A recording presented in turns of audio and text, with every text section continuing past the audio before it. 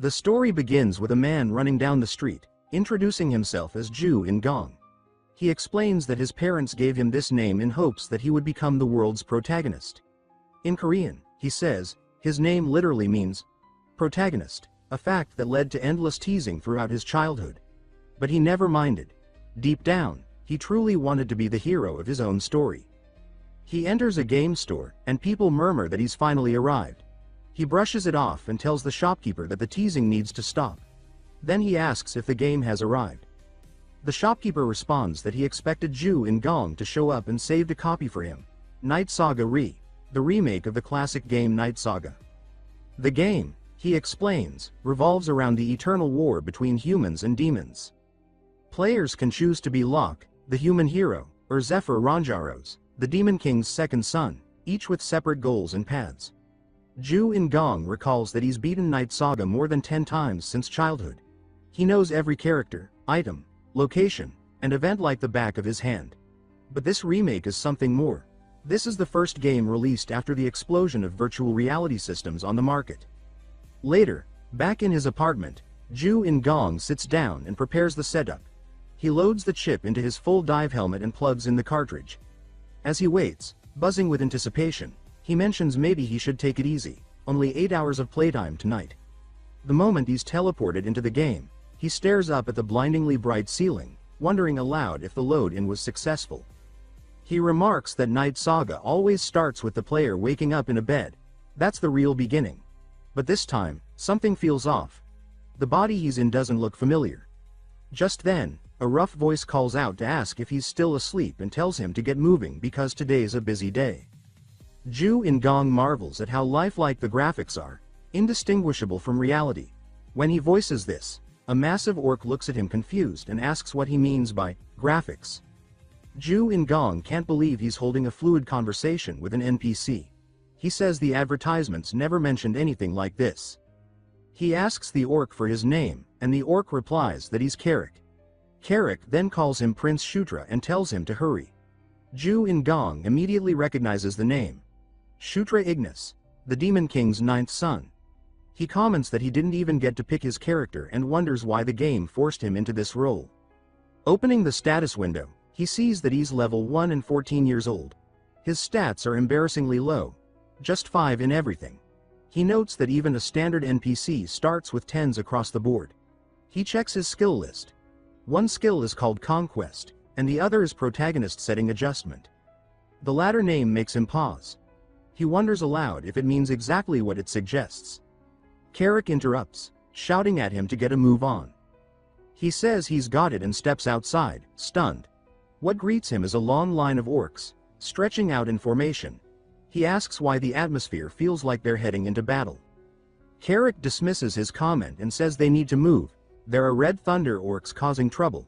He tells him this will be his first real battle. Joo In-gong, confused, asks where the tutorial is. Carrick explains that the Red Thunder orc tribe has rebelled, and together with the 7th prince and 8th princess, they're going to help suppress the uprising. Joo In-gong asks why they're only bringing 10 people if it's a full-blown war. Carrick insists he told him yesterday that this was just supposed to be a patrol. Joo In-gong questions whether he actually said that, and Carrick looks at him strangely, wondering why he's been acting off all day. Opening his minimap, Joo In-gong remarks that he knew there'd be one. He's relieved. It makes navigation so much easier, and he decides to keep it open permanently. He notices a hidden path and wonders if it's part of an event. He tells Carrick that their current route is way too slow and says he knows a shortcut. They begin the detour, making their way through a forest and eventually scaling a cliff. Joo In-gong looks completely out of breath, but before them stands a hidden zone, marked by 2 enormous stone gates. Carrick looks surprised and asks how Joo In-gong knew about the place. He asks if he's a mage. Joo In-gong says he's not. The others note how drained he looks, and he admits he underestimated how trash his stamina would be, but he just wants to see if he can open the door. As he steps forward, a golden light envelops him. He freezes, wondering what's happening. A notification pops up. He's leveled up. He questions if he really just gained a level from walking. Even stranger, all his stats rose by 2 points. He mutters that this is insanely broken. The sound of crumbling stone follows. Carrick asks if they're moving in. Joo In-gong doesn't know what's inside, but since he's not alone, he says it should be manageable. He reflects that a real protagonist doesn't die when falling off a cliff. He gets a chance instead. They move through the gaping entrance of the cave. Carrick mentions it looks like a dwarf tunnel. Joo In-gong objects, saying dwarves aren't supposed to be in this region. They're meant to live in the demon realm. Carrick responds that they don't anymore, but long ago, they did. Joo In-gong asks Carrick if the dwarves all migrated, and Carrick replies that he doesn't know the full story, only the legends passed down through the orc tribes. As they venture deeper into the cavern, a gleam catches their eyes. A mound of treasure lies ahead, scattered with abandoned weapons and gear. The orcs begin hooting with excitement, grabbing whatever they can get their hands on, exclaiming that the dwarves must have left behind some incredible loot. Joo In-gong watches them go wild, but remains still. He can't use any of it. The level requirements are far too high, and his pitiful stats leave him locked out from wielding even the most basic items. He mutters that they might as well hang on to the gear anyway, and wonders how to stash it. Picking one up, he says, "Store," under his breath, and it vanishes, tucked neatly into his inventory. He confirms to himself that it works just as expected. Touch the item, think the word, and it's his. Then, his eyes shift to the minimap. A sudden cluster of red dots appears on the outer edge. He questions whether they represent enemies and immediately warns everyone to fall back.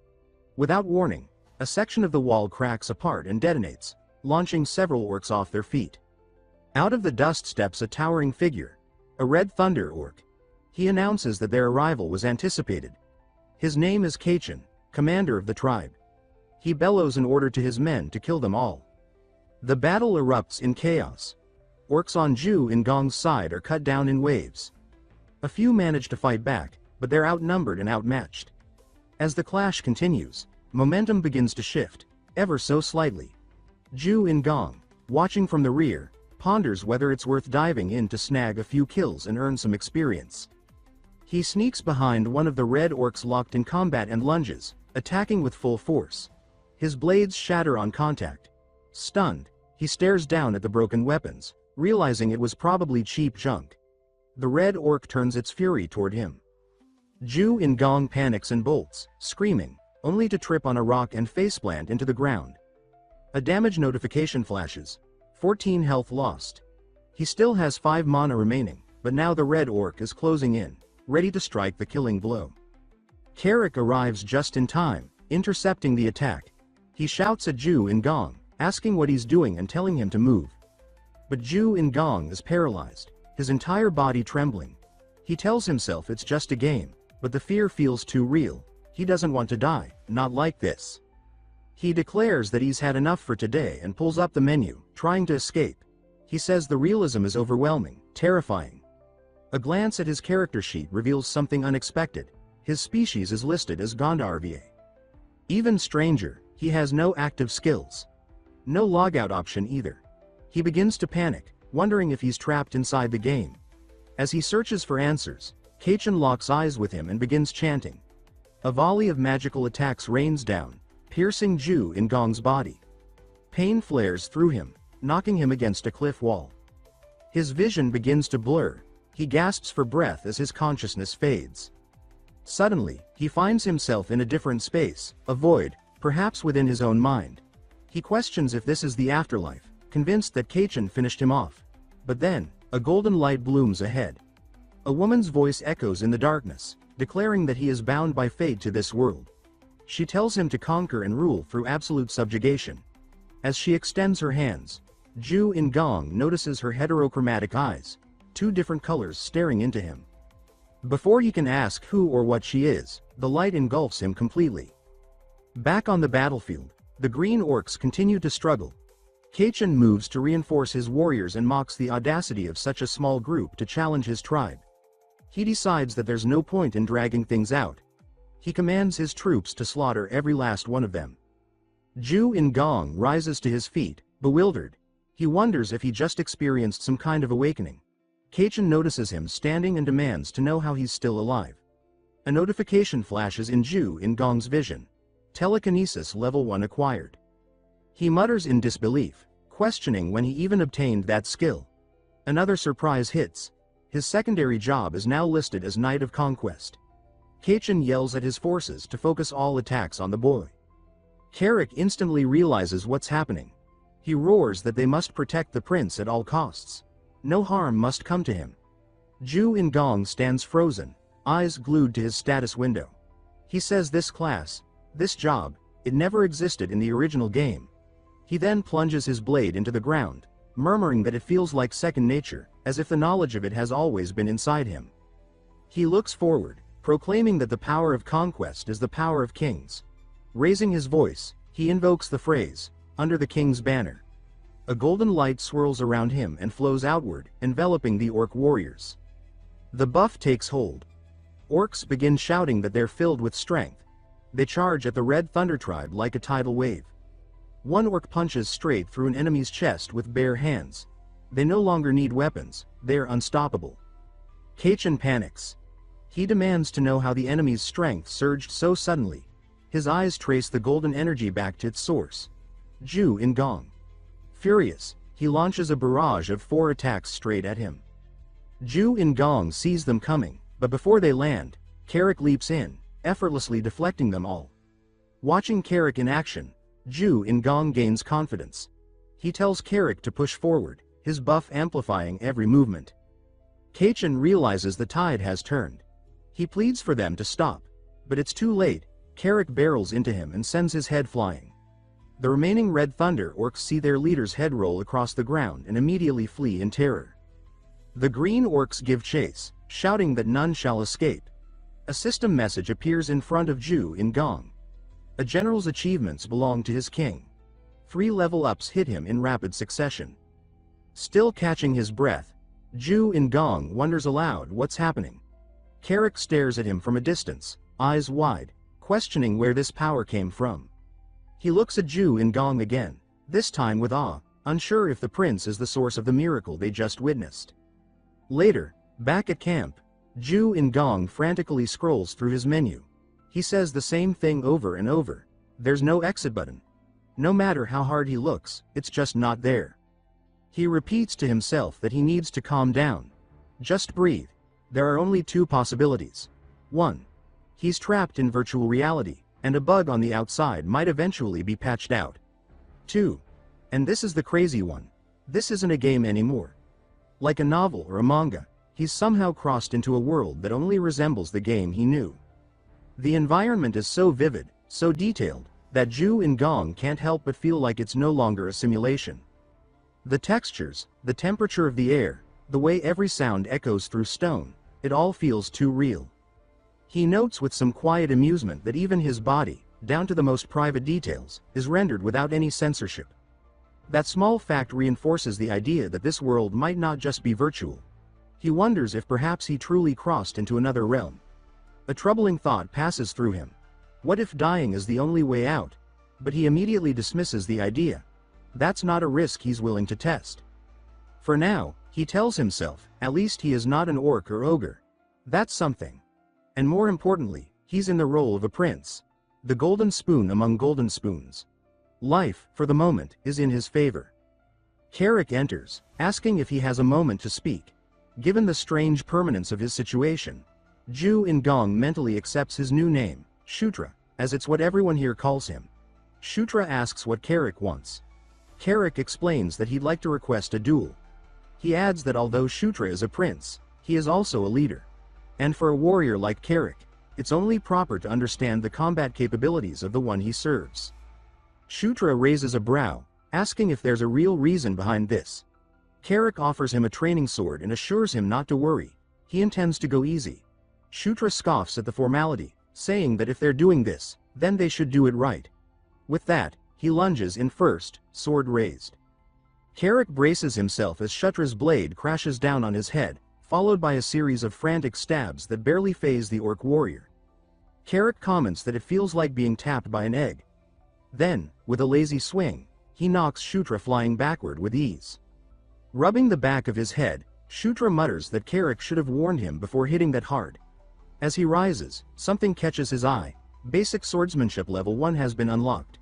Confused, he wonders when that happened. Then it clicks. It's just like what happened with telekinesis. He speculates that perhaps he gains new skills by experiencing the actions firsthand, even when they're done to him.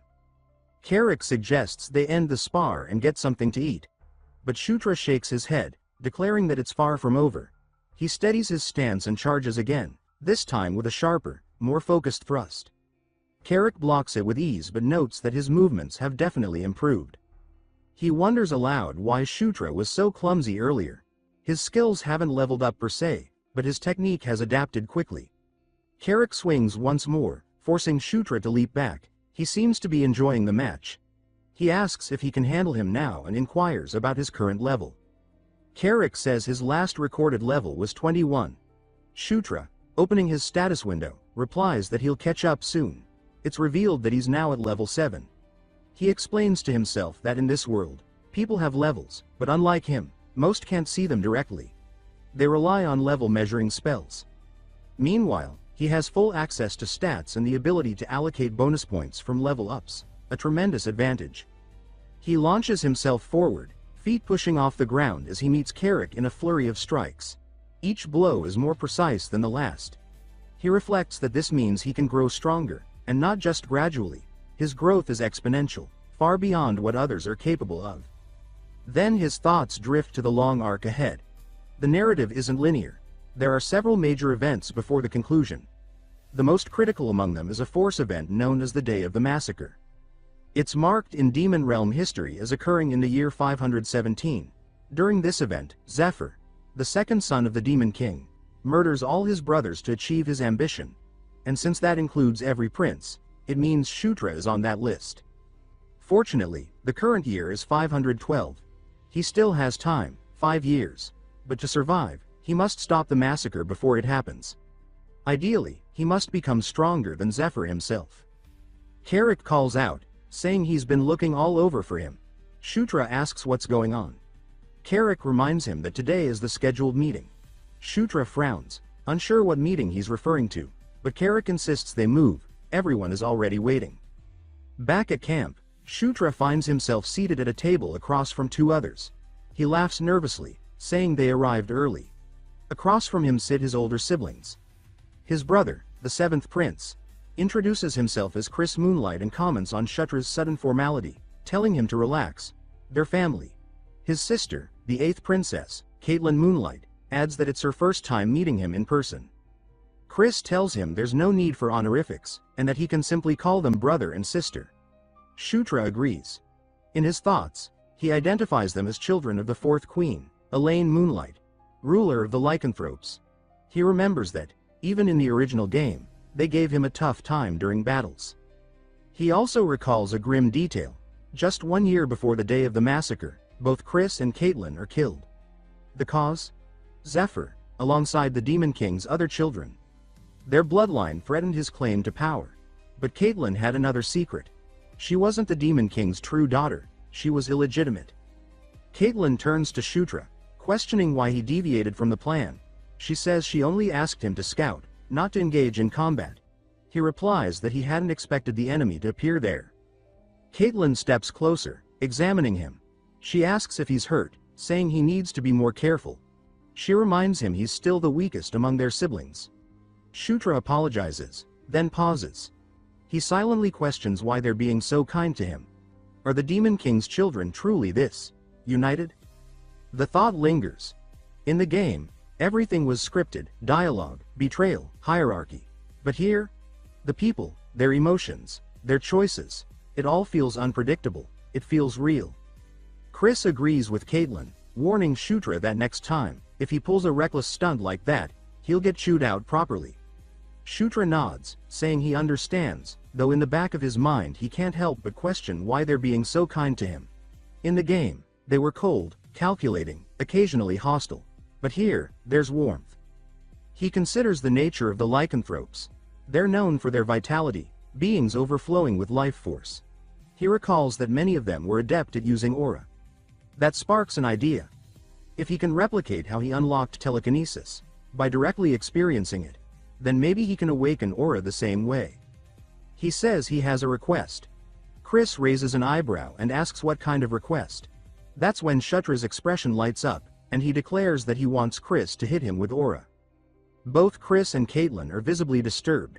They look at each other, wondering if they just heard him right or if he's developed some kind of strange masochistic streak. The scene cuts away as battle rages elsewhere.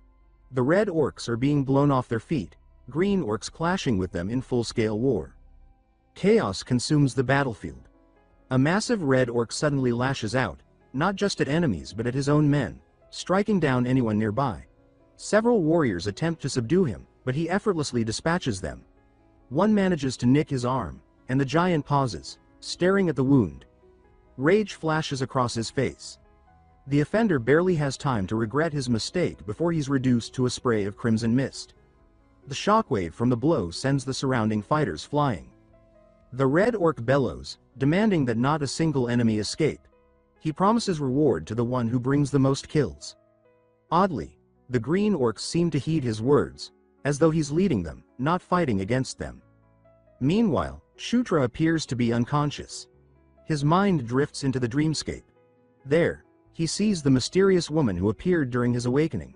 He questions who she is, and glancing around, asks who the other shadowy figures are. Characters he doesn't recognize from the game. The woman steps closer but says nothing. Her form dissolves once again into radiant light, forcing Shutra to shield his eyes. When he opens them, he's awake, back in his room. He mutters, wondering aloud what kind of dream that was.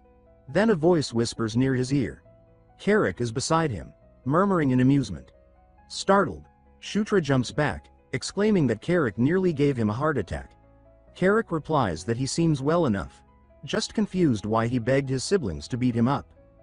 Carrick says he had been whining for it, and tells him to look at the result. Sure enough, Shutra is now emitting a faint shimmer of aura. It worked. He says he can actually feel it. Carrick asks if just getting hit by aura is enough to awaken it. Shutra replies that it seems to help, at least partially. Carrick then asks if it was him, Shutra, who filled them with power during the last battle in the cave. Shutra nods, and Carrick simply says he understands now. Shutra shifts focus, asking if anything happened while he was unconscious. Carrick informs him that the main force triumphed over the red orcs. Shutra raises an eyebrow. He had assumed his siblings were sent to deal with the threat. Carrick laughs at the thought and says that's absurd. He asks if Shutra knows just how massive the red orc tribe is. Shutra asks who led the operation. Carrick answers that it was General Bondel. The name shocks Shutra. Bondel is one of the strongest warriors in the realm. Back when Shutra played as Zephyr, Bondel had become one of his most dependable subordinates. That memory sparks another realization. Bondel doesn't become Zephyr's subordinate until the year 515. It's currently 512. That means Bondel is still free. He hasn't pledged to anyone yet. Shutra sees a golden opportunity. He knows Bondel's weaknesses, his favorite foods, his preferred rewards, his fighting style. Most importantly, he knows the key to recruiting him: defeating him in a duel. With this knowledge, he's confident that he can recruit Bondel before Zephyr ever gets the chance. It's a solid first goal: establish a loyal and powerful subordinate of his own. Back at Caitlin's camp, Chris can be heard yelling in disbelief. He demands to know if Shutra really reached the basics of aura in just a single day. Shutra says that he dumped all his level-up points into aura, so this outcome should be expected. It's not even about specializing. Aura passively enhances all physical stats, making it far more valuable than telekinesis. Chris mutters that it's ridiculous, then wonders aloud if it has something to do with Shutra being a Gandharva. He asks if Shutra can draw a map of the burrows they explored. Shutra says he probably can. While he doesn't have an actual map, he does have his minimap, which shows the layout in detail. He asks for paper and pen, and once given them, starts sketching. When he finishes, Chris examines the drawing and says it's even more accurate than their current map. He calls Shutra a genius. Shutra laughs modestly. Caitlin informs them that the red orcs they encountered were wiped out, meaning the enemy doesn't yet know their burrows have been discovered. Chris notes that with this map, they can plan a sneak attack. But there's one more task they need from him. Shutra returns to the mountains. Carrick asks if it's another scouting mission. Shutra admits it is. After all, he's still the weakest among his siblings. Carrick is just grateful that reinforcements arrived. and Shutra gives credit to the achievements they recently earned. Carrick agrees, chuckling. Ahead, they spot two figures. Caitlin, now cloaked in a robe, and another woman. Shutra asks what's going on, and why Caitlin is dressed like that. She tells him to keep his voice down. She doesn't know what this mission holds, so she's going to follow him secretly and only intervene if it gets dangerous. The credit, she insists, needs to go solely to him. Shutra questions her logic, wondering if she's naive or just oddly supportive, but he decides not to refuse her help. The other woman introduces herself as Sarah, Caitlin's adjutant. Shutra greets her politely. Caitlin tells him to focus on scouting. They'll shadow him discreetly. He agrees, and the group heads back into the dwarven cave system they had explored before. As they proceed, Carrick comments that the rooms are strangely empty. It's as if everything of value was taken. Shutra agrees. It seems unlikely that the dwarves would leave their treasures behind. When he asks about the weapons they found earlier, Carrick says they probably weren't considered valuable by dwarven standards. Shutra admits that explanation makes sense. Suddenly, Carrick stiffens. He says something is coming. Shutra hears it too. He checks the minimap and confirms a swarm is heading their way. He opens his inventory and grins, saying he was ready for this. He reveals a flash magic item, prepared in advance. He tells everyone to close their eyes when he gives the signal. At the cave's far end, dozens of creatures emerge. Spiders the size of dogs, crawling over the rocks with boulders strapped to their backs. Rock spiders. Monsters that thrive in dark environments, moving in packs and armed with venom capable of paralyzing prey. Shutra gives the signal and hurls the flash magic high. The moment it detonates, the cavern erupts in blinding golden light. The spiders screech, stunned and paralyzed. Shutra announces that light disables them completely. They're creatures of shadow, after all. He orders the team to finish them off. The warriors charge in, blades drawn. The spiders attempt resistance, but they're hopelessly outmatched. The team tears through them with ease. Shutra watches with satisfaction. Another mission handled, another step forward. Shutra lingers at the back lines, staying out of the immediate clash while scanning the battlefield through his minimap. He zooms in on the skirmish, noting that rock spiders always travel in groups, and each group is led by a single dominant boss. He identifies it quickly, larger, nastier, tucked deeper into the shadows. He tells Carrick to follow him, explaining that they're going to take out the boss directly. Carrick signals his understanding, and the two push through the battlefield with sharp focus, weaving between fighters and striking through gaps in the chaos. Eventually, the boss spider comes into view, massive, towering over the others, and already screaming as it detects their approach. Without hesitation, Carrick leaps high and brings his axe down with full force on the creature's shell. To his surprise, the attack does nothing. The blade bounces off harmlessly. Shutra grimaces and says that he forgot. Its shell is nearly impenetrable. Axes won't work here. The weakness is fire, but unfortunately, he still hasn't unlocked any fire-based magic. Suddenly, the spider begins to reveal clusters of small, blinking eyes opening across its back. Carrick steps back in alarm as the boss locks onto him. The massive creature starts charging. Shutra panics and mutters that fire is the only way, but he doesn't have any. Just then, Caitlin's voice cuts in from behind, instructing him to raise his sword. He does as told, and flames suddenly envelop the blade. Shutra gasps, stunned, and asks if she's using magic. She confirms it, asking if the enchantment will suffice. From behind, she channels her energy into him, acting as magical support. The boss spider lunges. As it nears, Shutra braces himself. The moment the dust kicks up from the impact, he bursts out of the haze, charging forward. He scales the spider's leg and, fusing his newly enchanted sword with his basic swordsmanship, he calls out the technique, Burning Blade. The flame-imbued blade begins slicing into the creature's thick armor, leaving glowing red lines across its hide. The spider shrieks, its body engulfed in flames as Shutra continues slashing. The flames consume it completely. Then the glow hits him, a familiar golden light, signaling multiple level ups. Notifications flash across his vision, and his level climbs to 9. He shouts in excitement. Caitlin asks if he's alright and what that light was. He hesitates, then claims it's a kind of blessing, nothing to worry about. She questions whether it's a gift tied to being a Gandharva. He affirms it.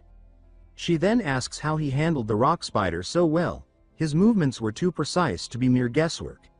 He responds that he read about them in a book.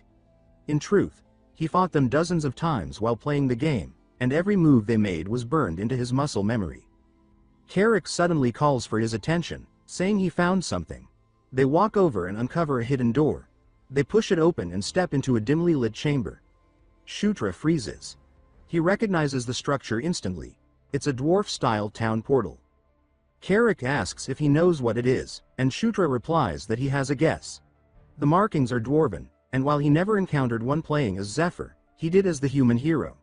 He explains that it probably activates when infused with magic. He tells Caitlin it seems to be a teleportation device. She asks if he's sure. Sarah, observing the architecture, says it aligns with Shutra's theory. Caitlin wonders if they can determine the destination. Sarah explains that there might be some inscriptions nearby. Carrick points to a wall, noting some faint carvings. They all gather around. The script is unfamiliar to most of them. Carrick asks if Caitlin can read it. She says she can't. Sarah also admits she's clueless. Then, Shutra surprises everyone by reading it aloud. He says that it identifies as Ziska Mountains Portal Number 2, connected to Portal Number 3. Mid-sentence, he pauses, wondering how he's even able to understand it. A system prompt confirms what just happened. He's acquired the Dwarven script skill. He can now read the language fluently. He's stunned by how easy it was, and realizes that even languages can be acquired through experience here. Carrick, wide-eyed, asks if he actually read that. Shutra says yes, apparently he can now. Caitlin presses him, asking when he learned to do that.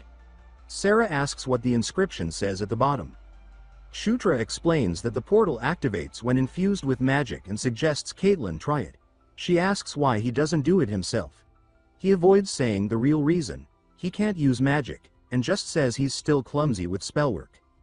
Caitlin steps forward and begins channeling energy into the portal. The orb embedded in the center pulses with soft blue light, growing stronger until it expands outward. A projected image appears, an aerial map of the mountain range. They can see their current location clearly, along with Portal 3 in the distance. They speculate that this might be where the dwarves are now hiding. Carrick notes that the Red Orc main force is stationed just beyond these mountains. Shutra agrees. This is their chance to strike first. Caitlin says they should halt here and discuss the next steps later. Back at camp, Chris greets them with excitement, proclaiming that Shutra really is a lucky charm. Shutra tries to deflect it, saying it was just coincidence, but can't stop the sting of his brother's heavy-handed praise, both literally and emotionally. Chris then says that if there's anything Shutra wants, he should speak up. As his brother and leader, he'll do anything for him. Shutra says it's fine, but Chris insists. He says a reward is owed, and refusal would disappoint him. Shutra asks if even a slightly unreasonable request would be acceptable. Chris chuckles and tells him to ask. Shutra takes a breath and says that he wants to learn the Beast God Fist. Chris freezes momentarily. Shutra explains that, due to his level, weapons are off the table. But skills? That's different. The Beast God Fist is a legendary martial art passed through the Lycanthrope royal line, an S-rank combat technique. He knows it's a lot to ask, and says he'll understand if Chris refuses. He lowers his head slightly and says he expected as much, but Chris, after a pause, agrees to teach him, though not the secret techniques. That's off limits. Instead, he offers to teach him Aura, saying it should be more than enough as a gift. Shutra is momentarily speechless. Chris mistakes the silence for disappointment and asks if he's unhappy. Shutra quickly says that he's thrilled, overjoyed even. Chris smiles warmly, places a hand on his shoulder, and says that from now on, aside from Caitlin, he wants to consider Shutra a true younger brother. Not just in name, but in bond. Shutra considers Chris's offer, admitting to himself that it's a surprisingly sincere gesture. It carries weight, but more than that, it's not a bad idea. He agrees without hesitation. The two shake hands firmly, sealing the start of something new. Caitlin looks pleased, her smile subtle but genuine. Shutra states that from now on, they should work together, and work well. An alliance is formed. Not bound by oaths or royal decree, but by something far more practical. mutual interest and trust. For now, it's a regular alliance, but he knows it has the potential to become something much stronger. The scene shifts, cutting away to the jagged peaks near Portal 3, deep within the Zizka Mountains.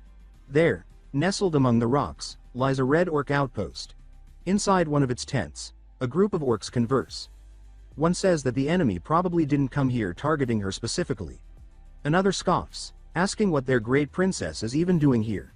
Bound tightly and gagged, the sixth princess, Felicia Doomblade, sits with a look of cold fury in her eyes.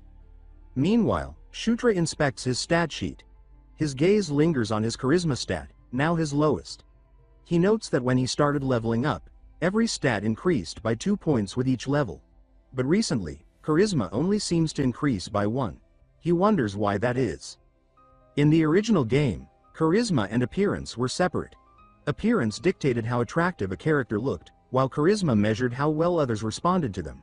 How persuasive, how inspiring. It makes sense, he reasons. His progression has been solid, and overall he's gaining power faster than most. More pressing, however, is that he's approaching level 10. In the game, reaching level 10 unlocked a new tier for unique skills. For Loch, it enhanced the Chosen One. For Zephyr, it strengthened Descendant of Darkness. Shutra speculates that hitting level 10 might boost one of his own unique abilities. It's a moment he's anticipating. Carrick enters, announcing that preparations are complete and asking if Shutra is ready to move out. Shutra replies that he is. Carrick, in an unusually cheerful tone, says that he seems to be in a good mood and asks what happened. Shutra simply says it's nothing. Outside, the orc units stand at attention, ready and waiting. Shutra gives the signal, and the expedition begins. They head back toward the mountains, crossing the rugged terrain to return to the cave housing the portal. Inside, the lycanthrope mages and warriors are already at work. Chris stands near the portal door, overseeing the operation. He turns to the mages and asks if the investigation is complete. One of them nods, confirming that the portal indeed connects to the river near the Zizka mountain range. Chris asks if the portal is functioning properly. The mage replies that there are no issues, the structure is stable, and as expected of dwarven craftsmanship, built to last. Chris then orders the activation. The mages channel their mana into the stone gate. The portal hums to life, radiating with light as it stabilizes and opens a path through the mountains. Chris steps forward. Shutra watches in awe. Seeing a functioning portal up close, an actual, physical gate, is overwhelming. It's one thing to use them in-game, but this is reality. Caitlin nudges him, asking what he's waiting for. He assures her that he's coming and steps through. The teleportation is seamless. A blink, and then he's standing on the other side, immediately struck by what he sees. The red orc encampment is right in front of them. Chris, now by his side, remarks that it's exactly as expected. Judging by the layout and size, he estimates there are around 5,000 troops stationed here. He explains that if they attack from the rear, their first objective should be the supply lines. If General Bondel attacks from the front, it will draw their focus. Meanwhile, infiltrators can burn the enemy's food stores. Sarah suddenly interjects, saying something doesn't feel right. The camp seems half empty. Chris nods, noting that the troop count appears off. He speculates that they might have already launched an attack elsewhere. Shutra turns his head, hearing something. A distant echo of steel clashing against steel. He asks what that sound is. It's faint, but unmistakable. Chris instructs him to focus his aura into his eyes. Shutra complies, and as he enhances his vision, the battlefield ahead comes into focus. Red orcs are engaged in a fight, but the group they're battling isn't Bondel's. Caitlin notes the same thing, asking who the other fighters are. Chris confirms that Bondel wasn't scheduled for any engagements today. The timing doesn't add up. Shutra narrows his eyes and finally sees them clearly. Agile warriors with smaller frames, mounted on swift dracos. He recognizes them instantly, dark elves. He states it aloud, saying that the mounted warriors are definitely dark elves. Caitlin is stunned, asking if he's sure. He replies that the smaller builds and Draco mounts make it obvious. Chris, watching the battle shift, notes that the dark elves seem to be retreating. Their leader must have fallen, he says, and now they're pulling back fast. Carrick, watching the aftermath, asks if that really was the end of the fight. Shutra's mind races, wondering why dark elves would be out here at all. Back at their encampment, General Bondel is in conversation with Chris. He mentions that word has reached him. Prince Chris's forces discovered the dwarf portal. He says he's impressed but also curious. How did they know where it would lead? Chris clarifies that it wasn't his doing. It was the 9th prince, Shutra, who discovered the portal's destination. Shutra modestly says it was just luck. Seeing Bondel again brings a strange warmth. In his past playthroughs, Bondel had always been a key figure, formidable, loyal, deadly. Bondel says that such sharp work deserves recognition and promises that Shutra will be properly rewarded at the Demon King's castle. Chris shifts the subject, asking about the earlier skirmish outside the encampment. Bondel explains that the Dark Elves had unexpectedly joined the battle on their own initiative. Chris questions their reasoning, asking if they were dispatched as reinforcements from the castle. Bondel admits that the situation is unclear. He says the Dark Elves claimed they were conducting a preliminary scout before formally joining the campaign, but things spiraled out of control, and now, there's a larger problem. Chris asks what that is. Bondel reveals that the Dark Elf unit's commander was captured by the Red Orcs. Chris says that explains the sudden retreat, and Shutra, now fully invested, asks the question on everyone's mind. Who exactly is their missing commander? Bondel says that the captured commander is someone they all know well. It's none other than the 6th princess, Felicia Doomblade, their sister. Chris and Caitlin exchange startled glances, both visibly caught off guard by the revelation. Felicia, as Shutra recalls, is the daughter of the 3rd queen, a former Dark Elf princess who once held the name Doomblade. She is also the twin sister of the 5th prince, Sylvan. In the original game, both Felicia and Sylvan were loyal to the faction of the 4th princess, Anastasia Nekrian, a political rival to the protagonist's path. Because of that, they were always positioned as antagonists. So what is Felicia doing here, now, in this timeline? Shutra ponders whether she inserted herself into the conflict just to claim credit or disrupt operations. Chris speculates that maybe the Red Orcs don't realize who they have. Perhaps they're unaware she's a royal. Bondel, however, says he hasn't been able to confirm that yet. Chris asks what their plan is. Bondel says that, ideally, they'll rescue her, but not at the cost of their entire force. If the opportunity arises, they'll strike.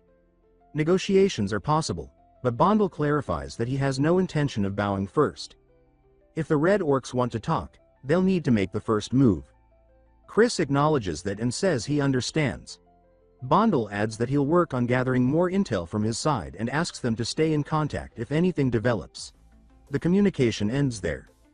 Chris turns and remarks dryly that their sister has become a prisoner of war. Caitlin responds with urgency, insisting that if she's still alive, then they must save her. Chris agrees in theory, but reminds her that attempting a rescue could lead to significant losses. Caitlin rejects the notion of leaving her behind. She says that Felicia is their sister, and family is not optional. Chris pauses before saying he understands, but he also notes that the situation is delicate. Shutra watches them, silently trying to make sense of the tension. There's something unspoken between Chris and Felicia, something Shutra doesn't yet know. Outside, the night air is thick with anticipation. Lycanthropes move in disciplined formations, flanked by green-skinned orcs. Within the tent, the leaders are gathered. Chris lays out the final plan. He explains that General Bondel will engage the main force of the Red Orcs head-on. While their attention is diverted, Chris's units will launch a surprise attack from the rear. The goal is to destabilize the enemy lines, create chaos, and disrupt logistics. Caitlin and Shutra will each lead their own squads with assigned tasks. Shutra asks for clarification, whether the mission includes rescuing Felicia. Chris says that it does, but not as the top priority. First, they are to destroy the enemy's food supplies and armory. Only then should they attempt a rescue. And if things spiral out of control, the order is clear. Retreat immediately. They cannot sacrifice more lives just for one person. Caitlin clenches her fists, anger bubbling to the surface. Chris tells her to remain silent, reminding her that he is the commanding officer. She fires back, accusing him of treating Felicia like a liability instead of family. He responds coldly, saying he can't allow emotional attachments to jeopardize the mission. Shutra observes the exchange, quietly wondering if there's more between them than politics. Maybe something personal had happened between Chris and Felicia. A conflict not known to others. Whatever it is, it runs deep. The night arrives in full, blanketing the operation under a veil of darkness. From the cliffs overlooking the Red Orc encampment, Chris and the others watch. The enemy camp is still active, even at night. Guards patrol, fires flicker, and sentries stay alert. Then, without warning, a massive explosion tears through one section of the camp. Soldiers are launched into the air as General Bondle barrels in, leading a vicious frontal assault. He roars at his troops to kill them all, his voice booming across the battlefield. Elsewhere, at Shutra's position, Carrick sees the signal and asks if it's time to move. They hold their position briefly, watching as orcs surge forward like an unstoppable wave. Bondle, after delivering the first strike, issues an immediate order for all units to pull back. From his cliffside perch, Chris sees the retreat and recognizes the opening. This is their moment. He turns to his team and orders everyone into position. He reminds Shutra and Caitlin to stick to their assignments. Destroy the supplies, and rescue Felicia if possible. Then he gives the order. Charge. The second wave hits hard. The Red Orcs, already scattered from the first attack, are thrown into confusion. Their lines falter. Their defenses crumble. Caitlin shouts for Shutra to stay alert. He tells her to do the same. Opening his minimap, Shutra scans the terrain, marking a path that cuts through the least fortified areas. He notes the safest route and points out their target, the supply depot. He says they need to move fast and hit it first, because once the chaos settles, their window will slam shut. Carrick barrels ahead, roaring that he'll tear through every last one of them. His massive frame slams into the front lines, cleaving a path through Red Orcs like a living battering ram. One of the orcs counters with a vicious swing aimed directly at Carrick's exposed flank. He realizes too late that he won't be able to deflect in time, until something flashes past him. A dagger spins through the air and slams into the attacking orc's skull with pinpoint accuracy. Carrick turns just in time to see Shutra lowering his arm, a small grin forming on his face. He says that it worked better than he expected. Carrick blinks and asks when he learned how to throw like that. Shutra shrugs it off, saying he got the skill last night after trying it once. Apparently, that was enough. Carrick nods, then gestures toward the supply depot ahead. He says they've located the food storage and asks if they should burn it down now. Shutra replies that they should follow the plan, but his mind drifts elsewhere. If Felicia is being held nearby, and they set fire to everything, there's a chance she'll be caught in the blaze. They need to find her first. He quickly opens his minimap and scans for markers. He explains that NPCs with neutral alignment are usually color-coded, blue or purple. After a moment, he spots her location. He signals Carrick to follow, and the two of them charge toward a nearby tent. Inside, Shutra announces that this has to be the place. From the shadows, a voice calls out to him. He spins to see Felicia, shackled and sitting on the ground, looking at him with disbelief. She demands to know what the hell he's doing here. Shutra tells her to stay still as he hurries over and begins working on the chains. He explains that this place is about to go up in flames, and if she wants to live, they need to leave immediately. All the while, he's thinking strategically. If he saves her now, she'll owe him a royal debt that could pay dividends later. Felicia remains confused, still asking why he, of all people, is here. Once the chains drop, they make a run for it. Shutra says they need to regroup with Chris and Caitlin. Felicia, still catching her breath, asks if they truly came to rescue her. Shutra answers with surprise, asking why she'd doubt that. She tells him that he doesn't understand how far removed he is from the internal politics. It's not that simple. Before she can elaborate, Carrick shouts from ahead, enemy reinforcements are swarming in. Shutra tells Felicia to stay close. She nods but hesitates for a moment, asking when he started using her name so casually. As they sprint, she notices a glint of danger, an incoming spear from behind. She shouts a warning, and Shutra turns just in time to take the full hit straight through the back. Blood erupts from his mouth, and his entire body ignites in sudden magical flames. Carrick and Felicia scream his name as they watch in horror. His figure is engulfed, collapsing into a burning heap. Felicia's breathing quickens, panic rising. One of the orcs charges toward her. Before it can reach her, a fireball crashes into the orc's face, blasting it off its feet. Felicia spins, shocked to see Shutra standing upright again, stepping forward slowly through the smoke. His body glows faintly.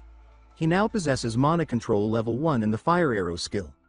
A confident smirk plays across his lips as he begins hurling fiery projectiles with rapid precision, torching everything in sight. He laughs to himself, saying this is exactly the power he was hoping to find. Real magic, raw, explosive, and satisfying. Even at level 1, the fire arrow spell hits like a meteor.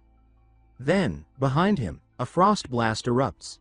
Shutra turns and sees a red orc mage drawing another spell. This time, an ice arrow. He watches the projectile take shape, and sees it's aimed directly at Felicia.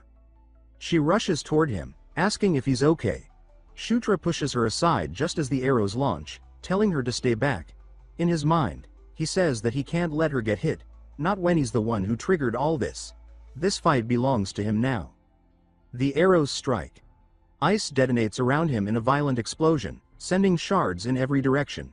As the mist clears, Shutra stands barely upright, an arrow embedded in his chest.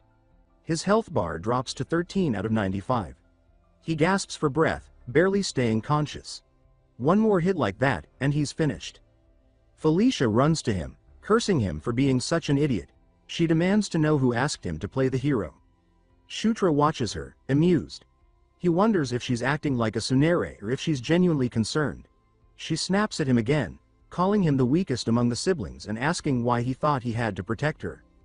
He smiles weakly, thinking that her misunderstanding is working in his favor.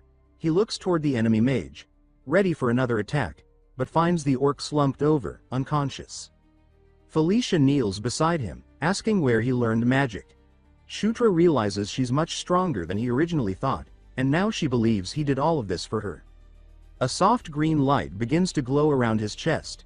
She's healing him. Her hands shimmer as the magic seeps into his skin, sealing the wound. Shutra is stunned. He just gained the heal skill, another ability to add to his growing arsenal. He muses that if he keeps surviving attacks like this, he'll eventually learn everything. He mutters that her healing magic is insane, but it's to be expected from the so-called genius mage of their generation. Felicia asks if he's feeling better, if he can move. Shutra says he's okay now, thanks to her. She starts to ask what he means by that, but before he can explain, thunderous stomping begins to echo through the cave. They turn in unison, and what they see sends a chill down their spines. A towering red-skinned brute storms into view, its size immense, its presence suffocating. Felicia demands to know what the hell that is.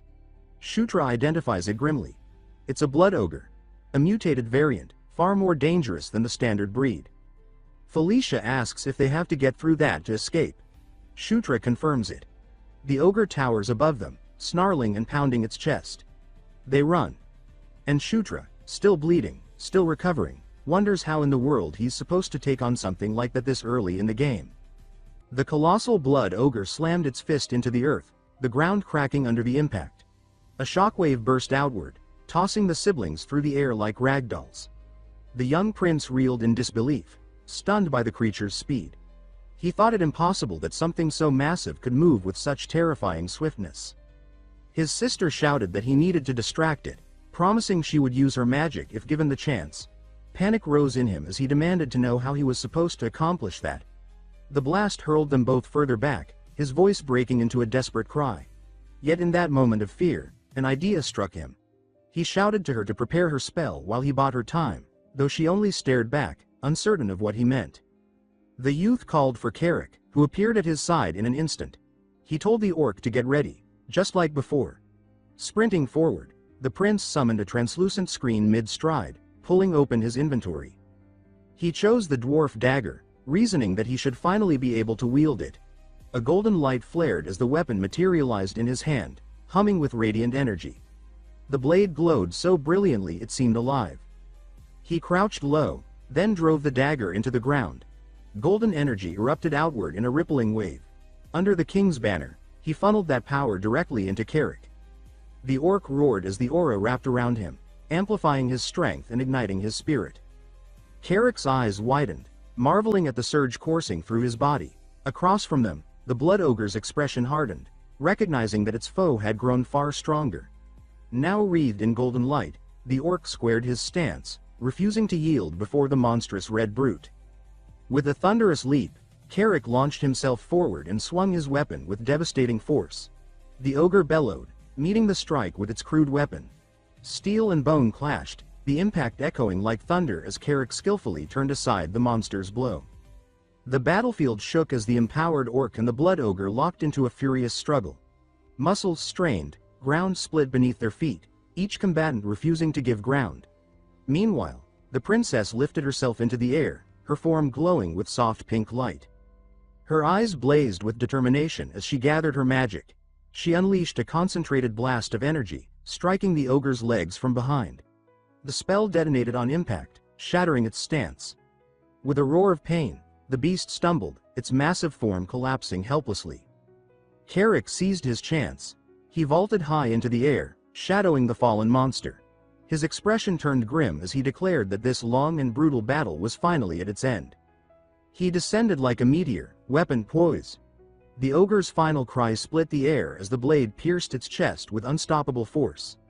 The golden energy surged through Carrick's strike, silencing the monster forever. When the dust settled, the prince walked calmly across the battlefield. Relief softened his features. He believed the worst foe in the camp had been defeated. But before he could savor the victory, a golden aura erupted around him. Startled, he glanced about as a translucent window materialized before his eyes. The system announced his advancement. He had finally reached level 10. Another prompt informed him that his unique protagonist buff had increased as well. A smirk crossed his lips as he thought of the new power in his grasp. The system then revealed an additional gift, a passive skill newly unlocked. Opening his present box, he froze in disbelief. The reward was none other than the legendary Stormtrooper effect. He thought to himself that this must be the very trope where bullets never hit the hero, and now, at last, he could embody it. The thought amused him until the sudden roar of a charging horde shattered his musing. Dozens of red orcs stormed forward. His sister snapped him back to focus, warning that the enemies were closing fast. The princess glared at the oncoming tide, her features etched with fury and resolve. She summoned a cyclone, commanding it to whirl and tear through the ranks. The prince stood his ground as the winds ripped past him, astonished by her strength. Within the storm he glimpsed ethereal butterflies flickering, realizing that she was channeling a spirit. He recalled then that Felicia was born a spirit user, a trait of her elven blood, even the corrupted dark elven kind. He watched her command the tempest as if it were alive, their foes powerless within its grasp. A sly thought crept into his mind. He wondered if he could summon spirits as well. But his musings ended when a bright yellow flare streaked skyward, exploding above the battlefield. The orc soldiers halted, gazing at the signal. Carrick demanded to know what it meant, and the prince explained that yellow was the order to retreat. A knot of worry formed in his chest. Someone, somewhere, was in grave peril. Carrick asked for orders, and the prince commanded him to rally the troops and withdraw. He then declared that he himself would seek out their sister Caitlin, which left his loyal companion stunned. Carrick protested, insisting he accompany him, but the prince repeated his order with finality. At that moment, Felicia stepped forward. She said she would join her brother, leaving Carrick in silence. She declared she despised owing debts and wished to repay him for saving her life.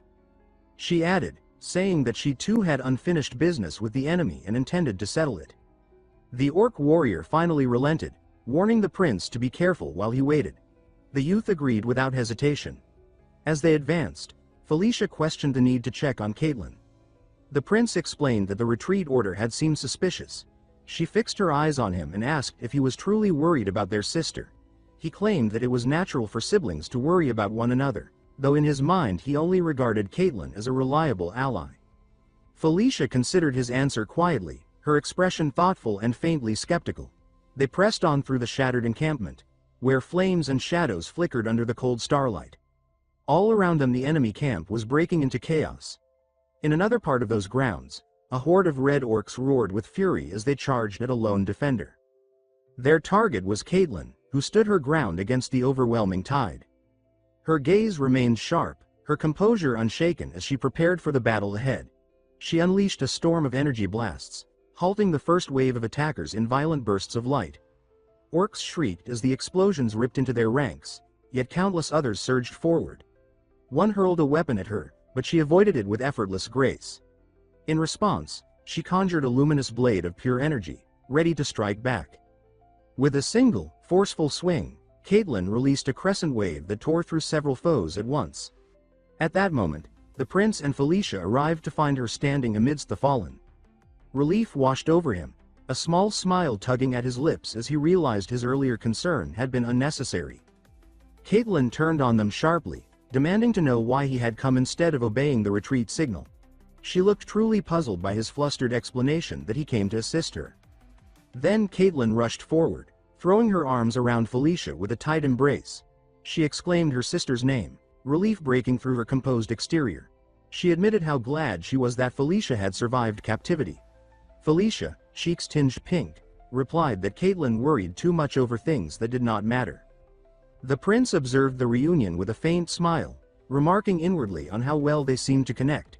He then glanced at his map, quickly noticing enemy units converging on their position.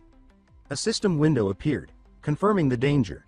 He urged them to retreat at once, and Caitlin instructed him to lead while she and Felicia guarded the rear. They reached a hidden portal guarded by allied orc soldiers who had been awaiting their arrival. The circle beneath them glowed bright blue as they stepped upon it, the portal igniting with power. Light engulfed them, carrying them far from the battlefield. As the magic faded, Felicia asked if Shutra had discovered the portal. Caitlin confirmed that he had played a crucial role. Carrick voiced his curiosity, wondering aloud how much the prince had changed in such a short time. His words carried the weight of genuine surprise. Their older brother Chris stood waiting as they emerged, his face stern and unreadable. The broad-shouldered warrior called to his younger brother, his voice echoing across the chamber. Caitlin eagerly reported that she had returned with Felicia safely in tow. Felicia greeted Chris, noting that it had been some time since they last saw each other. He remained silent at first, eyes fixed on her with an expression impossible to decipher. Then, after a while, he welcomed her back. Later, he informed them that General Vandal's troops had also secured victory. Chris stated that the enemy had abandoned the fight after witnessing their main base set ablaze. The prince repeated the name with visible confusion, prompting Caitlin to clarify that Vandal was the enemy's chieftain. Felicia asked if your cousin had surrendered, but Chris corrected her, saying that he had merely fled and remained a threat. The elder brother declared their next course. Tomorrow they would strike another enemy force before it had a chance to regroup. After laying out the plan, he turned to Felicia and questioned how she had been captured. She claimed she had been studying ruins nearby, heard the clash of battle, and was seized while trying to lend aid.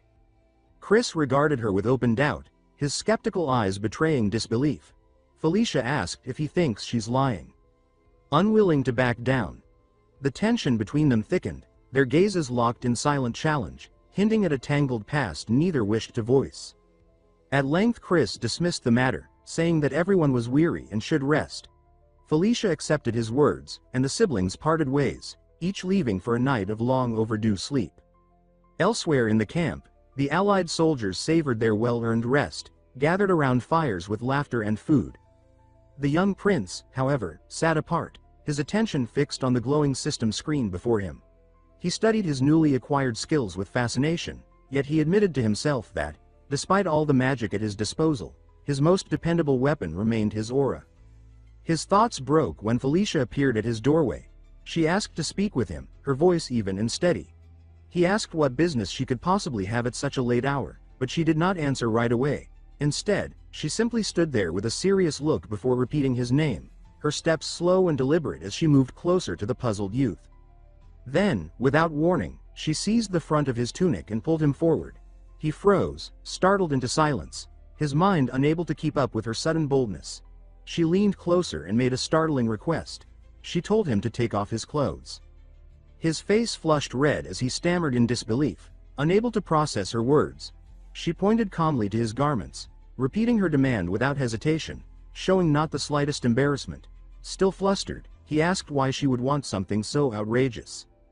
Felicia clarified in an even tone, asking if he truly did not want her to treat the wounds he had suffered during battle.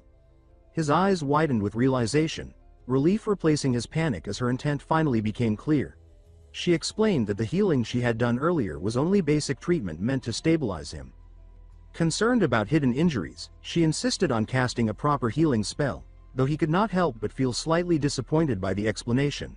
She then asked about his strange glowing body, but he brushed it off, saying it was nothing more than a natural occurrence. Taking advantage of the moment, he shifted the subject and told her he had a favor to request. He explained that this favor was something only she could provide, a mischievous spark flashing in his eyes. Through her cooperation, he succeeded in acquiring 3 new abilities: Cure, Cure Poison, and Cure Disease. Once dressed again, he admired the list of fresh skills with a triumphant grin. By having her cast spells directly on him, he had learned them as his own. Later, his training began under Caitlyn's instruction. She told him that Beast Fist branched into many paths, and now it was time for him to learn. She announced that he would start with the werewolf style, and as she spoke, a glowing blue emblem of a wolf appeared, symbolizing the martial discipline of the lycanthropes. This style, she explained, was the bedrock upon which the more advanced beast god Fist rested. Today's focus would be internal aura control. She instructed him to close his eyes and concentrate, and he obeyed, drawing his focus inward until blue and violet energy shimmered faintly around him. With unwavering effort, he connected to his inner power, the energy coursing through his limbs like crackling lightning. He envisioned it clearly, his aura, the raw essence of life, surging through him. At its peak, this energy drew dangerously close to the soul itself, capable of merging with it when forced to the limit. Just then, a system prompt appeared. He blinked in surprise, reading the message that announced he had acquired a new passive skill: Protagonist Body. The description revealed that it amplified training efficiency and granted new traits with every level gained. Shocked, he realized he had just unlocked another overwhelming, cheat-like ability. He compared it to the powerful passives of his rivals and understood that his own gift was equal, if not greater. The skill evolved continuously, transforming and adding new abilities each time it advanced. A confident, almost sinister grin spread across his face as he imagined the possibilities. He clenched his fists, savoring the rush, convinced this was the true mark of a protagonist. Caitlyn's sharp voice snapped him back, scolding him for letting his thoughts wander. He quickly apologized, and she reminded him it was time to continue the lesson. He agreed eagerly, channeling his aura until a system notification confirmed he had achieved Beast Fist, Level 1. His sister was astonished, remarking that he had mastered the fundamentals with flawless precision. The prince examined his glowing hands, the energy tangible, like holding a weapon forged of pure will. But before Caitlyn could continue, a werewolf soldier rushed in, urgency written on his face. He reported that a disaster had struck. Their brother Chris entered soon after, his expression grim, delivering the heavy news. Chiron's entire unit had disappeared. The siblings gathered quickly around a map, their faces set with determination.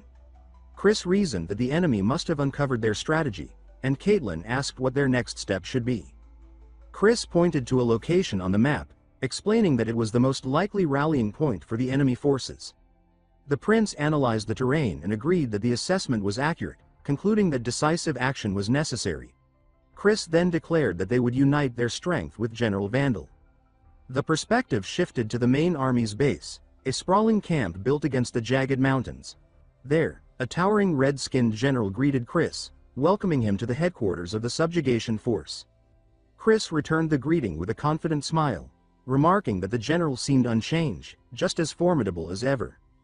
Vandal greeted the princesses warmly, but before the moment could linger, Felicia stepped forward, asking immediately about the status of his own subordinates. He replied that they are fine. As Shutra regarded the imposing general, the youth remembered that Vandal had once been his most used character in the original game, making the orc feel strangely familiar. With that memory fresh in his mind, he confidently introduced himself, extending a hand. The general froze for an instant, clearly taken aback by the boldness radiating from the ninth prince. Then, with a firm grasp, he accepted the handshake and formally welcomed the youth into his command. Far from the camp, a radiant light split the sky, from which descended a mysterious woman with long white hair and eyes of mismatched colors. Regal and fearsome, her gaze carried the authority of something more than mortal, an aura that pressed upon the world like divine judgment.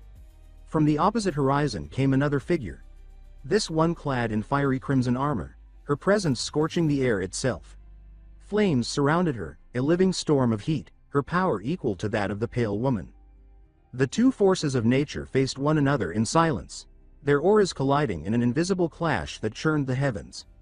Between them stood the young prince, sweat sliding down his cheek as he struggled beneath their overwhelming pressure. His heart pounded, his mind spinning at the impossible sight. The word Conquest burned into existence with a glowing emblem, followed by a second emblem: war. Both symbols pulsed, marking the dawn of a conflict beyond comprehension. He awoke with a jolt, morning light spilling into his tent. Sitting upright, the prince realized that it had been nothing more than a dream. Still, the vision clung to him. He recognized the woman with mismatched eyes from dreams past, though the warrior in crimson remained an enigma. Carrick's voice called from the entrance, telling him it was time to depart for the battlefield.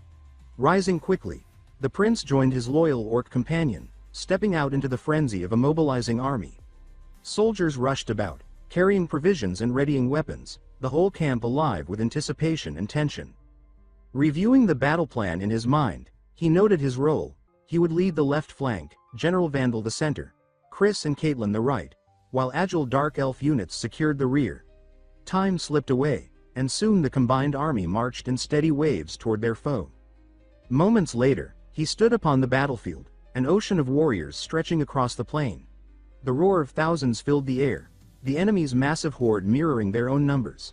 From the front, General Vandal's voice thundered, commanding soldiers into formation. With grim resolve, the orc general lifted his axe high and swore that their foes would learn true pain. Then, with a bellow that shook the ground, he ordered the charge. The red orcs across the field surged forward with shields raised and blades drawn. Their chieftain, watching the advance, sneered and called them fools. His words had barely left his mouth when a colossal explosion erupted within Vandal's charging troops. Flames and shrapnel tore through the ranks, throwing bodies aside like leaves in a storm. Then, from the haze, a monstrous swamp mammoth emerged, its glowing red eyes cutting through the smoke. The ground trembled beneath its massive steps. Vandal's face paled, dread twisting his features as he named the beast. More magical explosions rained down upon the allied lines, chaos spreading like wildfire. The battlefield dissolved into fire and ruin. Soldiers screamed, flung aside by the mammoth's rampage and the relentless bombardment. The young prince and Carrick, holding position with their unit, watched in horror. Gritting his teeth, the youth understood they had marched into a trap laid with perfect precision. The enemy had anticipated everything. The mammoth loomed, its strength beyond that of any normal beast, its glowing eyes burning with unnatural power. A red aura crackled around the prince as he prepared himself to meet the monstrosity head-on. But before he could act, the earth split again as another horror emerged, an army of lizardmen. Clad in crude armor, their reptilian forms surged into the fray, blades gleaming as they cut into the disordered lines. Allied orcs faltered, their confidence broken as this new enemy tore through them with savage force. The prince turned, eyes widening, as the lizardmen charged directly toward his position. On the other side, cursed loudly, convinced that they're being toyed with. Caitlin called out to him, shouting that they should retreat and look for another opportunity. Chris argued that if they don't retreat successfully, they could suffer even worse casualties or even total annihilation. She fired back saying that if this keeps up, casualties will only continue to pile up, so they need to make a decision right now. Chris stared back, silent, unsure of what decision to take. A bit later, his voice rang out throughout the battlefield calling to all troops. He ordered the mage to form a defensive line at the rear and hold the enemy back for as long as possible. The rest should quickly form ranks and prepare to retreat. Back to Shutra, the battlefield became chaotic as orc and lizardmen fought. One massive reptile hurled itself at him, roaring, weapon poised to cleave him down. He stood frozen for an instant until Carrick's voice bellowed over the carnage, demanding that everyone snap back to reality before death claimed them all. Jarring back to his senses, the prince recognized the truth. This was no game, no simulation. This was war. On the right, Chris fought ferociously, his blade cutting down foe after foe, shouting that survival was their only duty now. His voice carried across the battlefield, demanding that his troops live to fight another day. Hours later, the remnants of the Allied force regrouped within a narrow canyon, transformed into a temporary camp. Healers worked without rest, green light spilling from their hands as they tended to the wounded. Within the command tent, Chris admitted his own arrogance. saying he should have been more suspicious from the start. General Vandal, grim but steady, told him that regrets were meaningless now. The choice left to them was retreat or reinforcements. Chris agreed, unwilling to throw away more lives for a lost gamble. But before he could seal that decision, Felicia interjected with quiet determination. She announced that she had another plan. She reminded them that her purpose here had never been battle alone but exploration. From her pack, she unrolled a detailed map of the Jashuka Mountains, pointing to a marked site. She revealed that she had been researching ancient ruins over 1,500 years old, the resting place of the earth dragon Enkidu.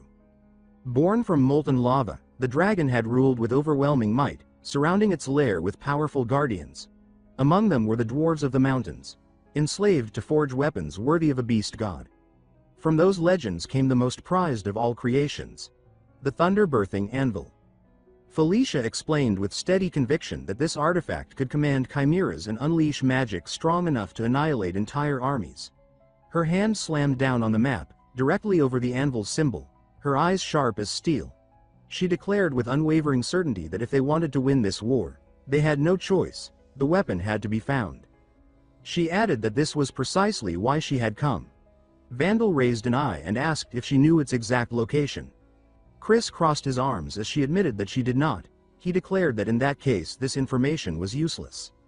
With a rueful look, he said it was hardly useful information, and added that with the enemy ready to strike at any moment, they could not gamble everyone's lives on a treasure hunt.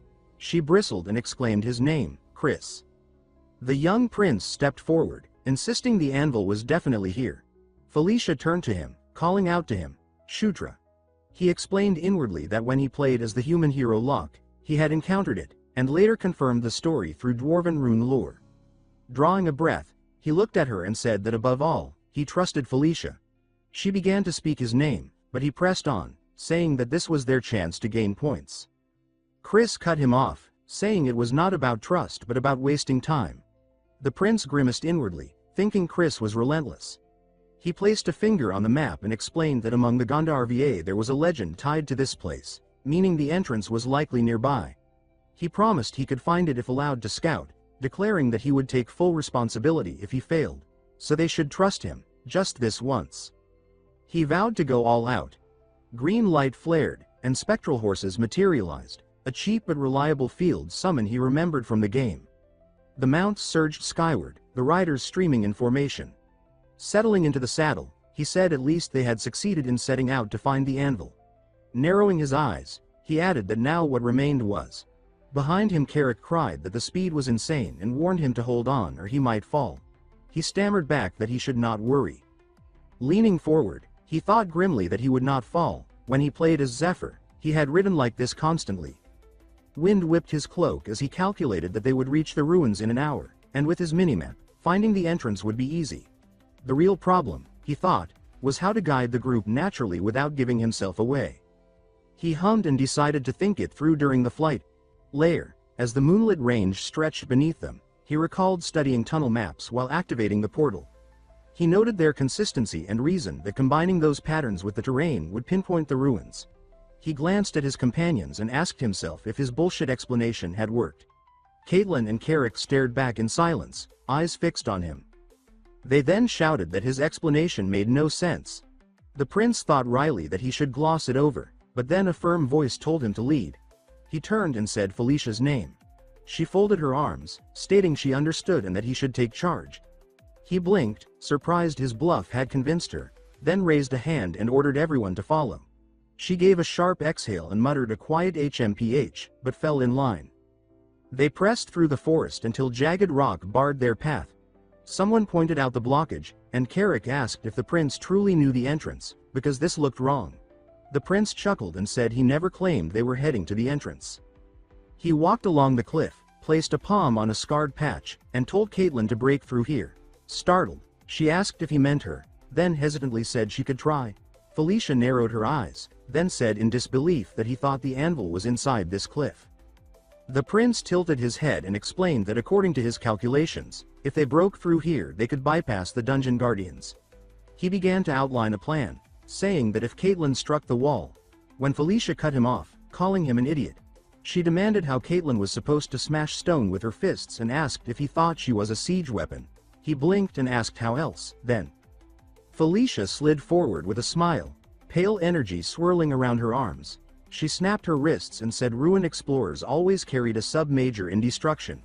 Blue-white blasts hammered the cliff, fissures racing across the rock until the wall crumbled in a roaring collapse. Smoke and shards filled the air as the team staggered back. Lowering her hands, Felicia whispered in disbelief that they had actually found it. Dust cleared to reveal a carved corridor, the black mouth of ancient stone. The orc squinted at the chamber and asked if the half-dome at its center held the thunder relic. Their steps echoed as they approached the crowned drum of metal latticed with arcs of power. The prince studied it and said that yes, this was most likely the final safeguard, and inside lay the anvil. Carrick asked whether they should smash it, but the prince said they could not. If they broke it carelessly, the relic might be destroyed. The elf examined the cage and said there must be a mechanism, then pointed to the statues around them. She noted that out of 9, 3 bore weapons while 6 did not. Caitlin suggested giving them arms, but the elf said it was not that simple. The weapons were dwarven-made, meaning the others needed dwarven arms as well. She asked where they were supposed to find such weapons. The prince raised his hands and said that, as it happened, he had 6. The elf exclaimed in disbelief. He explained he had stored them earlier because his level had been too low to use them, never imagining they would prove useful now. He added that he had also brought backup gear from the tunnels. Carrick eyed his small satchel and asked how he carried 6 swords in it. The prince grimaced inwardly, cursing the orc's instincts, but forced a laugh and told Carrick to just take them. Carrick grunted that the prince was weak, then agreed. They fanned out, sliding blades into stone palms. Statues shifted, gears grinding, eyes flaring with light. The final weapon locked into place, and a resonant clack echoed. A deep hum filled the vault. Power lines pulsed toward the half-dome as radiant light spread, cloaks whipping in the sudden wind. Someone gasped that the cage was opening. The prince stepped forward, lips parted, saying this was. The glow subsided to reveal a squat block of metal trembling with storm charge. He named it aloud as the anvil that gives birth to thunder. The party stood in a circle, faces lit by the blue glare, as the relic waited within its cradle. Felicia explains that there is one final procedure they must perform to properly operate the ancient device. She instructs the prince and Carrick to remain where they are while the others take their positions around the glowing disca. She tells them that the plan is to inject magic power into the platform, beginning with her and gradually increasing the flow clockwise.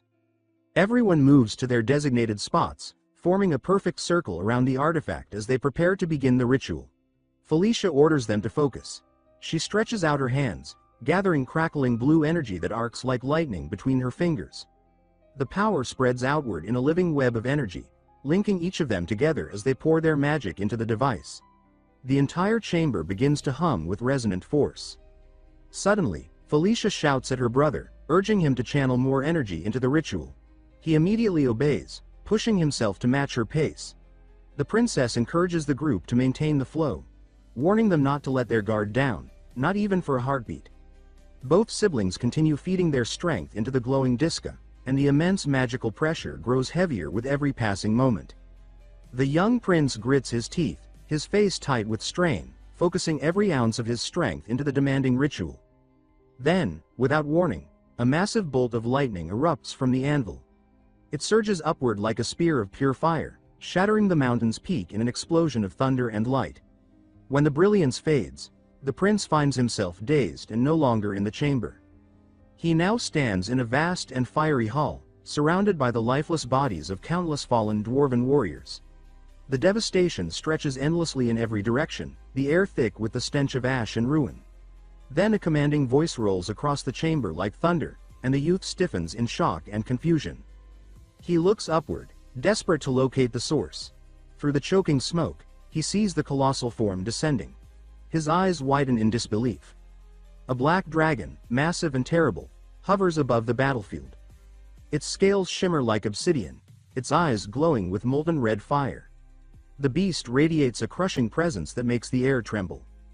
The dragon unleashes a flood of fire that consumes the chamber in an inferno. Its voice booms directly into his mind, commanding its servants to guard the great nest of Enkidu. It orders that the path between the demon and human realms must be sealed, and finally declares that he is to become the gatekeeper. The vision vanishes in a blinding flash. The prince crashes back into his body, lying dazed upon the cold stone floor of the ruins. He pushes himself up shakily, convinced beyond doubt that he has just seen the legendary black dragon, Enkidu. A voice calls his name, and he turns to see Felicia. She asks if he witnessed the same vision. She says that she saw a great black dragon, its body coursing with rivers of molten fire. Her words confirm his own experience. Then Carrick admits that he too saw the dragon. The prince realizes with a chill that all of them have shared the same vision. Felicia confirms this grimly, though she admits she does not yet know what it means for their mission. She turns to the anvil, declaring that the answers they seek must lie within it. With resolve etched on her face, she steps closer to the glowing artifact. But as she reaches for it, a violent burst of dark purple energy tears free from her body. The aura engulfs her in an instant, racking her with pain. Her features twist with agony as the wild energy whips around her, uncontrolled and merciless. The prince cries out her name, panic rising in his voice. He watches helplessly as the darkness overwhelms her.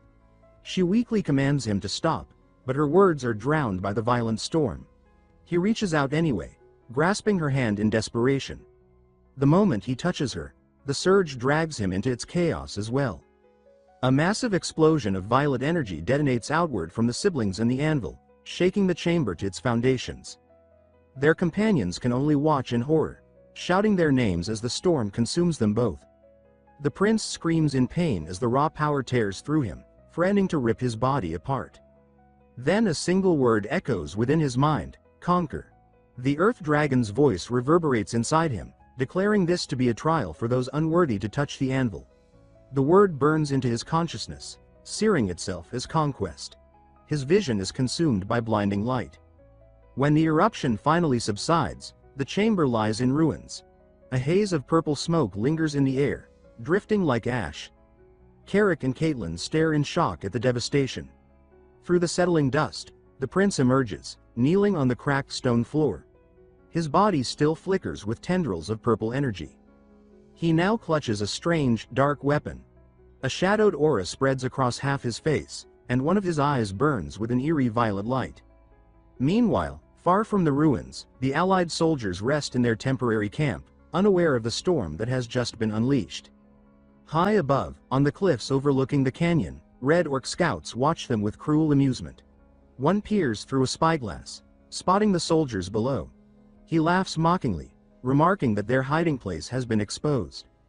He turns to his superior, asking if they should attack immediately. The orc chieftain of the Red Lightning tribe, Yakuzan, listens with grim satisfaction. Then he declares that all warriors must ready themselves. He announces that the time has come to sweep aside the last of their enemies, time to clean up the remaining trash. Suddenly, the Allied soldiers in the camp look up in alarm, startled by a strange, rumbling sound from above. A cascade of fiery meteors tears through the night sky, descending upon their vulnerable position like a rain of burning death. In an instant, the camp is consumed by a series of cataclysmic explosions. Flames rip through tents, shattering weapons and scattering men in every direction as the magical bombardment devastates their defenses. From the cliffs above, the full force of the Red Orc army begins its descent. War mammoths thunder forward, their tusks gleaming in the firelight, while the Red Orc horde surges after them, their guttural war cries filling the canyon. They charge with murderous intent, eager to finish off any survivors left staggering in the blaze. Chris curses their situation bitterly, understanding that without their strongest fighters, their champions locked away in the ruins, the army stands on the brink of annihilation. He can do nothing but watch as fiery explosions continue to tear through their temporary camp, his face grim with the weight of impending disaster. Meanwhile, the Red Orc chieftain stands high on the cliffs, laughing at the chaos. He declares that the demons deserve this fate, that their arrogance has led them here. He commands his mages to slaughter the remaining soldiers, and his robed casters step forward, summoning torrents of crackling energy. One of the mages channels a surge of violet light into his hands, preparing to unleash a killing spell. But suddenly, his expression twists into confusion. He looks down, horrified, as he realizes his hands will not move. The power he gathered slips from his grasp, and then the swamp mammoth at his side is engulfed by that same ominous violet aura. Its eyes flare with a sinister glow, its massive frame trembling with unnatural force. The charging orc warriors falter in confusion, unsure why their own beast has stopped. Before they can react, the mammoth turns its fury upon them. A devastating blast of purple energy erupts from its massive tusks, obliterating entire ranks of the red orcs. Screams of terror rise from the ground as the once proud horde is torn apart by its own war beast. From the cliffs, the red orc chieftain's triumphant grin vanishes. He roars in outrage, demanding to know what treachery has twisted their war mammoth against them. His voice shakes with fury, echoing across the canyon. In the chaos below, Chris watches with wide eyes, utterly bewildered. The mammoth, their doom only moments ago, now wreaks havoc upon the enemy. He struggles to understand, his mind racing, until realization strikes him. He mutters to himself that the prince must have found the anvil. Back within the ruins, the young prince kneels, still crackling with violet energy. In his hand he grips a weapon glowing with dark, destructive power. It is the Thunderhammer, the legendary weapon paired with the anvil itself. A dark elf helps Felicia to her feet. She tells the youth that it seems Enkidu, the earth dragon, has chosen him. The prince stares at her in disbelief, his voice caught in his throat, unable to fully grasp her words. His sister steadies herself and tells him firmly that he must use the hammer. All eyes are upon him, his companions waiting silently for his next move. In that instant, he understands, the earth dragon's overwhelming trial, the power that had subdued and bent him, had not been meant to destroy him, but to teach him. The meaning of conquest had been carved into his soul. To conquer is to dominate. To dominate is to rule. This is the essence of the anvil's power. A smirk of confidence spreads across his face. He decides that his first act of domination will be the swamp mammoth. With firm resolve, he raises the thunderhammer high, its purple lightning coursing across his arm, then strikes it down upon the anvil. A massive wave of energy bursts from the ruins, racing across the land. On the battlefield, the mammoth bellows, its body consumed by the same violet aura. Now bound to the prince's will, it turns fully against the red orcs, trampling, goring, and annihilating them in a storm of destruction. Orc soldiers scream in panic, their cries of rage replaced with terror as their strongest beast ravages their own ranks. The red orc chieftain watches in disbelief from his vantage point. His once mighty army is being torn apart before his eyes. On the opposite ridge, General Vandal sees the mammoth's betrayal of its masters and understands at once. He declares that the prince and his companions must have succeeded and seizes the moment. He orders his forces to charge, rallying the allied army to crush the red orcs while they're in chaos. The clash is immediate. Allied orcs, fueled by vengeance and desperation, smash into the disorganized Red Lightning tribe. The battlefield erupts into a storm of steel and blood, but the tide has turned. On the cliffs, the red orc chieftain stands frozen, his face twisted with disbelief as he watches his forces crumble. A subordinate at his side stammers that they should retreat, but the chieftain snarls in rage, refusing the thought. He admits through clenched teeth that he does not know who wields such terrifying power. His fury is cut short when Chris appears behind him, striking with sudden force. The blow catches the chieftain off guard, sending him staggering. The prince's brother fixes him with a hard glare, his voice sharp as steel. He tells the orc leader that this is as far as his conquest will go. He offers him one last chance, surrender, and he will grant him a swift death. But the proud red orc chieftain only answers with a roar of pure fury, his defiance echoing into the night. The enraged orc chieftain roars as he leaps high into the air, declaring that he will tear Chris to shreds for daring to insult him with such an offer. His massive frame hurtles downward like a living weapon, his bloodlust radiating in every motion. But Chris is ready. He braces himself and unleashes his devastating Beast Lord fist, channeling all his strength into a single explosive strike to meet the enemy's charge. With a resounding crack like thunder, the chieftain is overwhelmed. The force of the blow sends the red orc leader crashing back, his body broken and his pride shattered. The remaining red orcs stare in horror as they watch their once invincible chieftain fall. Their morale collapses instantly, fear spreading through their ranks like wildfire. Without their leader, their spirit is broken. Chris lowers his fist, breathing heavily. He looks down at his bloodied hand, flexing it with grim satisfaction. He knows the battle is not entirely over, but with the head of the serpent cut off, cleaning up the rest of the enemy will be swift work. He thinks of his younger siblings. He admits with a rare honesty that they would have been in grave danger without their aid. His expression softens for a moment, but then his gaze drifts to the horizon. Concern flickers across his face as he wonders aloud if they are safe. Back in the ruins, the others stand before the anvil. A magical projection ripples above it, showing the swamp mammoth rampaging through the Red Orc army, tearing through their ranks with devastating fury.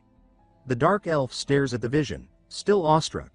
She says that with the anvil's power unleashed, the Red Lightning tribe is being completely annihilated. Her voice is filled with awe, but her expression hardens into grim satisfaction as she remarks that their enemies are being utterly destroyed. But her words falter. Her body trembles, and suddenly she collapses to the ground, weakened by the backlash of the artifact. Her companions rush to her side in alarm. She reassures them weakly, insisting that she will be fine after she has rested. The dark elf offers to prepare a resting place for her, but then suddenly notices something alarming. The young prince is gone. Moments later, they find him outside the ruins. He exhales slowly, relief washing over him. Then, before his eyes, a series of shimmering notifications appear. Signs of his growth. He blinks in surprise as the messages inform him that he has leveled up multiple times. The sudden surge in power is staggering, and he wonders aloud if it is because of the anvil. Another notification appears, declaring that his conquest skill has also advanced. Excited, he quickly opens his status window. His eyes widen as he sees that his Under the King's Banner skill has also leveled up. A confident smirk spreads across his face when he realizes his primary ability has grown stronger. He notes another discovery, a brand new skill, King's Knights. From its name, he guesses that it must be some kind of summoning power. Just then, a voice calls out to him, snapping him from his thoughts. He turns to see his sister Caitlin approaching, her face lined with concern. He greets her with a bright smile, admitting cheerfully that he had stepped out without telling anyone. But before he can apologize further, Caitlin delivers a sharp chop to his head. She scolds him angrily, demanding to know why he disappeared without a word and worrying everyone in the process. He rubs his head sheepishly and apologizes sincerely. She relents, saying that it is fine as long as he is safe, but then her tone shifts as she explains that they now face another problem. Confusion washes over him, and he asks what she means. Caitlin explains that Felicia has collapsed into a deep sleep and has not awakened since. She says that their sister had been captured and drained by the Red Lightning tribe, and even though Felicia insisted that she only needed rest, her body has clearly reached its limit. Without her, Caitlin explains, they cannot summon the phantom steeds needed to fly back to the main camp. The young prince nods in agreement, though unease gnaws at him. He cannot help but feel the weight of worry over Felicia's condition. That night, the group sets camp within the silent ruins. The fires burn low, the air heavy with unease, as they wait for Felicia to recover. The prince sits quietly, glancing at his status once again. His health is fully restored, likely due to the surge of levels he gained. What surprises him more is that he feels no exhaustion at all. He wonders aloud if he will remain like this until morning. Then a thought sparks in his mind. He glances around the ancient stone walls, the carvings faintly glowing in the dim light. A realization hits him. This is no ordinary chamber. They're deep within an ancient ruin, and that means there may be more hidden secrets buried further within. Perhaps treasures. Perhaps weapons. Perhaps answers. His eyes gleam with curiosity as he contemplates what might still lie ahead. Of course, he knows that such treasures never lie unguarded. Ancient ruins like these are built on foundations of death, with traps and guardians designed to slaughter any who trespass. Yet as he clutches the thunderhammer, a confident smirk pulls at his lips. The anvil's power thrums through him, a steady reminder that here, within these ruins, he is no longer a mere intruder. He is ruler. The dungeon's power bends to his will, and within these walls, he wields unmatched authority. It dawns on him that this makes the entire ruin his playground. The guardians cannot touch him. The traps cannot harm him. He has, in essence, been handed a free pass to explore every hidden corner without fear. With this thought burning bright in his mind, he turns toward Carrick, who is still sprawled on the cold stone floor, snoring. The prince nudges him awake with the toe of his boot, amusement flickering in his eyes. With a mischievous grin, he tells his groggy companion to follow him. As they walk deeper into the ruins' shadowed halls, Carrick rubs at his eyes, his steps unsteady. The orc admits nervously that he is unsure if they should be wandering this place so freely. The prince only reassures him with calm confidence, pointing out that ruins such as this always conceal treasures and weapons worthy of discovery. The moment he opens the door to the next chamber, Carrick's nervousness spikes into terror. He gasps sharply and points with a trembling finger. On the floor lies a massive, slumbering form. His voice shakes as he warns the prince of the beast before them. The youth, however, does not flinch. He explains that the creature is an arch-golem, its stone-carved body shaped like a griffin. It is one of the ruins' guardians, a beast of overwhelming strength, capable of reducing trespassers to dust. He thinks to himself that if they had entered this place under normal circumstances, such a monster would have slaughtered them both in moments.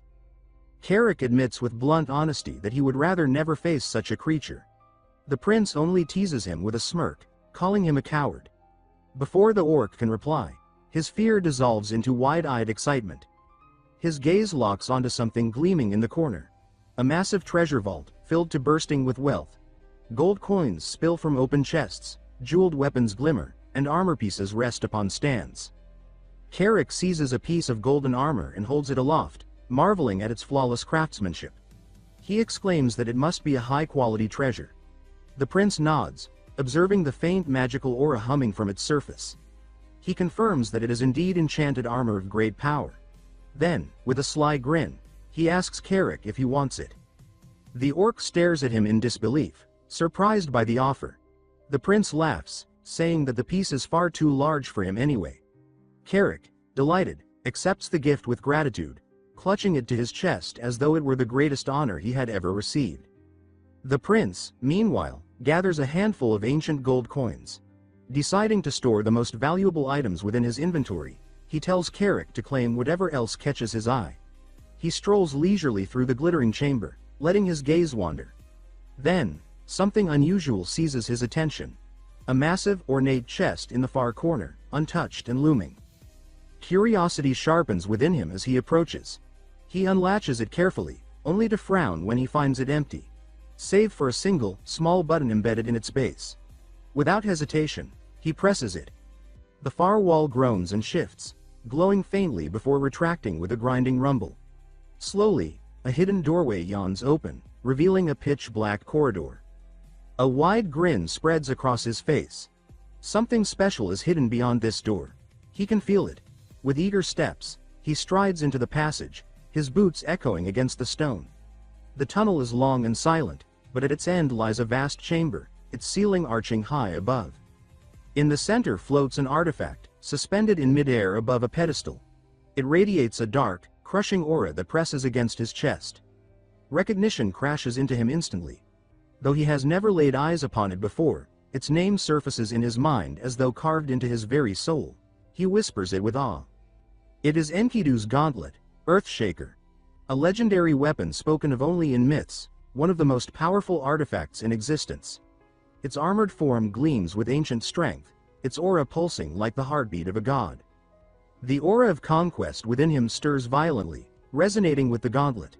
He feels it calling him, pulling him closer with irresistible force. His hand rises instinctively, drawn to it. But before he can touch it, a string of notifications appears before his eyes, warning him that his stats are insufficient. Shock roots him to the spot. Even after his recent surge in levels, he is not strong enough to wield this artifact. And yet, despite the warnings, the gauntlet continues to glow, its aura refusing to release him. A new message appears, stunning him. Earthshaker has acknowledged him as its master. The words barely register before a brilliant flash of golden light engulfs him. The gauntlet shimmers and dissolves into radiant energy, flowing into his arm. He gasps, momentarily blinded as the power fuses with his body. The ancient armor reshapes itself, materializing around his hand in a seamless, gleaming fit. He stares in wonder. The Earthshaker now rests upon his arm, its weight both physical and spiritual. Notifications confirm an immense surge in his stats, numbers skyrocketing far beyond his expectations. A confident smirk curves his lips as realization sets in. With each level he gains, his bond with this artifact will only grow stronger. He has not just gained a weapon, he has secured a piece of power that could shape the future itself. Enkidu's gauntlet is his. His thoughts race with visions of conquest, of how this artifact might change the course of his destiny. But before he can savor the moment, a voice startles him. He spins around, instinctively hiding the glowing gauntlet behind his back. Carrick stands at the chamber's entrance, his expression uneasy. The orc admits that he saw everything, his voice trembling as he points out that he witnessed the gauntlet itself vanish into the prince's hand. The prince feels a bead of sweat slide down his cheek, his chest tightening with unease. For a moment, he fears his greatest secret, the truth about his inventory, has been exposed. But Carrick only shakes his head with a calm, reassuring expression. He tells the prince not to worry, saying he understands perfectly well that such knowledge could cause trouble if revealed. With a grin both fierce and loyal, the orc vows that even if a blade were pressed against his throat, he would never betray the secret. The youth is struck by his companion's words, deeply moved by the unshakable loyalty.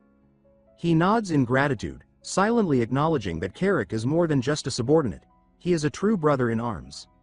Carrick then asks if they should head back.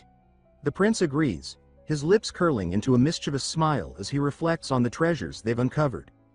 The weight of accomplishment sits warmly on his shoulders, mixed with the thrill of knowing this is only the beginning of what lies hidden in these ruins. Together, they retrace their steps through the glittering treasure vault. Their footsteps echo softly in the silence, the air thick with the lingering hum of magic. Just as they near the exit, the prince halts abruptly. His sharp eyes catch something half buried among the scattered piles of wealth. He gestures quickly for Carrick to look, his voice alive with excitement. He points to a small vial resting in the shadows, its contents glowing with an ethereal light. With a grin of triumph, he declares that this potion is exactly what they need. The scene shifts. Felicia lies pale and motionless, her breathing shallow. Then, with gentle care, the magical potion is pressed to her lips. She swallows, and at once the liquid's radiant energy surges through her body. Color returns to her cheeks, her exhaustion melting away as the ancient elixir restores her vitality. Slowly, her eyelids flutter open. The prince leans over her, concern etched into his features, and asks softly if she feels any better. Relief floods his chest when she nods weakly, though her eyes still dart around in confusion. She asks what has happened, her voice faint and uncertain. Caitlin steps forward with a proud smile and explains that their brother brought her a recovery potion, praising his quick thinking. Felicia blinks in surprise, clearly baffled. She wonders aloud where he could have possibly found such a rare and valuable item. The youth only chuckles, reminding her with playful arrogance that they are standing inside a ruin, the resting place of treasures beyond imagining. For a moment she stares at him, then realizes he is right. A small, sheepish smile crosses her face as she admits she had forgotten. He straightens with a confident smirk, declaring that he is the ruler of these ruins now. He tells her that she has nothing to fear and only needs to rest. By the time she awakens again, he promises, her magic will be fully restored. His words bring a sudden warmth to her, and to his surprise she thanks him, her voice soft, her cheeks faintly flushed. The prince falters, caught off guard by her sincerity. But Felicia repeats her gratitude, this time with a genuine, glowing smile that leaves him momentarily speechless. The next morning, golden sunlight pours across the land as the small group makes their way back to the main camp. They're weary, but their spirits are lighter. General Vandal greets them at the gates with booming laughter and a triumphant grin.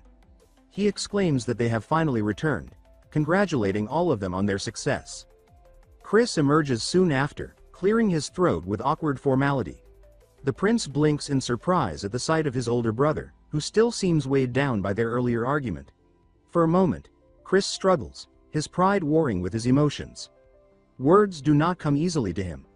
But at last, with effort, he admits that Felicia's performance had been splendid. Felicia only smirks, brushing off the rare praise with a mixture of confidence and quiet satisfaction. The prince watches this small exchange, his heart warming at the sight. For the first time in a long while, he allows himself to smile genuinely. Chris then tells them all to rest, assuring them that he will take care of the finishing touches. The prince tilts his head in confusion, asking what he means. His older brother explains that remnants of the Red Lightning tribe still linger in the surrounding region, and someone must deal with them. The youth considers this for a moment and smirks to himself, already imagining 2 weeks of rest as a well-earned vacation. But Caitlin suddenly seizes him by the arm, her expression sharp with anger. She tells him firmly that it is certainly not a vacation for him. Then, with a sly smile of her own, she adds that her younger brother has important tasks to carry out, tasks that will be done by her side. Sun spills over the jagged mountain line and sinks into the forest canopy as dust trembles across the training ground. The boy lunges forward, only to stiffen in shock as he is struck hard. He says that the strike caught him off guard, the air jolted from his lungs. She darts in, her movements a blur wrapped in blue force, and she says that if he loses focus now he will be in serious danger. A heel stamps, a hand sweeps, and a gust kicks grit across his face as she says that he must get up.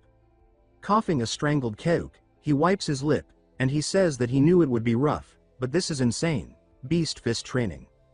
He recalls that what Caitlin had meant by things to do was none other than this brutal regime. He narrates that for the first 5 days he had done nothing but take beatings, his body broken and bloodied. He says that only after a week passed could he finally see Caitlin's fists, her blinding speed no longer completely invisible to him. Boards shatter, rails snap, and by the 11th day their arms whip past each other like scythes. She slips inside his guard with a grin and says that he is finally keeping up. He resets his stance, knuckles wrapped in pale aura, and he says that after all the pounding he has endured he had better be. He reflects that maybe it is thanks to this merciless routine that both Beast Fist and Aura rose to level 5. Night settles over the leaves, cicadas rasping in the heat. She lowers her shoulders into a relaxed frame and says good. She taps her temple and says that at this pace he will soon be ready for initiation into Beast God Fist. His face brightens, fists clenched, and he says really? She flicks her ponytail and admits that she is honestly impressed, saying she has never seen anyone advance this quickly. He steadies his breath, saying that at last he will learn the secret technique of the lycanthrope's Beast God Fist.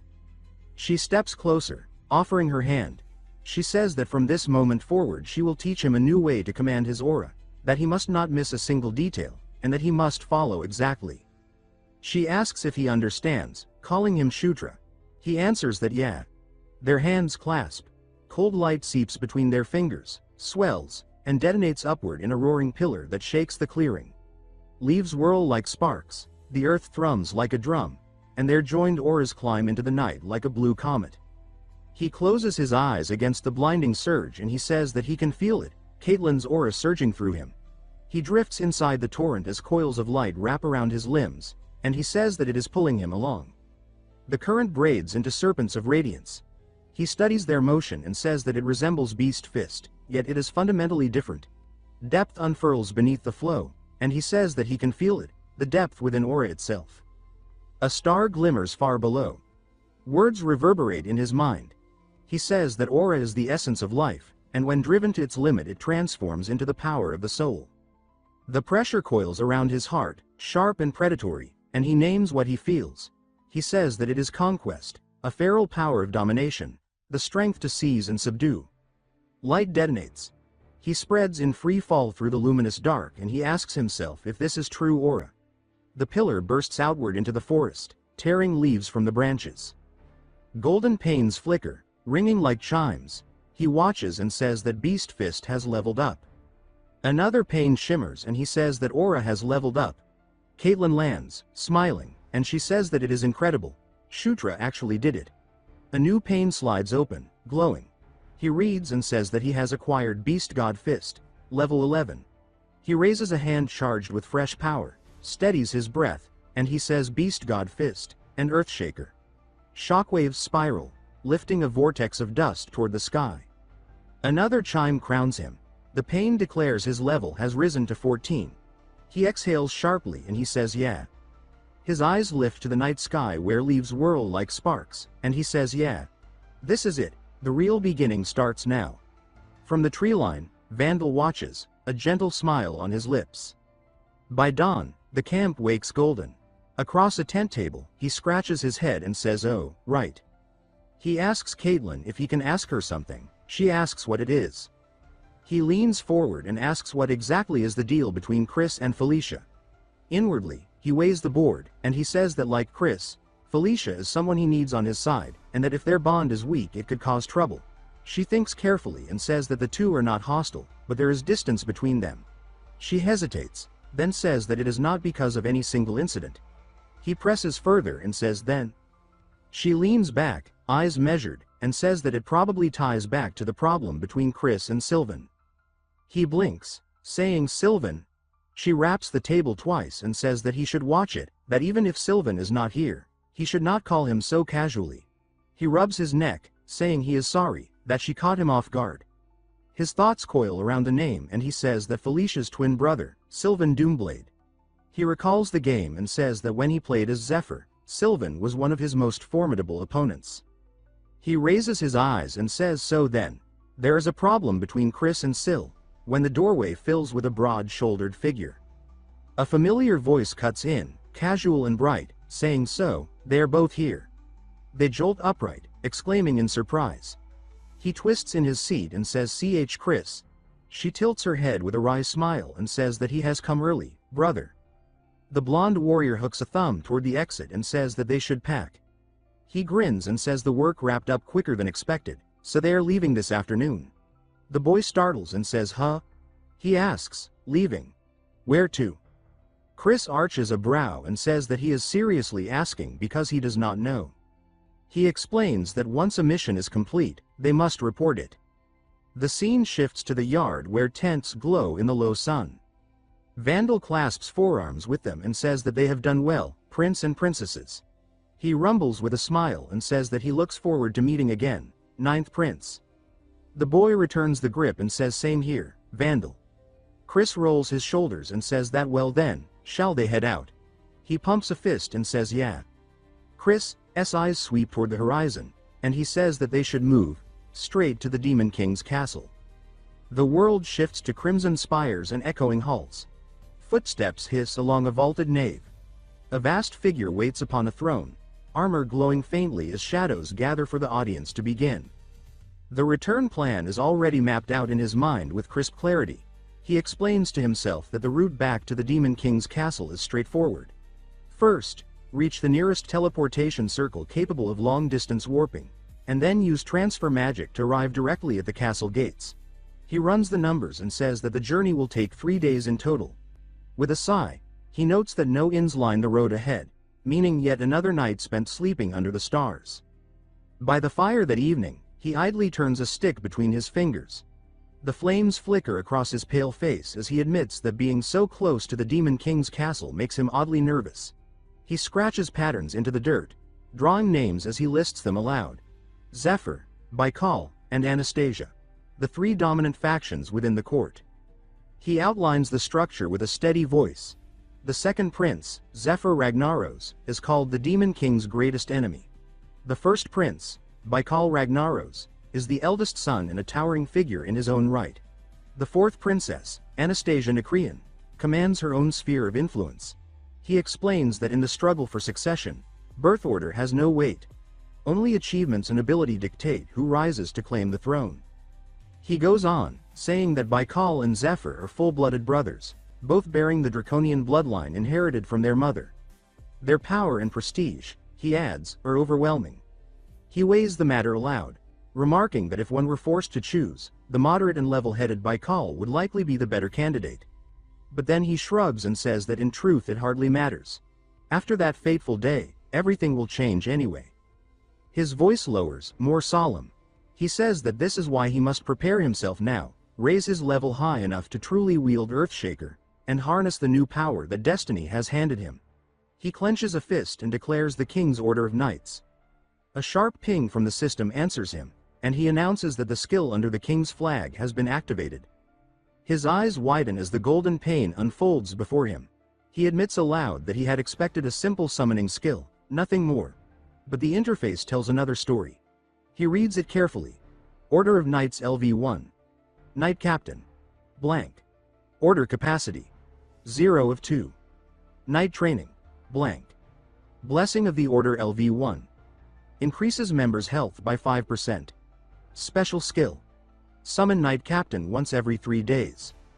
He rubs his temples, muttering that this looks suspiciously like a guild system, buffs, training, summoning. Then laughter bubbles out of him, and he exclaims with disbelief that this skill is completely broken.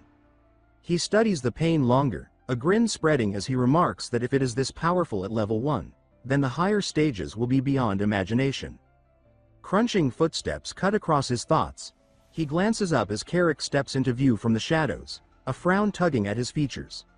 The orc scolds him harshly, shouting that here he was again, awake when he should be sleeping. He warns the prince that if they want to leave early, he must rest first. He waves a broad arm impatiently and orders him to come over already. The white-haired prince straightens, coughing lightly into his fist, then says with a sly smile that Carrick has arrived with perfect timing. His eyes gleam as he leans closer, asking if the orc wants to help him test something. Carrick stiffens, rubbing at the back of his neck, and stammers nervously, demanding to know what exactly he means. Moonlight filters down through the branches as the prince raises his sword like a herald. His voice rings out with ceremonial weight as he proclaims that mighty orc warrior Carrick stands before him. A blade of radiant light flares into existence in his grasp. He rests the flat against Carrick's shoulder and declares him his knight. The air crackles. Light surges into Carrick's body. The orc reels as energy coils across his skin, his eyes widening in awe. He murmurs a drawn-out sound of wonder, then stammers that he feels strange, as though his loyalty to the prince has deepened beyond anything he can explain. A fresh system pane slides into place. Knight Captain, Carrick. Level 24. Rank Soldier. The prince's lips curl into an elongated, satisfied "oh." He says that this is it, exactly what he hoped for. Strength pulses off Carrick in waves, his chest rising and falling as he gasps for breath. The prince grips his shoulder, eyes burning with fierce intent, and calls his name. He tells him with unwavering conviction that he will make him the strongest orc in the world. He promises to raise him into an emperor of orcs, someone mighty enough to rival even dragons. He laughs with relentless determination, saying that at this growth rate, the future is limitless. Carrick's voice trembles. He glances toward him with concern and asks if he is feeling sick or something. The next day, the party gathers before the glowing teleportation circle, its runes humming with power. Chris offers a half smile, saying that they should get moving. He steps forward, cloak fluttering, and affirms with quiet certainty that yes, it is time. The group closes ranks around him as the blue light surges upward, swallowing them whole. The force tears them through space like a bolt, weightless and spinning. Gravity slips. He shouts for everyone to hold on before his voice warps into a wild, elongated cry as they plummet through the light. They crash down hard. He lands on his hands and knees, muttering in dazed confusion. Sweat beads across his brow as Caitlin leans down, asking if he is all right. He waves a hand, still shaky, and says haltingly that yes, he is fine. Ahead, the grand hall fills with voices. A young dark elf rushes forward, calling Felicia by name, hailing her as his elder sister. Attendants crowd around, praising her beauty and saying they have long awaited her return. Felicia greets them with poise, smiling gracefully amid their admiration. Watching the way they gather, he remarks to himself with wry amusement that it looks like she has her own idol fan club. He guesses privately that these must be half-brothers and their loyalists. The greetings continue. A man bows, declaring the arrival of Prince Chris. Another compliments Caitlin, saying she has grown even more beautiful. Others step forward, offering words of welcome, asking after their well-being. The prince glances around the swirl of attention and mutters to himself with a crooked smile, asking why no one seems to be here for him. Two elves nearby whisper to each other without sparing him a glance. His brow twitches as he says in disbelief that seriously, no one. He drifts toward the edge of the circle, measuring the hall. Slowly, he nods as clarity settles in. He realizes just how little footing he holds here, in the very heart of the Demon King's domain. But his mouth curls into a knowing smirk. He says that fine, he expected this much anyway. He turns to Carrick, eyes sharp with intent, and asks if his knight is ready. Sunlight streams through high windows, gilding his silver hair. With his cloak swaying like a banner of resolve, he declares that from this moment on, they will begin changing everything, one step at a time. Carrick and Shutra were shown to their small, unremarkable room. Shutra remarked with sarcasm that they should at least be grateful for having a room at all. Carrick mentioned that they had free time until the official events began the next day, though Shutra felt it was less a break and more like being left to rot somewhere. A sudden series of knocks startled him. Wondering who could possibly visit them, he opened the door to find a well-dressed woman standing there. She introduced herself as Flora Sevensword, an agent from the Real Estate Management Bureau. Shutra asked what brought someone from such a prestigious department to him, and Flora explained that his public merit level had risen dramatically. She informed him that he was now qualified to select a new residence suited to his status. The news left him in complete disbelief and awe. Later, he visited the Office of Public Merits, where a woman with the lower body of a serpent greeted him warmly. When he asked if this was the right place to claim his new home, the woman, Isabella, confirmed that it was. With a graceful motion, she summoned a magical display that listed his achievements. She revealed that his merit level had reached 5, granting him higher access privileges and an enormous salary of 500 gold. She added that no other prince had accomplished such a feat on their first mission, which left Shutra embarrassed yet secretly delighted. When he asked to see the available residences, Isabella agreed with enthusiasm. Not long after, Carrick stood frozen in front of a mansion so magnificent that he could hardly breathe. He asked if the golden gated estate before them was truly their new home, unable to believe it was real. Inside, Flora awaited them in the grand foyer, commenting that they had arrived sooner than she had expected.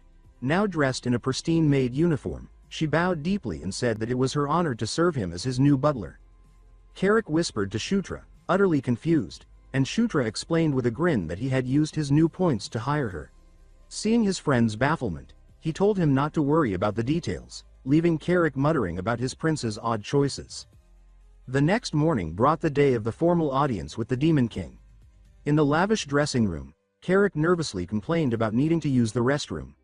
Shutra, holding a drink, told him with irritation to just go already, adding that his friend's whining was making him nervous too. A voice suddenly cut through the tension, praising how sharp they both looked in their formal clothes. Caitlin and Felicia entered, radiant in elegant gowns. Caitlin said that all credit belonged to Felicia, who proudly admitted that her efforts in choosing their outfits had paid off.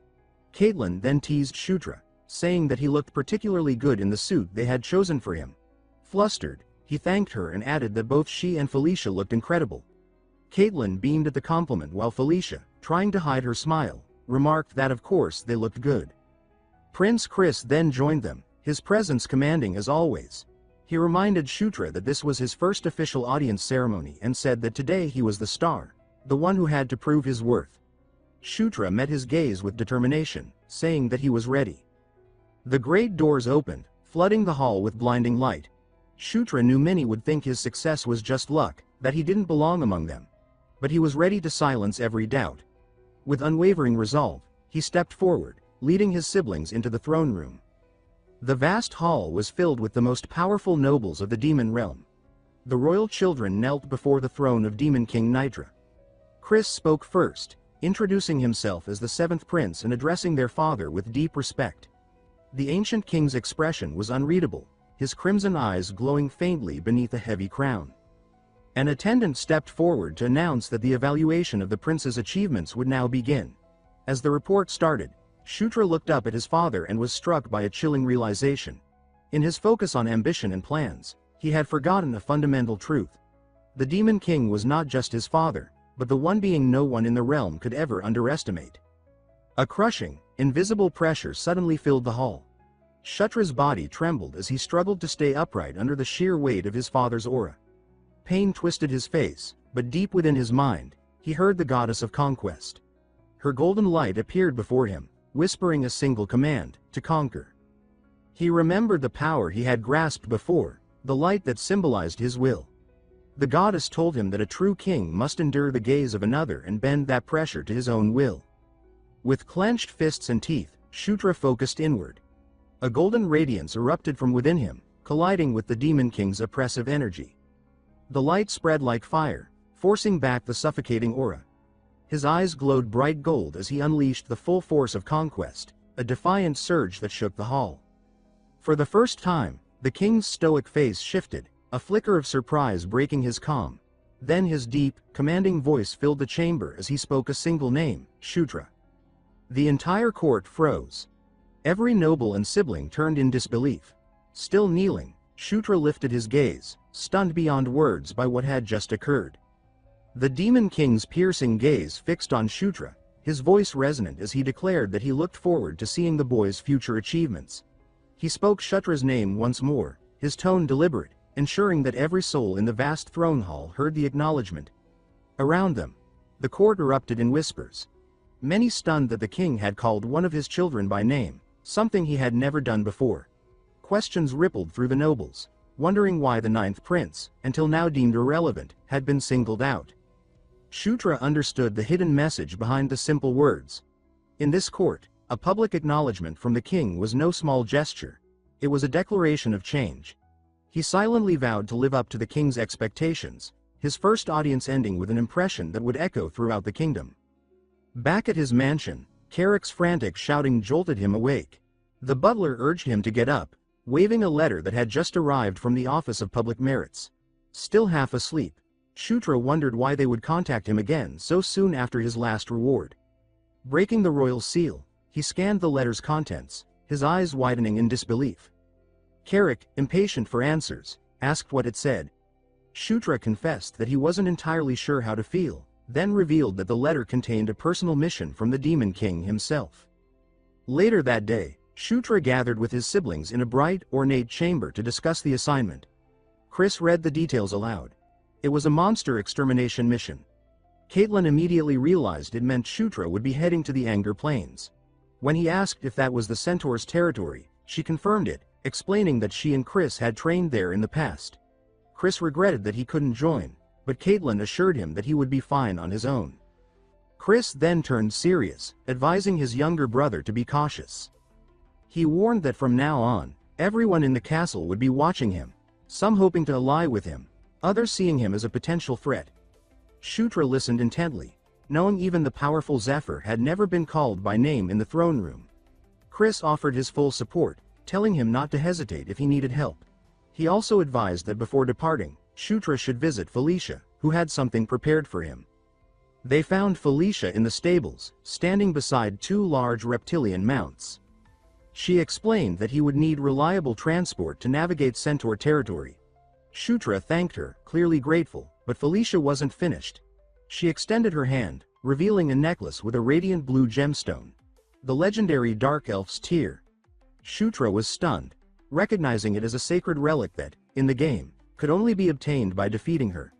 Felicia explained that her people never forgot kindness and that this was her way of repaying him for saving her life. She wished him a safe journey, then surprised him by pulling him into a sudden, heartfelt hug. Completely flustered, Shutra almost called her by an affectionate nickname before she quickly stepped back, cheeks tinged pink. Embarrassed by her own action, she looked away while he smiled faintly, amused by the rare show of warmth. With a final wave, Shutra stood beside Carrick and their new mounts, ready for the road ahead. They stepped onto the teleportation circle, and a brilliant blue light enveloped them as Felicia watched silently. When the light faded, she smiled softly, whispering a quiet wish for his safety. A blinding flash marked their arrival in the vast expanse of the Anger Plains. When the glow subsided, Shutra, Carrick, and their mounts stood atop a stone platform surrounded by windswept dust and endless horizon. Carrick looked around, asking if this was truly the place. Shutra, smirking, confirmed that it was. They were soon approached by a woman who greeted the ninth prince with respect. Introducing herself as Karma, a ranger assigned to guide them, she bowed low. Shutra noticed that she had the upper body of a human and the lower half of a beast, identifying her as one of the Sati. Karma appeared pleased by his recognition and suggested that they begin moving immediately.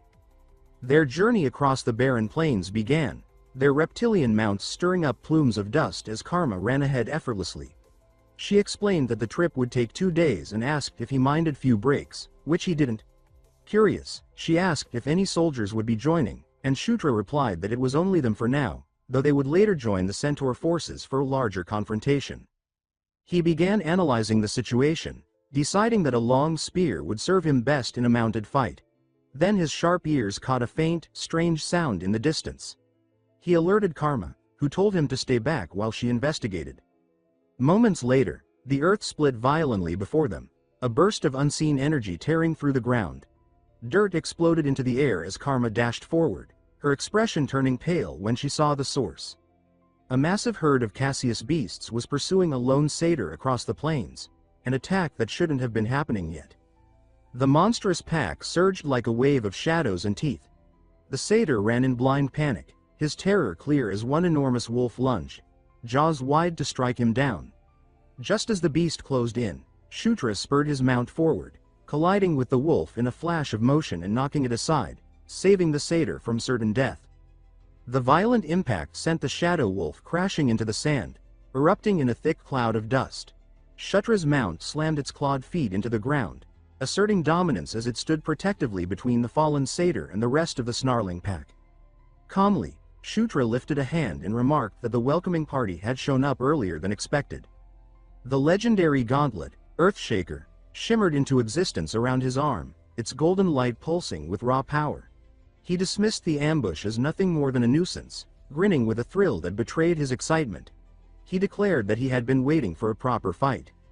The satyr, still trembling, looked back to see the ninth prince standing tall upon his reptilian mount, facing the pack alone.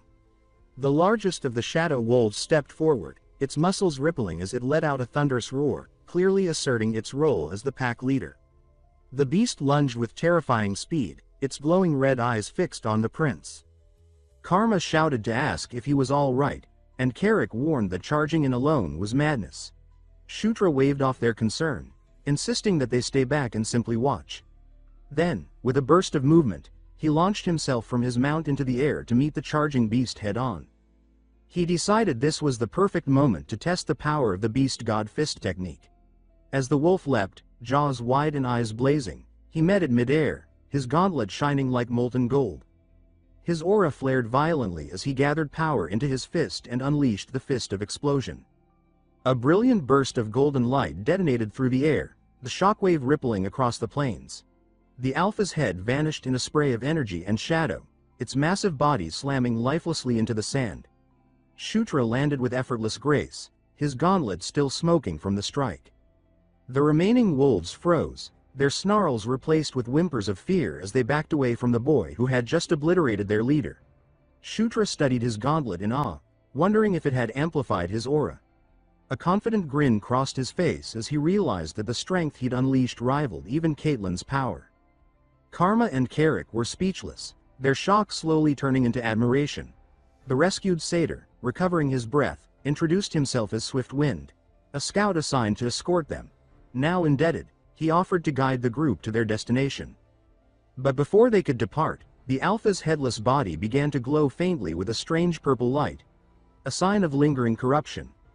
Ignoring the unsettling sight, they continued on, and after a long trek across the harsh plains, they reached a ridge overlooking a vast centaur settlement. Below them stretched the homeland of the four great centaur tribes: Fierce Wind, Heavy Rain, Raging Flame, and Rough Night. The Raging Flame tribe held dominance, led by their high chieftain, Savage Eyes, who soon emerged to greet them. The towering centaur warrior introduced himself with calm authority. Shutra immediately recognized the name, an infamous character from the game, one who had been an enemy rather than an ally. Carrick whispered nervously that the chieftain's glare could kill, while Shutra confidently introduced himself as the ninth prince. Savage Eyes studied him silently, his sharp gaze assessing the young demon's poise. Shutra met the look without flinching, asking for an evaluation of the situation. Inside the main yurt, Savage Eyes stood over a large map and admitted bluntly that the circumstances were dire. The Cassius herd had migrated south far earlier than usual, a troubling omen. He explained that some claimed it was only a splinter group, though Shutra quietly remembered from the game that such optimism was always misplaced. The chieftain outlined his plan. In 3 days, warriors from all four tribes would unite to annihilate the herd. Shutra agreed, hoping events would unfold differently this time than they had in the game. As the meeting ended, Savage Eyes called out to him again, asking with a sly grin if the rumors were true, that the prince had crushed a Cassius beast's skull with his bare hands. Shutra's smirk returned as he confirmed it and offered to demonstrate his strength later if the chieftain desired. A rare flicker of intrigue crossed the warrior's face before he accepted the challenge, saying he looked forward to witnessing that power himself. As Shutra walked through the settlement that evening, murmurs followed him. The centaurs whispered about the ninth prince, the young demon whose feat had already become legend. Carrick noted that his popularity was soaring, joking that it must be due to his irresistible charm before realizing he'd said too much. He advised Shutra to rest before the coming battle. That night, Shutra fell into a deep, peaceful sleep, unaware that something extraordinary was stirring beside him. A soft green glow began to pulse from the gauntlet resting on his arm. The light intensified until it woke him. Blinking in confusion, he looked down at Earthshaker, now fully manifested, and called its name aloud. A serene voice echoed through the room, and when he looked up, he saw the ethereal image of a beautiful, elf-like woman surrounded by a gentle emerald radiance. His eyes glowed faintly as she addressed him, stating that she needed his help immediately. Still disoriented, he asked who she was. The spirit's gaze softened as she introduced herself as the Green Wind. The name struck him like lightning. He remembered it well from the lore. The Green Wind was one of the great nature spirits, guardian of the plains and source of their life. Before he could react further, his surroundings vanished. His consciousness was pulled into a vibrant green realm filled with swirling energy. Floating beside the spirit, he heard her explain that this place was her home, the heart of the Engel Plains, and also where a fragment of her creator, the Watcher Ankle, resided. As he took in the breathtaking sight, a realization hit him like a storm. Something about this divine presence was not just familiar but dangerously connected to what awaited him next. The mention of the name Ankle sent a chill down Shutra's spine. The memory surfaced instantly. Ankle was one of the 6 elder dragons, godlike beings so powerful that players in the game could never hope to encounter them. He glanced at his gauntlet, a relic forged by another ancient being, realizing that this new meeting couldn't be mere coincidence. The spirit of the Green Wind broke through his thoughts, her tone urgent. She warned that monsters from the north were advancing toward her sanctuary, their purpose to steal the life of the plains itself. If they succeeded, her home, and her very essence, would be destroyed. She insisted that he alone could stop them. Shutra protested, saying that he wasn't strong enough for such a task. The spirit countered, reminding him that he already carried the power of Enkidu. Golden light flared around him in confirmation. She assured him that the fragment of ankle within her temple would grant him the strength he needed. As her form began to fade, she instructed him to show her token to her children, the tribes who still worshipped her. In the next instant, he was back in his bed, breathing hard. A glowing green symbol shimmered on the back of his hand, and a brilliant green crystal materialized in his palm, the spirit's divine proof. Outside, Savage Eyes was shouting, demanding to know what the prince was saying about the Green Wind. When Shutra explained that the sacred temple was about to be attacked, the chieftain's skepticism was obvious. But the moment the prince raised his glowing hand and revealed the divine crystal, the light reflecting across the chieftain's eyes, all doubt vanished. Savage Eye's expression hardened with conviction as he asked what needed to be done. Soon after, under the blazing sun, the united Centaur army thundered across the plains. Spears and banners glinted in the light as hundreds of warriors galloped forward with unshakable purpose. Shutra rode at their center, small in stature but commanding in presence, his reptilian mount keeping pace with the Centaur ranks. Consulting his magical map, he confirmed they were heading straight toward the Temple of the Green Wind, its distant outline shimmering in a halo of soft emerald light. He knew he never could have found it without the map. A scout's alarmed shout broke the wind's calm. Dark shapes were gathering ahead. A massive horde of Cassius beasts stretched across the horizon, their glowing eyes burning like scattered embers. Shutra realized with unease that the creatures should not have known the temple's location. Someone, or something, must have betrayed them. Savage Eyes grimly noted that the enemy was far larger than expected and asked for orders. Recalling the spirit's words, Shutra declared that he must reach the temple and draw power from Ankle's fragment sealed within. The chieftain was to hold the line and ensure no beast reached the sacred site. He turned to Carrick and Karma, saying it was time to move. Both nodded in readiness. Savage Eyes raised his sword high, his booming voice commanding the tribes to stand firm. A roar of unity swept across the field, followed by the thunderous sound of charging hooves.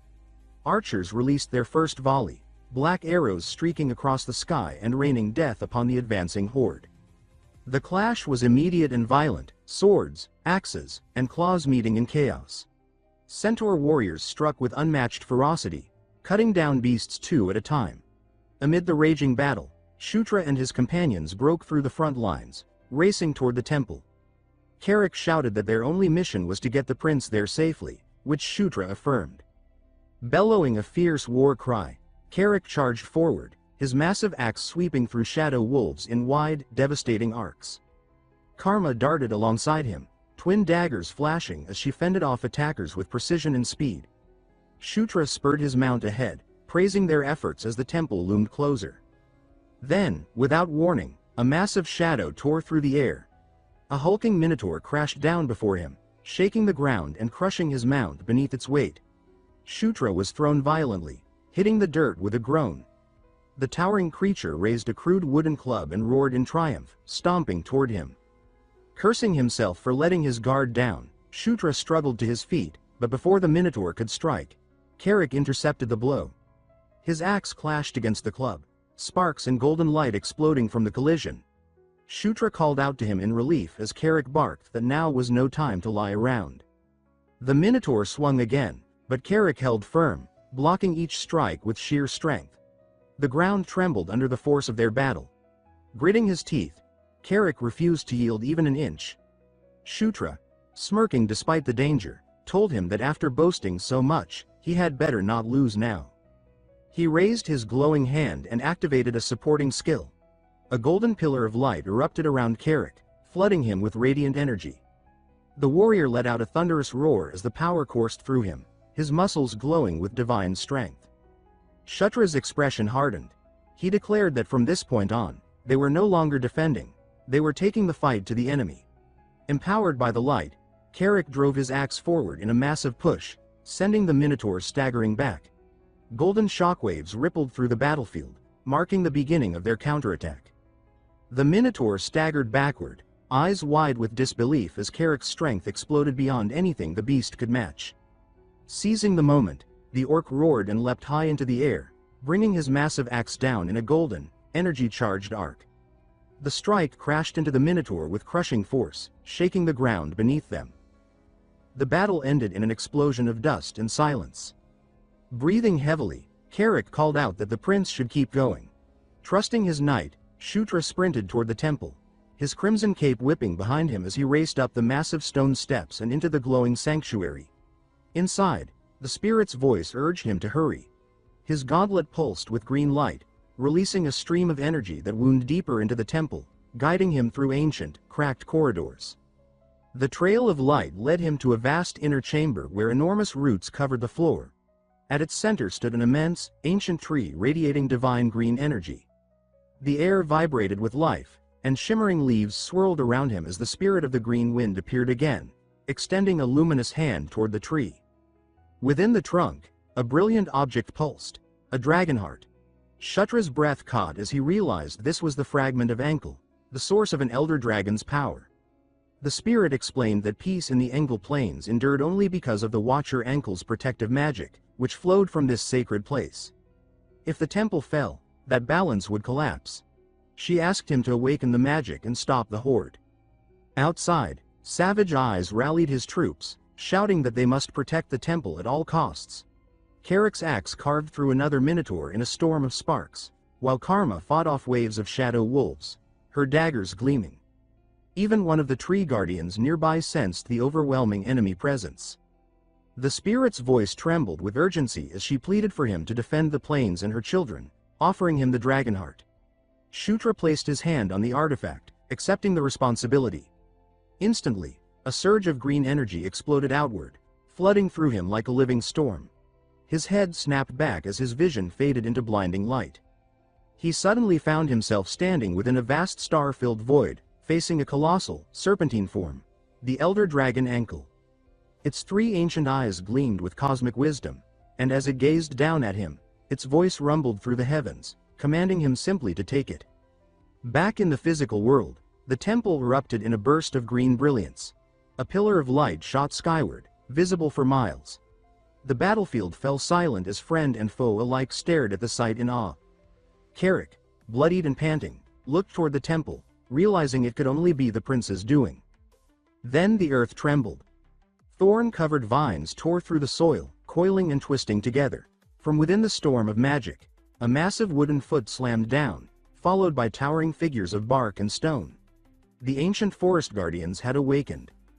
The newly risen titans stormed the battlefield, their branch-like arms crushing beasts by the dozen.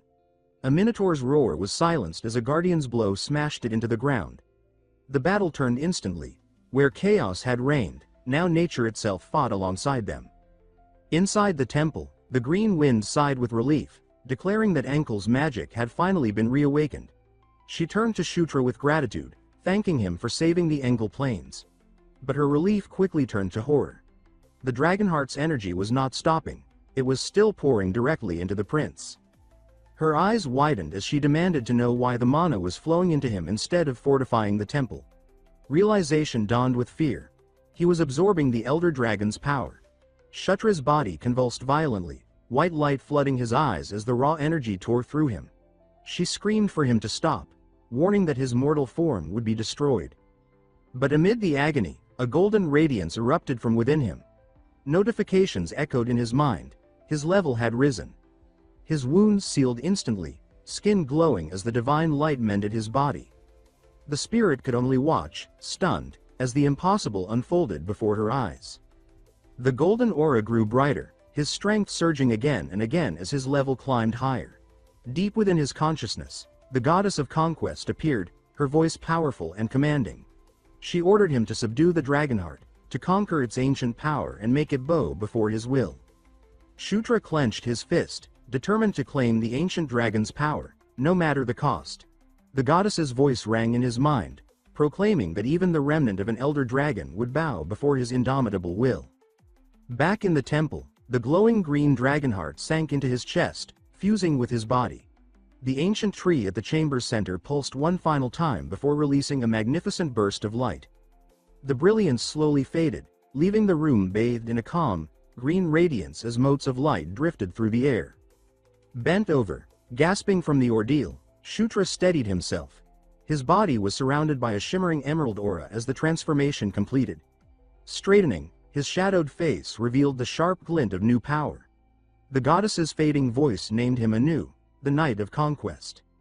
A cascade of notifications appeared before him. Dragon body, dragon blood, immunity to all poisons. His level had risen to 17, and his title now read Dragonborn. He knew what it meant. A being who had awakened dormant dragon genes, capable of wielding true draconic magic. The realization struck him. His rival, Zephyr, had possessed the same power through inherited dragon lineage. Now, he stood as his equal. The green wind's spirit reappeared, her tone filled with awe. She said she could feel Enkel's essence flowing within him, proof that he now possessed the spirit and body of a dragon. Though she admitted this power had been sealed for 1,000 years, she expressed no regret in seeing it reborn through him. Calling him the successor of the Watcher, she gave him one final plea: to protect the Engel Plains and her children, the centaurs and satyrs. A confident smile crossed Shutra's face as he accepted without hesitation. Outside, the battle still raged. The tree guardians crushed the horde with thunderous might, tearing through monsters like weeds. Yet amid the chaos stood a colossal minotaur commander, larger and fiercer than the rest, its aura commanding the enemy forces. The creature bellowed orders, rallying its army against the centaurs and guardians. Emerging from the temple, Shutra immediately fixed his gaze on the beast. Recognizing it as the leader, he crouched, then launched himself from the temple steps in a burst of power. Landing amid the battle, he called out to Carrick, who turned in shock to see him alive and transformed. The commander snarled, its crimson eyes glowing with fury as it swung a massive axe toward the intruder. Shutra met its glare without fear and countered with a golden, energy-infused punch aimed straight at its chest. The beast dodged swiftly and retaliated, striking him with a brutal backhand that sent him skidding across the dirt. It leapt forward, axe raised high, but Shutra steadied himself, eyes burning with focus. He promised the beast that this time, it would not withstand his power. Channeling energy into his fist, he unleashed the Fist of Explosion once more, sending a massive wave of golden energy crashing into the commander.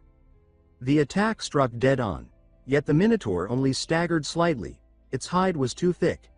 Gritting his teeth, Shutra realized brute force alone wouldn't be enough. The beast swung again, forcing him to dodge back as sparks and dust filled the air. Then he smirked. it was time to show the commander something entirely new. He activated Dragonblood. A violent surge of purple energy erupted from him, twisting around his body like living flame. A system alert rang in his mind. His gauntlet, Earthquaker, had unlocked its true form. Its surface crackled with lightning as power flooded through his arm. Focusing all his might into the gauntlet, Shutra vowed to stake everything on one decisive strike. The Minotaur roared and charged, raising its axe, but he met its fury head-on, unleashing an immense blast of golden and violet energy. As the two powers collided, he shouted for Carrick, telling him it was his turn. With the skill summoned the King's Knight, Carrick materialized behind the commander in a flash of light. Before the beast could react, Carrick's axe came crashing down onto the back of its skull with explosive force. The commander roared in agony, stumbling from the unexpected strike. Shutra's gauntlet flared, the purple light intensifying as he warned the beast to face him. The commander turned, rage and fear flickering in its crimson eyes as it sensed the overwhelming energy gathering before it. A fierce grin spread across Shutra's face as he promised that this attack would be unlike any before. He channeled everything, Dragonblood, Conquest, and the Earthquaker's power, into one devastating strike.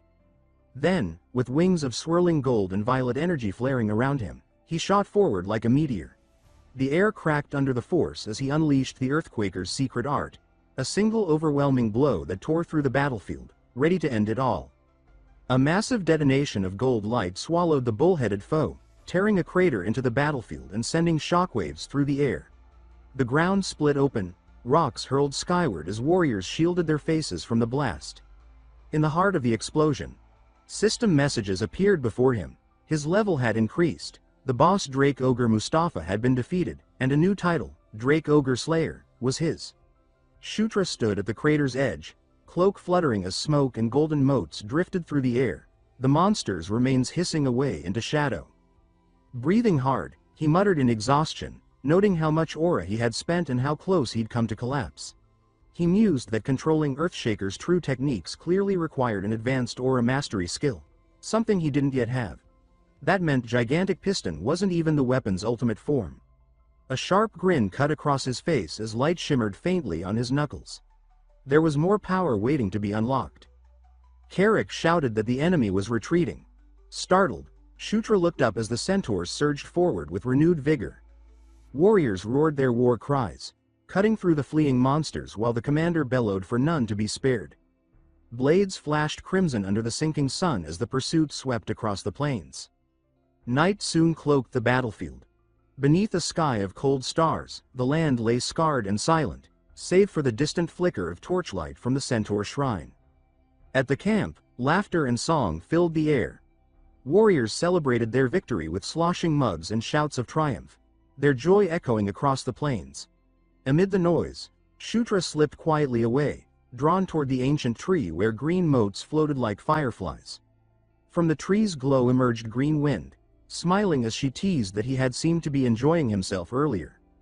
He explained that he had come to ask her a few questions. She agreed, saying she owed him answers for fulfilling her request, but first, she asked if he would release the dominion he now held over her.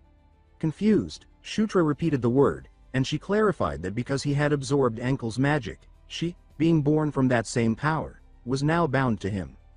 Realization dawned on him, and he awkwardly admitted he didn't know how to release her. She stared in disbelief, calling him a careless master who might turn permanent out of ignorance. He protested that no one had ever taught him such things, prompting her to accuse him of pretending otherwise. Flustered, he asked her to calm down and explain her current condition. She answered that she was entirely his, body, magic, and will, and that she was now bound to him as her master.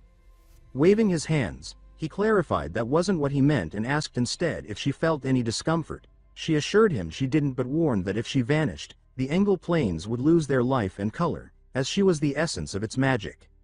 He pondered this and suggested she could remain there, saying she didn't need to follow him. Her expression fell, hurt by the implication, and she asked if he was abandoning her. He quickly denied it, asking if she wanted to go with him. She replied earnestly that she did. It was only natural for a spirit to stay with her master.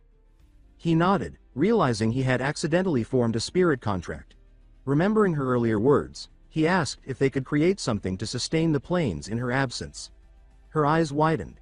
She said it was possible, though it would take time and much of her strength. The great tree behind her shimmered in agreement. He declared that was perfect. They would leave a substitute behind so she could come with him. She hesitated, saying that doing so would weaken her for a while, but he brushed it off cheerfully. A nature spirit as a companion, he thought, was more than a fair trade. Relief softened her features as she clasped her hands and called to him fondly as Master. He smiled and said that if that matter was settled, he had questions. Looking up at her, he asked when and how Ankle had died. Her glow dimmed as she admitted she didn't remember everything. She was only a fragment, reborn as a spirit. Still, she recalled one thing. 1,000 years ago, Ankle had been murdered. Shutra froze at the word, stunned. She continued that she didn't know the killer, only that it hadn't been another elder dragon. He whispered the word, murder, chilled by the thought that someone could slay a being worshipped as a god. Green Wind drifted closer, her voice softening as she said he should speak more casually. It was awkward for a master to sound so formal. Rubbing his neck, he agreed and changed the subject, asking if, as Ankle's successor, he could also absorb the powers of other elder dragons. She tapped her lips thoughtfully and said that, normally, it would be impossible, but in his case, it might be. He was already wielding the opposing powers of Watcher Ankle and Great Enkidu, proving his body could contain both. Therefore, she reasoned, he might also withstand the strength of other elder dragons. Amazed, he laughed to himself, calling it a typical protagonist advantage. Then, growing serious again, he asked one final question: what she knew about the strange power within him. She replied that her memories were incomplete, so her understanding was limited. Before he could ask more, her form blazed with sudden light. Shielding his eyes, he shouted in surprise. Her voice deepened, echoing with divine resonance, proclaiming that he was a knight of conquest, a being born with the destiny of a king. She declared that his power was that of dominion itself, the authority to conquer and rule all things under the heavens. And as the words echoed through the night, Shutra stood beneath her radiant glow, the truth of his terrifying potential finally beginning to sink in. Morning sunlight spilled across the temple columns as soft footsteps echoed against the stone. Shutra stirred with a faint groan, pushing himself upright and blinking blearily. He muttered that he remembered speaking with the Green Wind, though the memory felt distant and hazy. A soft emerald glow descended from above, and the spirit materialized before him, her voice calm as she asked if her master was finally awake. He breathed her name, recognizing her gentle presence. She explained that a trace of Ankle's consciousness had surfaced through her the previous night, likely overwhelming him and causing him to faint. As she spoke, faint visions rippled through the air, images of swirling leaves and an echoing voice proclaiming that a knight of conquest is born with the destiny of a king, meant to rule all creation. The words faded like wind through branches, ending with a vow of loyalty as she declared herself bound to him. Piecing the fragments together, Shutra realized this was the power of the king, the very essence of conquest. Startled, he wondered if Ankle had foreseen his awakening all along. The Green Wind bowed her head and said that since he was now her master for eternity, she must share something she had withheld the day before. A grid of glowing runes formed in the air, and she revealed that at the northernmost edge of the Engel Plains lay one of Ankle's lost relics. He repeated in awe that it was Ankle's relic. She continued, explaining that it was an artifact imbued with an elder dragon's power, an item known as the Shield of Life. The spirit recounted how, over a millennium ago, the Watcher Ankle bestowed the shield upon the bravest centaur warrior, one who led his people to countless victories and never suffered a single wound. Yet, despite his valor, the warrior met his end not in battle but in betrayal, stabbed in his sleep by a woman sent by those who coveted his power. Because only its chosen wielder could carry it, his followers buried the shield alongside him in the frozen north. As centuries passed, the relic became legend, renamed after its fallen owner, White Suri. At the mention, Shutra's eyes widened. He recognized the name immediately. It was the mythical artifact that only appeared in the Night Saga's lore, a shield no player had ever found. He thought with exhilaration that it truly existed, and that it was an elder dragon's relic. The Green Wind asked if he knew of it, and he nodded, quickly inquiring about the tomb's location.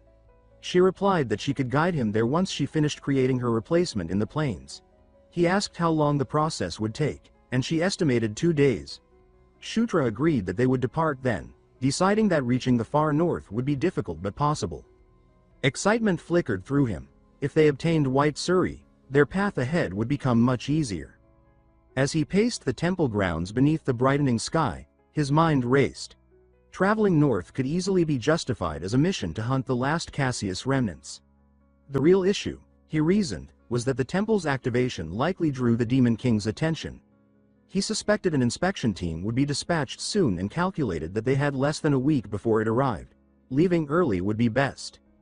His thoughts were interrupted when Savage Eyes rushed over, reporting that someone from the Demon King's castle had already arrived. Shutra froze, muttering in disbelief that it was too soon.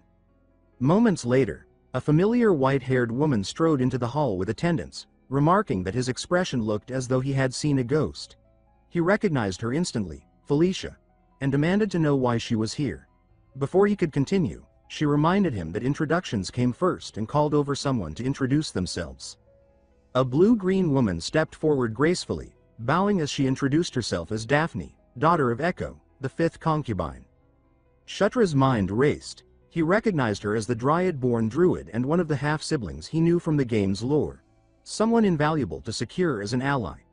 Felicia folded her arms and explained that Daphne was a skilled druid whose abilities would be useful, given the connection to the spirit of the plains.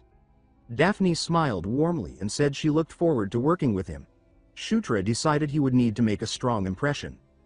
Turning to Felicia, he asked why she wasn't at the Giska Mountains studying the thunder-forging anvil as planned. She replied that she had intended to go, but he had completed his mission too quickly. She added that his rapid success had drawn attention. What was supposed to be a simple Cassius subjugation had taken him only 2 days instead of 2 weeks. Because of that, she said, his name was spreading, and under normal circumstances, someone else would have been sent to interrogate or observe him. When he asked if that was why she came, she admitted that was part of it, though she was also curious about the temple's magic and the strange behavior of Cassius. Shutra silently noted that beneath her sharp demeanor, Felicia had a thoughtful side. He thanked her for her concern. She clapped her hands lightly and asked what his next move would be. He said he planned to head north to check for the remaining Cassius and inwardly added to locate White Surrey. Savage Eyes, the centaur chieftain, stepped forward and declared that he would accompany him. Startled, Shutra hesitated, but the chieftain insisted that as leader, he couldn't let others go in his stead. Shutra rubbed his head, conceding that it made sense. Felicia then raised her hand and said she would go too, reasoning that studying living Cassius was better than studying corpses. Nodded in agreement, saying that more people meant more strength. Shutra sighed inwardly. Hunting Cassius had only been an excuse, and now it was turning into a full expedition. Watching the horizon, Carrick muttered that he had a bad feeling things were about to get complicated. Days later, the northern mountains stretched beneath a wide, cloudless sky. A monstrous wolf's roar shattered the silence as the party formed ranks. Carrick grinned, saying his instincts had been right all along. Shadows surged from the rocks, fangs flashing, as the group braced for battle. Cloak snapping in the wind, Shutra stepped forward, eyes sharp and ready, as the howling pack closed in from every side. Immediately, the elf and centaur warriors move into formation, ready to meet the beasts head-on. One of the wolves suddenly charges straight at the prince, who braces himself for the impact. Yet the young man slips aside with ease, wondering how these creatures appeared so suddenly. He thinks that they wiped out every monster the last time, so their return makes no sense. Things worsen when winged, stone-skinned creatures that resemble gargoyles swoop in from above. Shutra recognizes them as geists and understands that this group will be a serious problem. With a green glow rising in his eyes, he says that the enemies are not the only ones who can fly. He activates his wind blessing, his body growing light until he lifts off the ground, moving faster and higher. Greenwind, still in her tiny fairy form, watches in shock and asks how he can use her magic. He ignores her question and shoots forward in a burst of speed toward the geists. One of the creatures stares at him, stunned, as if unable to understand how that kid is flying straight at him. The young man channels his explosive fist and slams his punch into the monster's face. The blow hits with such force that the geist is hurled away violently. Hovering in the air, he glares at the rest of the monsters and tells them to stop being annoying and vanish already. Down below, The little fairy Greenwind watches the scene unfold and wonders what the purpose of her existence even is. On the ground, Daphne is caught alone in the chaos. She looks up with pure panic on her face as a flying monster dives toward her. She screams, trapped with nowhere to run. Carrick reaches her in time, shoving the creature away with brute strength and yelling at Daphne that she must focus and fight back. Felicia, meanwhile, unleashes her own magic and says that everything is going exactly how she planned. With a hard leap, she casts her spell and crushes several monsters under massive falling stones. When the dust clears, the battlefield is littered with defeated beasts. Felicia steps closer and draws attention to a faint purple aura around the monsters that Shutra had not noticed before. He asks what it is, and she explains that the aura is likely a type of curse magic. It strengthens the creatures, but at the cost of their life force, leaving their emotions dull and empty. The elf concludes that someone must be controlling the monsters from afar with this spell. Shutra feels lost because they already defeated the last manipulator, and he wonders who the new one could be. Carrick then calls his attention to Daphne, pointing out that she has been tense through the entire fight. He suggests that this might have been the girl's first real battle. The young man agrees, realizing that this version of Daphne is far less experienced than the one he knew. The Dryad says she can sense the spirit's fear and that the sinister energy keeps growing stronger the farther north they travel. Greenwind confirms it, saying she also feels a dark force coming from that direction. Savage Eyes proposes that they reach the northernmost point and learn more. Shutra admits he only wanted to grab the White Eagle and that things have grown unnecessarily complicated. Still, he agrees and decides they should head to the observation tower on the northern border. A tall stone tower rises under a starry sky as the group gathers on its upper platform, staring at the distant horizon. From there, they spot a massive cluster of purple energy, with hundreds of enemies gathered around it. Felicia explains that only a high-level undead like a lich could command such a force.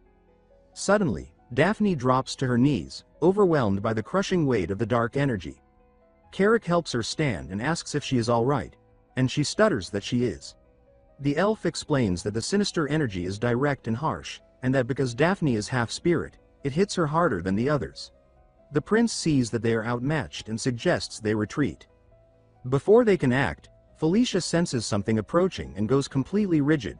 She warns everyone that someone is coming straight toward them, leaving Shutra confused by her alarm. He checks his holographic map, wondering who would be approaching in a moment like this.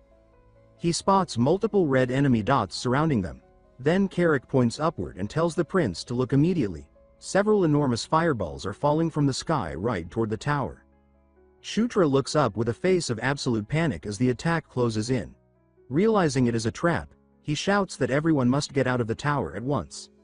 The meteors crash into the structure, triggering a devastating explosion that wipes out the tower in seconds. The stone frame buckles and collapses in fire and smoke while enemies watch from a distance. The tower crumbles completely under the impact of the flaming meteors. Carrick cries out as debris slams into him, though he still shields his teammates with his own body.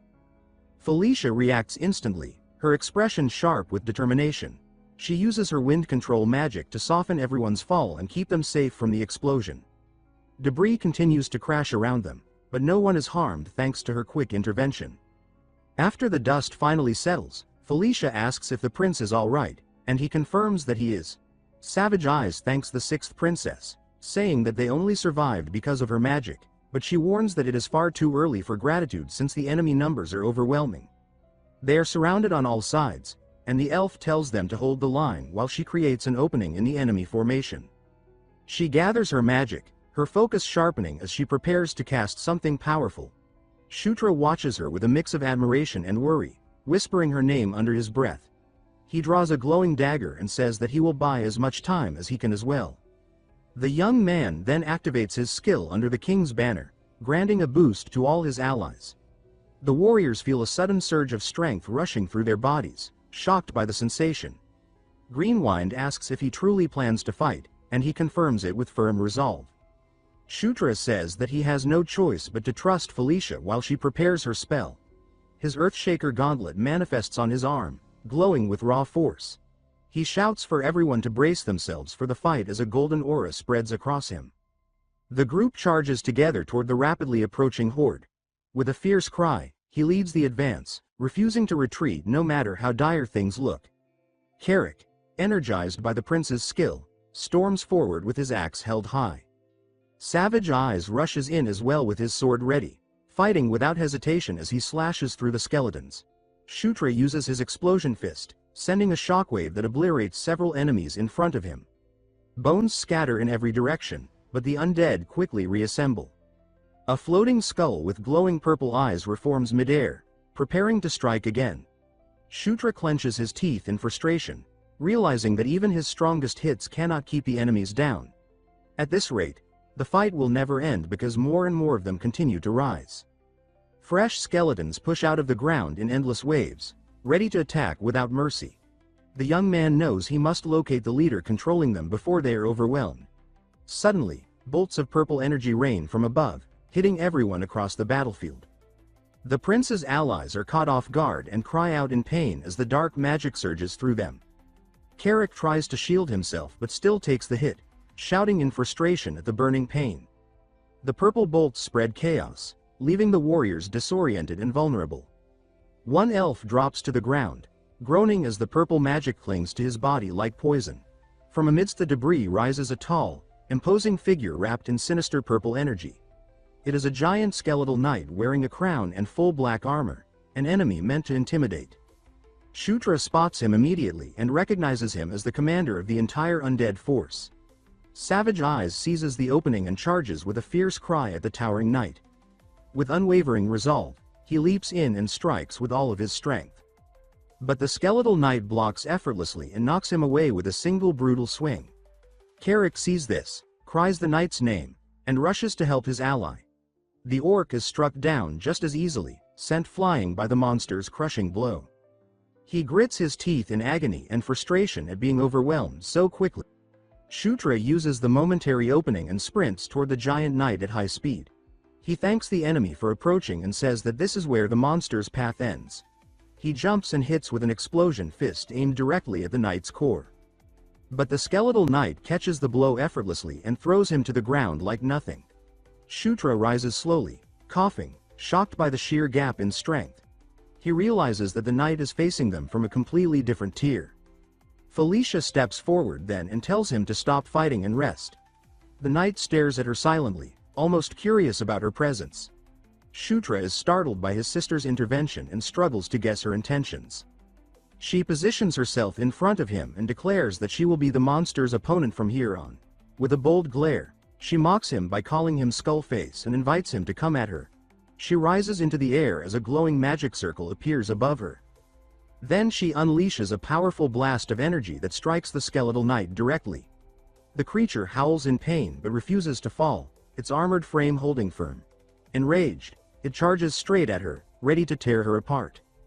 Felicia stays calm, directing the wind to launch another crushing blast. The knight rushes forward, its purple aura burning fiercely as it prepares to overwhelm her.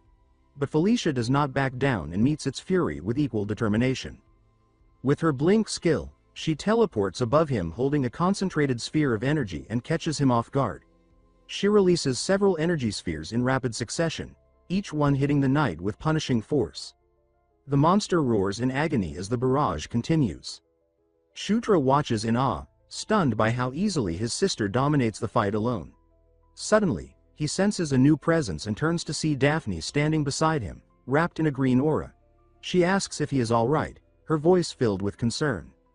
She then activates her Dryad's blessing, sending healing and strength flooding into every ally. Savage Eyes feels his wounds closing and his arms growing steadier with renewed power. Carrick is also enveloped in green light, invigorated and stronger than before. Shutra grins, excited to see Daphne finally using her unique owl blessing. A notification flashes, informing him that he has gained boost level 1. Confused, he finds himself wrapped in blue light as small energy orbs circle his body. Another notification appears, saying he has obtained Spirit Blossom level 1. The new skill fills him with spirit power, enhancing all of his stats. He realizes that both the spirits of life and wind are flowing through him at once. Shutra then charges and strikes the skeleton knight with a series of golden energy blows. Felicia gasps for breath, clearly exhausted, but she keeps attacking with all the force she has left. She uses her blink again, preparing another strike. Felicia forms purple energy blades and sends them slicing toward the knight. She calls him a stubborn brute and tells him to just vanish already. She pushes forward with a fierce attack, but the monster manages to defend with his sword. She is stunned to see her assault fail to bring him down. Suddenly, Carrick, powered by the green aura, bellows the knight's name. The orc charges and smashes his axe down with a blow so strong that the knight struggles to hold it back. The skeleton knight is caught off guard by the force but manages to stay upright. Shutra praises his sister's effort as he floats beside her, ready to continue the fight. Felicia turns in shock when she notices her brother floating beside her, ready to deliver the final strike. He tells her to let him handle the finishing blow as his gauntlet burns with intense light. With a fierce shout, he unleashes his explosion fist, landing a crushing hit on the enemy. The skeleton knight takes the impact head-on and begins to crumble under the sheer force of the blow. Carrick cheers loudly, saying that victory is theirs, but the prince laughs and corrects him with a confident grin. Fired up, the orc announces that he will finish the job and charges with his axe raised. Before he reaches the knight, the creature's body detonates in a violent burst of purple energy, sending energy strikes at everyone present. Shutra screams his friend's name, fear tightening around his chest. He tries to understand what just happened. Wide-eyed and stunned, he struggles to process the sudden blast. All around him, his allies are struck down by the explosion, lost in the swirling chaos of purple light.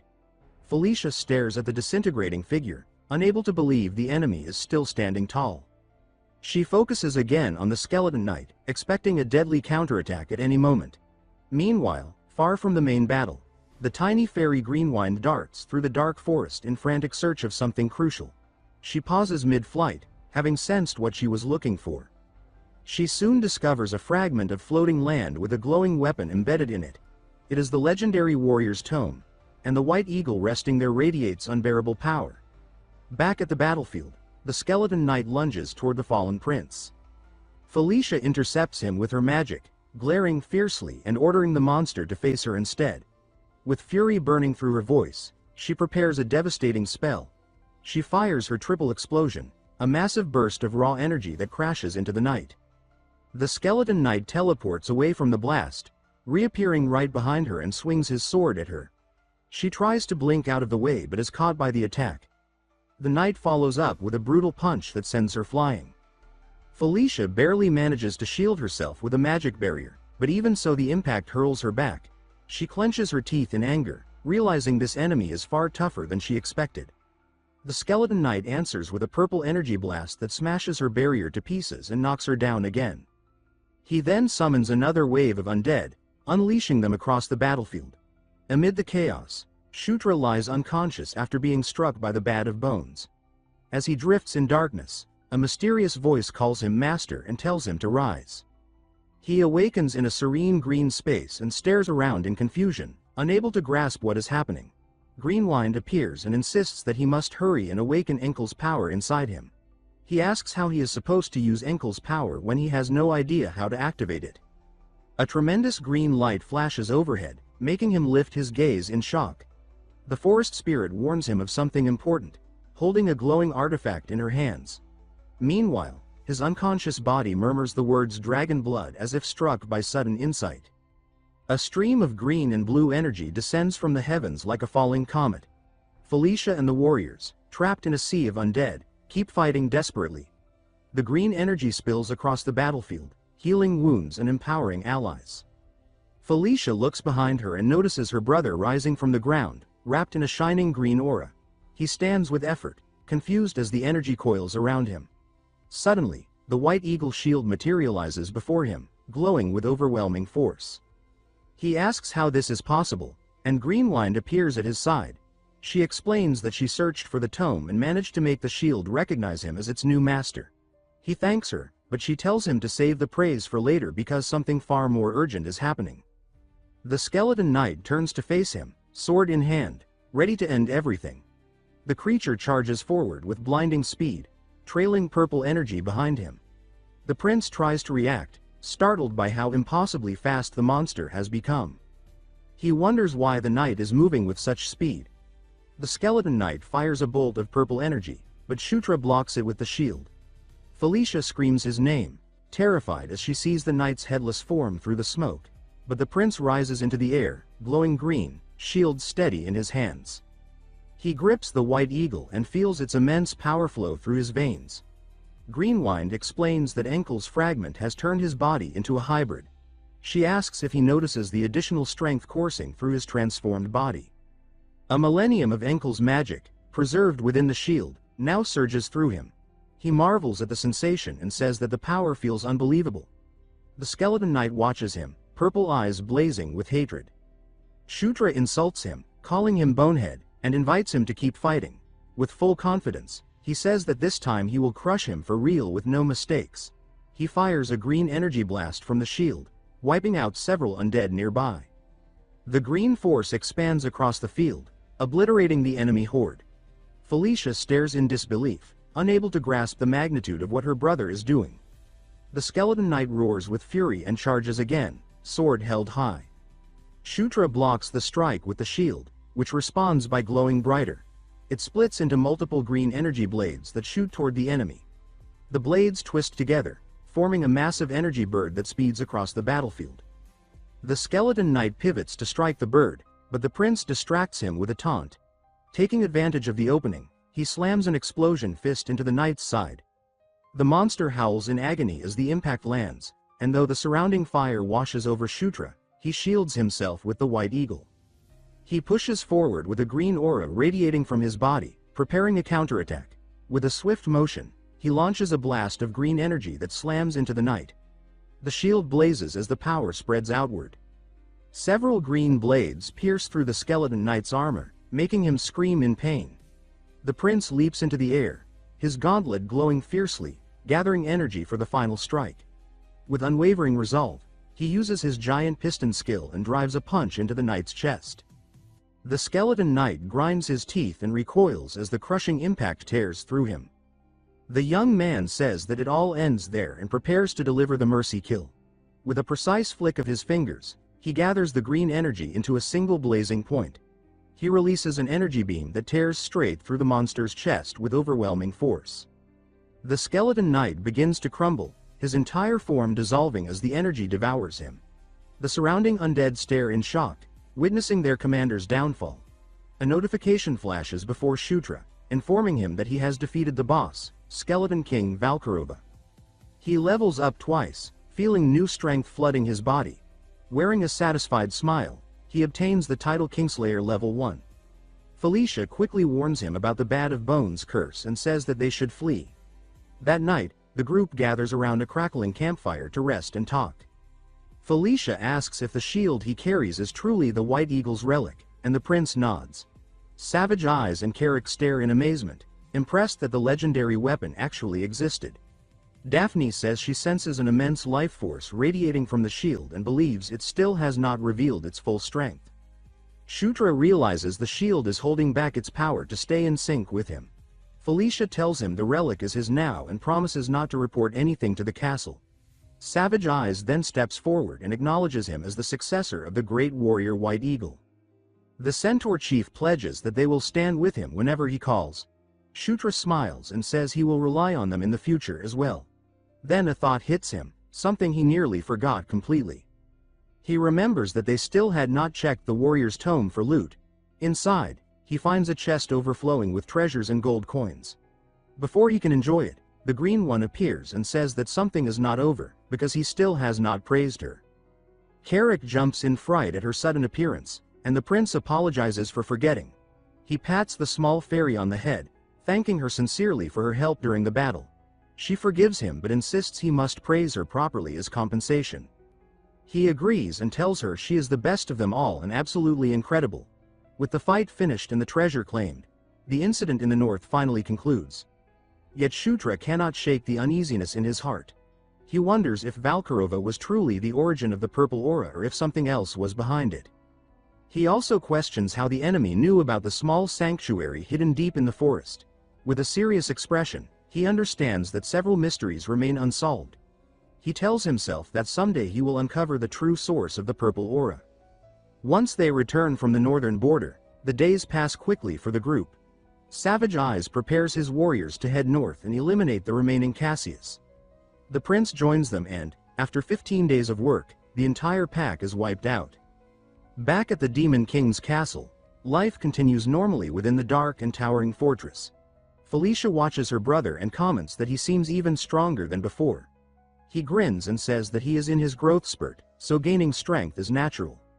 He then asks how the sanctuary investigation turned out, and she replies that the results were average.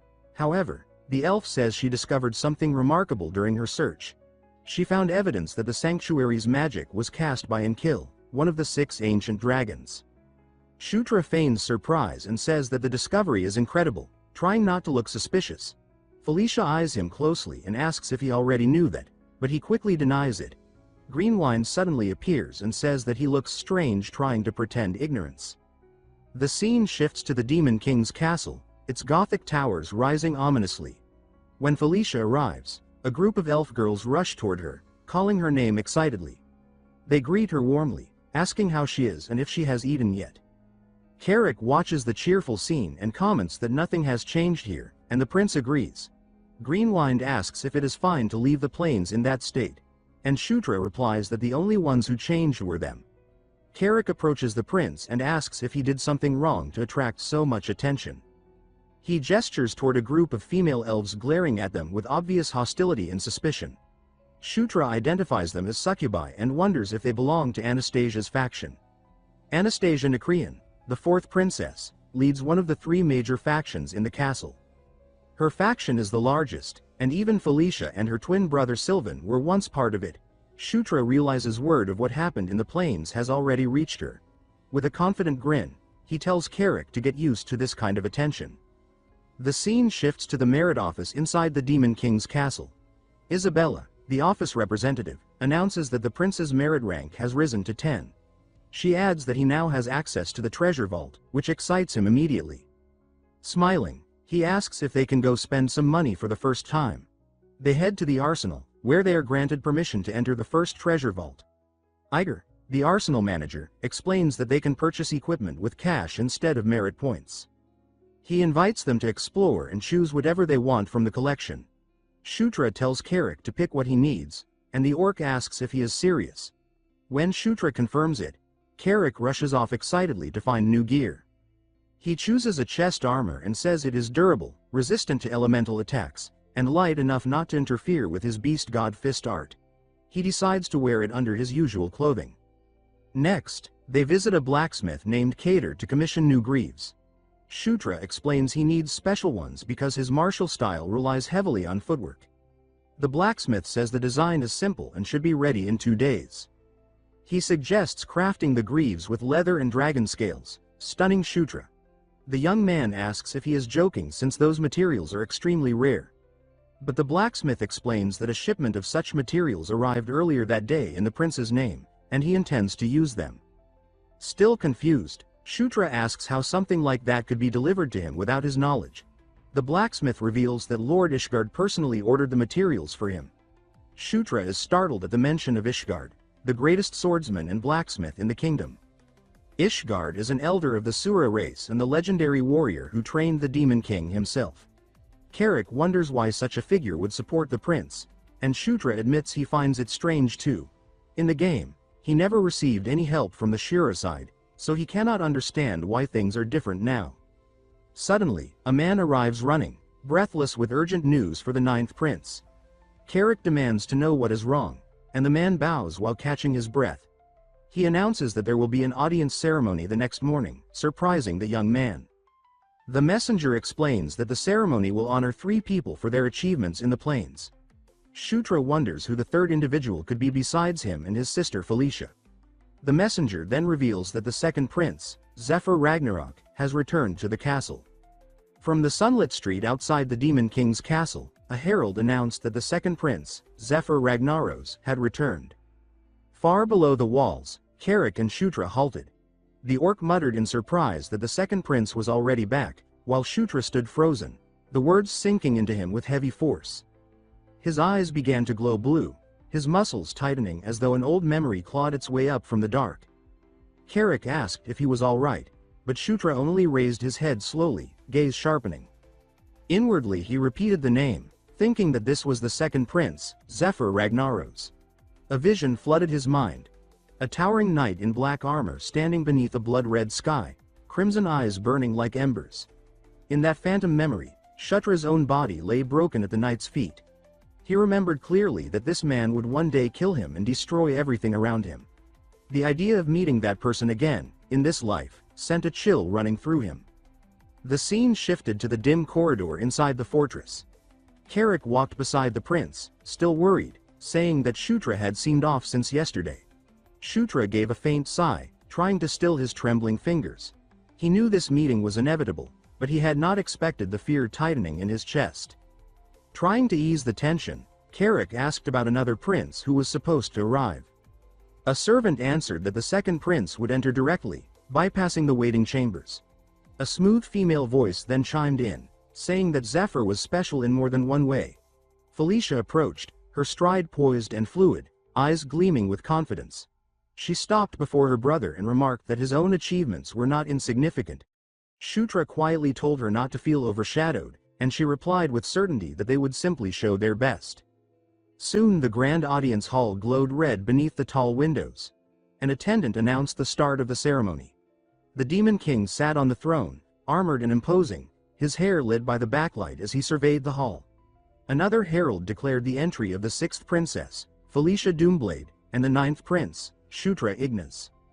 They walked down the crimson carpet. Shutra's steps were controlled yet tense, his cloak brushing the floor. He told himself that if he was already this nervous, he could not imagine what would happen next.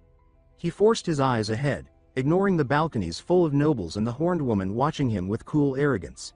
He reminded himself to endure, since this moment was a wall he was destined to face. Then the herald announced the next entrant. Silence fell. The second prince, Zephyr Ragnaros, stepped through the radiant doorway. His pale hair and crimson eye caught the light as he walked with slow, steady confidence. Shutra's heart hammered as Zephyr crossed the threshold. He thought that at last, the moment had come. This was the protagonist of Night Saga's Demon Realm arc, the second prince Zephyr Ragnaros. When Zephyr reached the center of the hall, another official raised a scroll and began listing the achievements of the royal children. Time blurred as the three knelt on the carpet. Shutra thought that Zephyr's feats alone justified the entire ceremony. Soon the northern border incident involving Felicia and himself was announced, drawing murmurs from the hall. But the true focus was not the achievements. The Demon King leaned forward, eyes narrowing, and called Shutra by name. His deep voice echoed as he announced that he would personally assign Shutra his mission. Felicia stiffened, another demon noble glanced sharply, and Zephyr bowed his head in silence. Shutra felt every gaze lock onto him, realizing this situation had never occurred before. He stepped forward, stammering as he asked for pardon, stunned that the Demon King had assigned a mission in the middle of the ceremony. Later, before a glowing rune-covered map, he listened to the details. The official pointed to a marked region and stated that Shutra's mission was to explore the Thunderdome fortress of the Dwarven Kingdom. A light box displayed excavation routes where miners had discovered a path leading to the fortress. Shutra was told to secure the passage and investigate the interior. The official added that the mission had originally gone to the 27th Exploration Unit under General Kashubal, but the general had died during the investigation, the cause being toxic gas.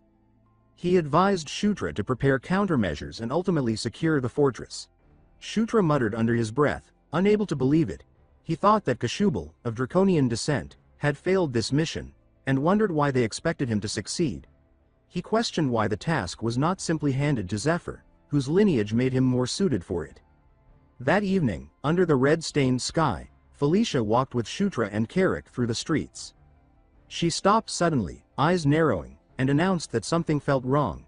She pointed at Shutra and demanded to know if he had somehow angered their father.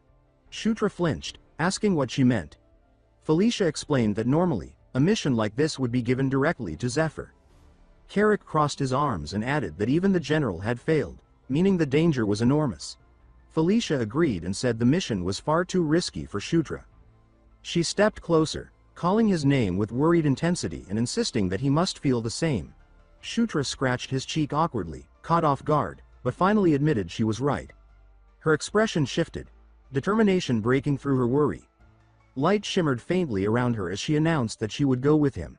She reached toward him, saying that they would face the Thunderdome fortress together, side by side. Felicia pretends to be irritated, though Carrick teases her for inviting herself along without hesitation. Shutra sees through the act and responds with a warm smile, clearly grateful for her loyalty, and he gladly accepts her decision to join them. At the same time, a blue-haired siren steps forward with an intense smile, seeking Prince Shutra's permission to join the group as well. Felicia immediately recognizes him and states that his name is Khodorov. With mild surprise, Shutra responds courteously but firmly, explaining that the team is already complete. Khodorov bows in understanding, excuses himself, and walks away without protest. Felicia questions Shutra's choice afterward, pointing out that the male siren is exceptionally capable. Shutra admits to himself that she is right, acknowledging that he is an extremely powerful magic user. As Khodorov departs, however, he discreetly activates a teleportation spell and vanishes from sight. Shutra understands the truth though, knowing Doriv is a fanatically loyal spy serving Princess Anastasia. In another location, Khodorov kneels within a darkened chamber and reports back to his master. Shutra smirks elsewhere, realizing that Anastasia must be deeply concerned if she is willing to deploy her finest spy. He silently challenges his sister, daring her to keep watching him from the shadows.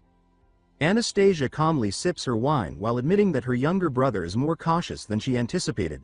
Later, within Shutra's quarters, Felicia asks what information he has about the fortress they are heading toward. He explains that it once belonged to dwarves, a people renowned for waging brutal wars against dragons. Felicia clarifies that this dwarven high kingdom fought dragons to protect their vast treasures. Carrick is left stunned by the thought, while Felicia continues by describing the various types of dragons that once threatened the realm. Carrick innocently asks whether she could defeat a dragon herself, which immediately flusters her. Carrick bluntly states that she could not, prompting Felicia to angrily remind him that dragons are overwhelmingly powerful creatures.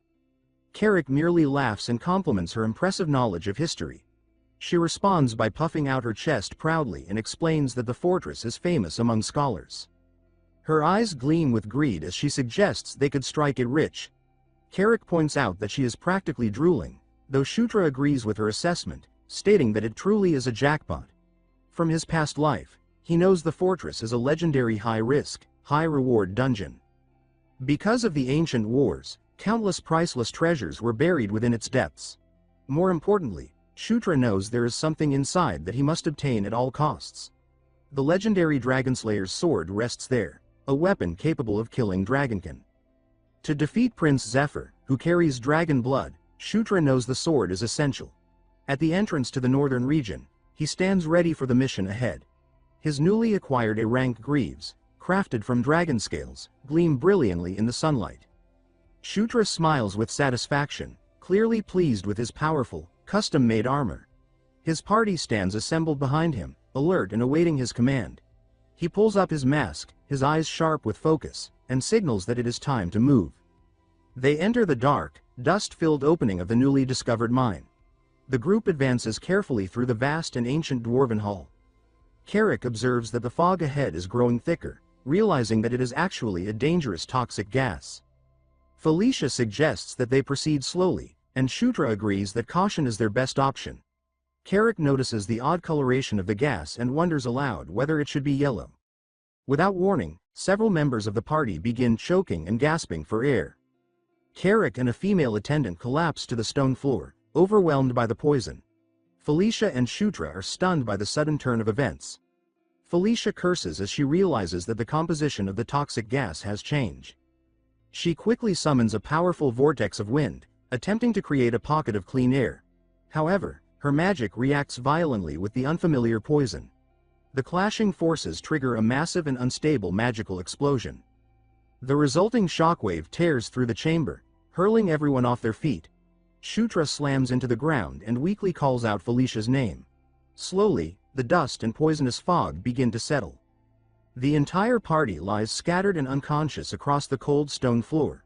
From the lingering mist, three massive, shadowy figures emerge. One of the monstrous beings steps forward with slow, deliberate weight. The creature towers over the helpless group, its silhouette dark and terrifying. It releases a deep, guttural roar that echoes throughout the hall. At that moment, Shutra's eyes snap open. He immediately recognizes these creatures as the same ones that killed the general. The white Suri shield suddenly materializes and launches itself toward the monsters. In a burst of light, the shield slices one of them cleanly in half. The shield continues its assault, effortlessly cutting through the remaining creatures. Green Wind comments on how convincing Shutra's acting was, but he sharply tells her to remain silent. The shield then releases a wave of purifying light, causing the monsters to scream in agony.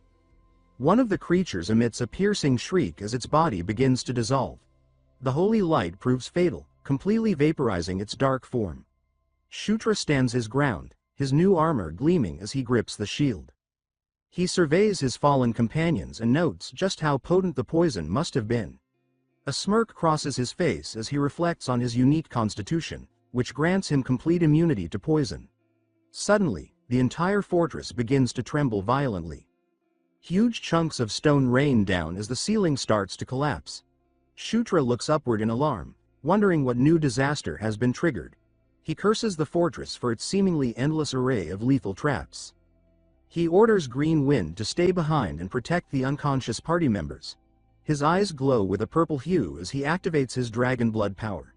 Surrounded by a powerful aura, he gently lifts Felicia and the others into his arms. With incredible speed, he leaps through the collapsing cavern, narrowly avoiding falling debris. He desperately searches for a way out and spots a massive structure ahead. He lands safely before an enormous sealed gate. It is the fortress's true entrance. The white Suri's wings spread wide, forming a barrier that shields the party from the falling rubble. Green Wind calls out urgently, warning her master that the situation is rapidly getting worse. Shutra discovers Carrick pinned beneath an enormous pile of shattered stone and rubble. He looks down at his unconscious friend and silently promises that he will return for him. Without hesitation, he begins carrying the other fallen party members away one by one, placing them somewhere safer. He lands with a heavy thud, his new dragon-scale greaves absorbing most of the impact. After taking a short breath, he realizes that he has managed to save nearly all of his unconscious allies. As he turns back to retrieve Carrick, his body suddenly stiffens and his eyes widen in shock. The wall of debris trapping Carrick violently explodes outward. Fear grips him instantly, and he cries out his friend's name in pure panic. The white Suri moves to block his path and urges him to calm himself, but his thoughts spiral out of control. The spirit reminds him of the powerful summoning spell he had used earlier. He clenches his teeth as a spark of hope flares in his chest, the memory returning clearly. With renewed resolve, he shouts the command to summon his knight. A green portal tears open in midair, and Carrick's head emerges from the glowing space. Moments later, his entire body tumbles through the portal and crashes safely onto the ground. Carrick remains unconscious, but alive. Behind them, the passage collapses completely, sealing them inside the ancient fortress. Carrick breathes heavily, though it is clear that he has not suffered any severe injuries. Shutra sits beside him, overwhelmed with relief. As his heartbeat steadies, Shutra wonders about the strange shadow creatures they encountered, knowing they were not supposed to exist according to the game. At that moment, Felicia begins to stir, coughing weakly as the poison fades from her system. Shutra realizes he has no time to lose and must detoxify the others immediately. Before he can move, a massive shadowy foot slams down in front of him, blocking his path. He looks up and finds himself completely surrounded by a horde of monstrous figures. He curses his misfortune as even more creatures crawl out from the darkness. Another wave of the monsters roars in unison, preparing to attack. Shutra channels a surge of power into his gauntlet, his expression hardening with fierce determination. He throws a devastating punch, completely annihilating the first creature. He raises his shield and complains inwardly that this situation is a massive nuisance. The remaining monsters roar in fury, unfazed by the loss of one of their own. Shutra's eyes burn with anger. He declares that they are wasting his time. The horde answers with a shrill collective scream and charges toward him. His gauntlet shines with brilliant golden light as he braces for their assault. He slams his fist into the ground, releasing a powerful shockwave that ripples through the cavern. As the monsters stagger and lose their footing, he follows through with a sweeping strike. His shield releases a crescent of green energy, cutting down dozens of creatures at once. Standing unmoved amid the destruction, he becomes the center of a storm of holy power. With one final, furious surge, He unleashes a last explosive wave of energy. When the golden light fades, the cavern falls completely silent. Felicia's eyes slowly open, her vision unfocused and hazy. Shutra kneels beside her, asking if she is all right as she weakly calls out his name. She looks around at the destroyed monsters in confusion while he begins healing her injuries. He offers her a gentle, reassuring smile and downplays the situation, insisting that nothing serious occurred. After fully reviving the rest of the party, they prepare to begin a full assault on the fortress. They are forced to choose between a longer but safer route or a much shorter path riddled with traps. Felicia asks which route he intends to take, the safe one or the risky shortcut. Before he can respond, a piercing alarm echoes through the ancient halls. Shutra's expression instantly turns grim. Caution is no longer an option. An attendant explains that the alarm signals an attack on the fortress's main facility. Shutra quickly realizes that another group has already entered the dungeon and is progressing ahead of them. Without hesitation, he orders a visibly stunned Carrick to take the dangerous shortcut. He gives his guard a confident look, assuring him that he will survive. A stone dragonhead embedded in the wall suddenly activates, its eyes glowing with blazing energy. The dragonhead releases a torrent of fire, which Carrick manages to block. Moments later, the floor collapses beneath him, revealing a deep pit lined with deadly spikes. A storm of sharp projectiles fires outward but clatters harmlessly against Carrick's shield. The corridor becomes a brutal gauntlet filled with swinging maces and relentless traps. When Carrick finally emerges, he is drenched in cold sweat and gasping for breath. Shutra cheerfully congratulates him, while the terrified orc insists that he nearly lost his life. Thanks to Carrick's efforts, the party now stands before the massive doors of the control room. An attendant observes that the gargoyles meant to guard the entrance are nowhere to be seen. Felicia agrees that the situation is suspicious, but insists that they must proceed to uncover the truth. They step carefully into the enormous control room, which is filled with dust and unnatural silence. Shutra's attention is drawn to a lone figure slumped against the far wall. It is the skeletal remains of the last dwarven city lord, still clad in armor. The attendant points out another unusual object nearby, a large, perfectly smooth sphere. The dark sphere rests quietly in the corner, absorbing light rather than reflecting it. Felicia wonders aloud whether it is a dwarven device that requires activation. Shutra calls to her after discovering a golden key on the skeleton. He lifts the ornate key, its surface gleaming faintly, and inserts it into the sphere. Instantly, blue electricity surges across its surface. The sphere hums to life, glowing with soft blue light. Dozens of holographic screens burst into existence, filling the room with shifting images. The party watches in stunned silence, awed by the sophistication of dwarven technology. Suddenly, Carrick cries out in alarm, sensing something wrong. A distant noise draws his attention as Daphne points toward one of the screens. The image shows a violent battle raging elsewhere within the fortress. They see shadow monsters clashing with a massive army of stone gargoyles. Shutra's expression darkens as he realizes these forces are the true invaders of the fortress. As he scans the projection, a colossal figure in the background catches his eye. His breath catches as realization strikes. The hologram zooms in on the corpse of a massive monster pierced by a glowing golden spear. Shutra struggles to breathe as he whispers that they have finally found their true prize. The weapon is revealed to be Ascalon, the legendary Dragonslayer's spear, a relic of terrifying power. The screens begin displaying the fortress's past, recounting the story of the wicked dragon Partisan. Partisan and his monstrous legion laid siege to the fortress without mercy. After breaching its defenses, the dragon unleashed his full strength, confident in his invincibility. That arrogance proved fatal when he exposed himself at a critical moment. The greatest warrior of the fortress seized the opportunity and drove Ascalon straight into the dragon's chest. With their leader slain, the dragon's army descended into madness. Unable to contain the chaos, the dwarves were forced to abandon their home. The fortress became a vast tomb, sealing away both the fallen dragon and countless dwarves. Carrick confirms that the corpse belongs to Partisan and that the weapon is indeed Ascalon. The holographic screens continue to show the ongoing war between the gargoyles and the shadow monsters.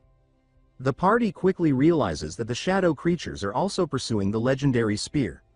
Felicia scoffs at the idea and declares that she will never allow them to steal such a prize. Shutra asks whether it is possible to command the gargoyles, but Felicia states that controlling them is completely impossible. At that moment, a massive dwarven golem awakens, its enormous hammer crackling with violent arcs of lightning. The construct brings its weapon down with devastating force, instantly obliterating a cluster of shadow creatures. Felicia explains that the city lord must have transferred his authority to the golem before his death.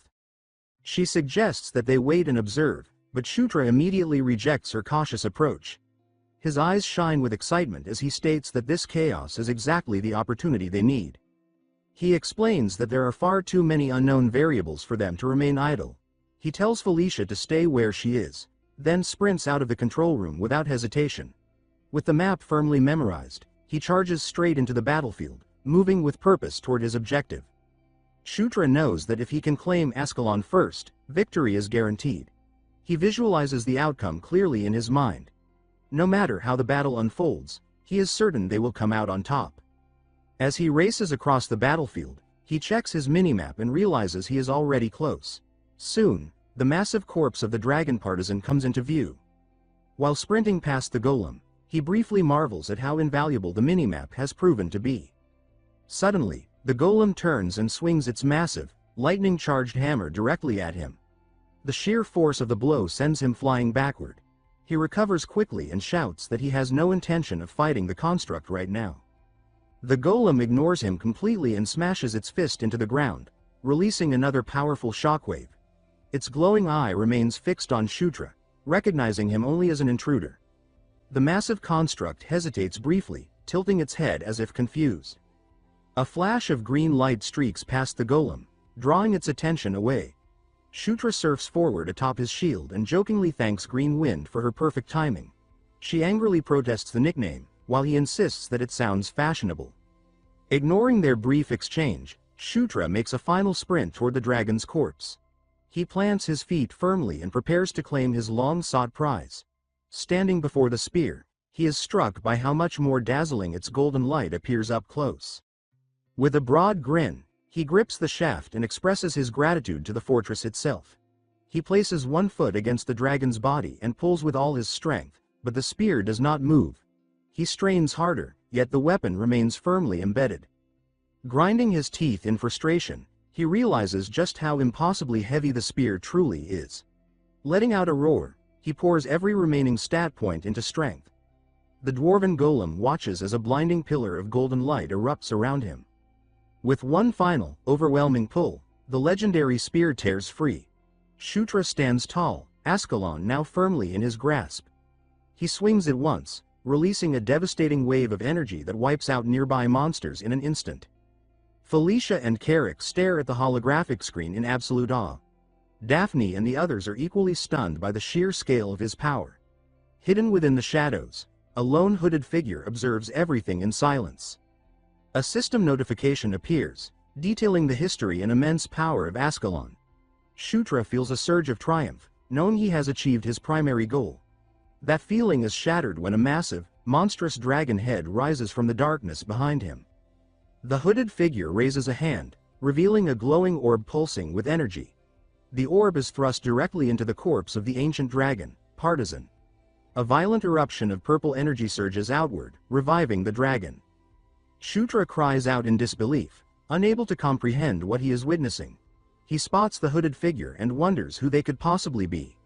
The figure remains calm amid the chaos, the dark orb throbbing with power. Shutra braces himself as the ground beneath him glows with the same eerie purple light. The undead dragon launches into the air with a terrifying, unholy roar. It unleashes a massive beam of dark energy straight toward him. He immediately recognizes the attack, breaking into a cold sweat. It is the same sinister purple death energy he encountered on the Engel Plains. The beam tears through the ancient dwarven cavern with catastrophic force. The remaining shadow creatures are instantly erased by the overwhelming power. The white Suri materializes at once, its holy light forming a protective barrier. Shutra is hurled backward as his thoughts race to understand this new and terrifying threat. Looking up, he sees the massive dwarven golem advancing toward the dragon. He watches in stunned disbelief as the construct prepares to confront the reanimated beast. The golem slams its lightning-charged hammer into the dragon's side. The two colossal beings clash, locked in a violent and destructive battle. Shutra can hardly believe what he is seeing, unable to understand why the fortress's guardians are fighting each other. His party soon arrives, rushing to his side amid the chaos. He explains that someone used dark sorcery to revive the ancient dragon. Felicia reacts with horror, while Shutra admits that he does not know who is responsible or why. He is certain, however, that the purple death energy is the key to the mystery. He states that the unstable dragon must be destroyed quickly, though the method remains uncertain. Shutra explains that as an undead creature, the dragon must possess a magical core. He believes that destroying the glowing purple core is the only way to stop it, and he prepares to test this theory in the midst of battle. A bead of sweat slides down his face as he curses the situation. He shouts a warning for his allies to evade as the dragon unleashes another massive torrent of purple energy. The blast shakes the entire fortress. The destructive force rips through the cavern, flattening everything in its path. When the dust settles, the dragon stands amid the devastation, its dark aura noticeably more stable. It has absorbed energy from the fortress itself, becoming even stronger. Carrick questions Shutra's earlier judgment, and Shutra can only offer an apology. He realizes the dragon will continue growing stronger, and a sense of despair begins to creep in. Suddenly, glowing golden runes spiral around the spear in his hands. Ascalon begins to change, its blade retracting as it reshapes itself into a massive candle-like form. Felicia and Carrick stare in stunned silence, awed by the weapon's transformation. Shutra asks Felicia to create a brief diversion for him. He tells her with complete confidence that he believes he can end the battle. The undead dragon turns its gaze toward him, sensing the shift in threat. Felicia steps forward and conjures a powerful fire spell. Her spell detonates in a massive explosion that temporarily blinds the dragon. The undead beast roars in fury, disoriented and unable to locate its target. Shutra feels the will of the ancient spear guiding his movements. He knows that one precise strike is all he needs. Before he can act, the dragon recovers and unleashes a shockwave that knocks him off balance. Felicia and Carrick cry out as they rush toward him. Shutra coughs and curses his own impatience, realizing he may have acted too quickly. As the dragon looms over him, an unexpected ally intervenes. The massive dwarven golem crashes into the dragon, saving Shutra from certain death. He looks up from the ground in shock, his vision blurred, yet clearly able to see the two towering guardians locked in combat. He does not understand why the golem is helping him, but he knows one thing with absolute certainty. This is his second chance. The dwarf golem tightened its grip on its hammer and shoved the dragon back with raw force. It followed immediately with another heavy swing, releasing a lightning-infused strike that tore through the air toward the dragon. Partisan roared in fury as it was pushed back. The dragon retaliated by unleashing its dragon's breath, flooding the battlefield with destructive power. Even so, the dwarf golem continued hammering it relentlessly, refusing to yield. Nearby, Greenwind asked Shutra if he was all right, his concern clear in his voice. Felicia rushed to Shutra's side as well. She healed his wounds while scolding him sharply, saying that he had been reckless. Shutra told her that he believed he could end the fight quickly, but admitted that he had only managed to get himself injured instead. He openly acknowledged that he had no excuse for his mistake. Felicia suggested that they retreat, explaining that the dragon was far beyond what they could reasonably handle. Despite his injuries, Shutra insisted that they could still win. She shouted at him to stop being stubborn, especially given his current condition. Shutra admitted that he had rushed things earlier. He explained that the more urgent the situation became, the less they could afford to turn back. He asked for her help once again. He promised that he would not make another mistake. Felicia was about to respond, but before she could say anything, Shutra had already returned to the battlefield. He leapt onto his shield, riding it like a surfboard as he plunged straight into the center of the fight. He planned to circle around the dragon so it would not notice him at first. Greenwind followed his instructions without hesitation. At the same time, Partisan smashed the dwarf golem's arm apart and began preparing another blast of dragon's breath. The dwarf golem took the attack head-on, and its entire body was obliterated in an instant. Almost immediately after, the dragon was struck again. Felicia summoned her flames and detonated them, causing a massive explosion. Even while engulfed in fire, the dragon noticed something streak past it. Shutra flew around it from different angles, repeatedly striking as he built momentum. He continued circling, carefully increasing his speed. Partisan grew increasingly irritated and began charging another dragon's breath. Greenwind judged that this was the perfect opportunity. The dragon's attention was drawn elsewhere. Shutra attacked from a different direction, activating dragon blood. While the dragon focused on the shield above it, Shutra charged upward from below. He reminded himself that he did not need to rush. He knew he had only one chance, and he needed to be precise. The dragon began to sense his presence. Shutra copied a technique he had once seen Tiny Spark use long ago. In that single opening they created, an overwhelming burst of power erupted from below, tearing straight through the dragon's body. The beast roared in agony as the violent force shattered it from within. This devastating attack was known as Gigantic Piston. Felicia stood frozen in awe. When she realized that Shutra had actually succeeded, Partisan collapsed. The system notified Shutra that he had defeated the zombie dragon Partisan, and his level increased as a result. He felt genuine joy at having wielded the Dragonslayer spear, Ascalon's power. He also received the title of Dragonslayer. At that moment, a mysterious man spoke to him, saying that he could not believe Shutra had truly taken the dragon down. The voice startled him. The mysterious man wondered aloud if he had miscalculated, noting that it was not the second prince who had arrived. Shutra realized that this was the one who had revived Partisan earlier. The man stated that it no longer mattered. He raised his spear, now covered in blue flames, and unleashed that fire toward Shutra, intending to wipe out whatever remained. Shutra was completely caught off guard. The blue flames surged like a raging tide, crashing into the fortress and ripping its walls apart. Stone and steel vanished into the inferno as the structure collapsed under the sheer force of the attack. Even so, Shutra stood calmly amid the ruins. Surrounded by dust and debris, he could only open his left eye to see what had happened. When the smoke finally cleared, his vision returned, but confusion remained. The attack had vanished without explanation. It was then revealed that the mysterious man had been cut cleanly in half. To Shutra's shock, the man fell to the ground. Shutra stood there, unable to understand what he was seeing. Suddenly, another voice appeared, saying that he had arrived just in time. Shutra's eyes widened when he saw who it was. He immediately recognized the figure as the Sword Lord. The man smiled and greeted him, addressing him as the Ninth Prince, the final bulwark protecting the sanctuary of Asura, and the master of the Demon King Mitra. Sword Lord Ishigard was a being in Night Saga comparable to an elder dragon.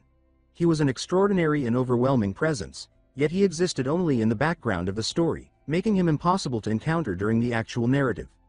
Even when Zephyr Ragnaros became the Demon King, Ishigard never stepped into the spotlight. When Loch invaded the demon realm, Ishigard still did not reveal himself.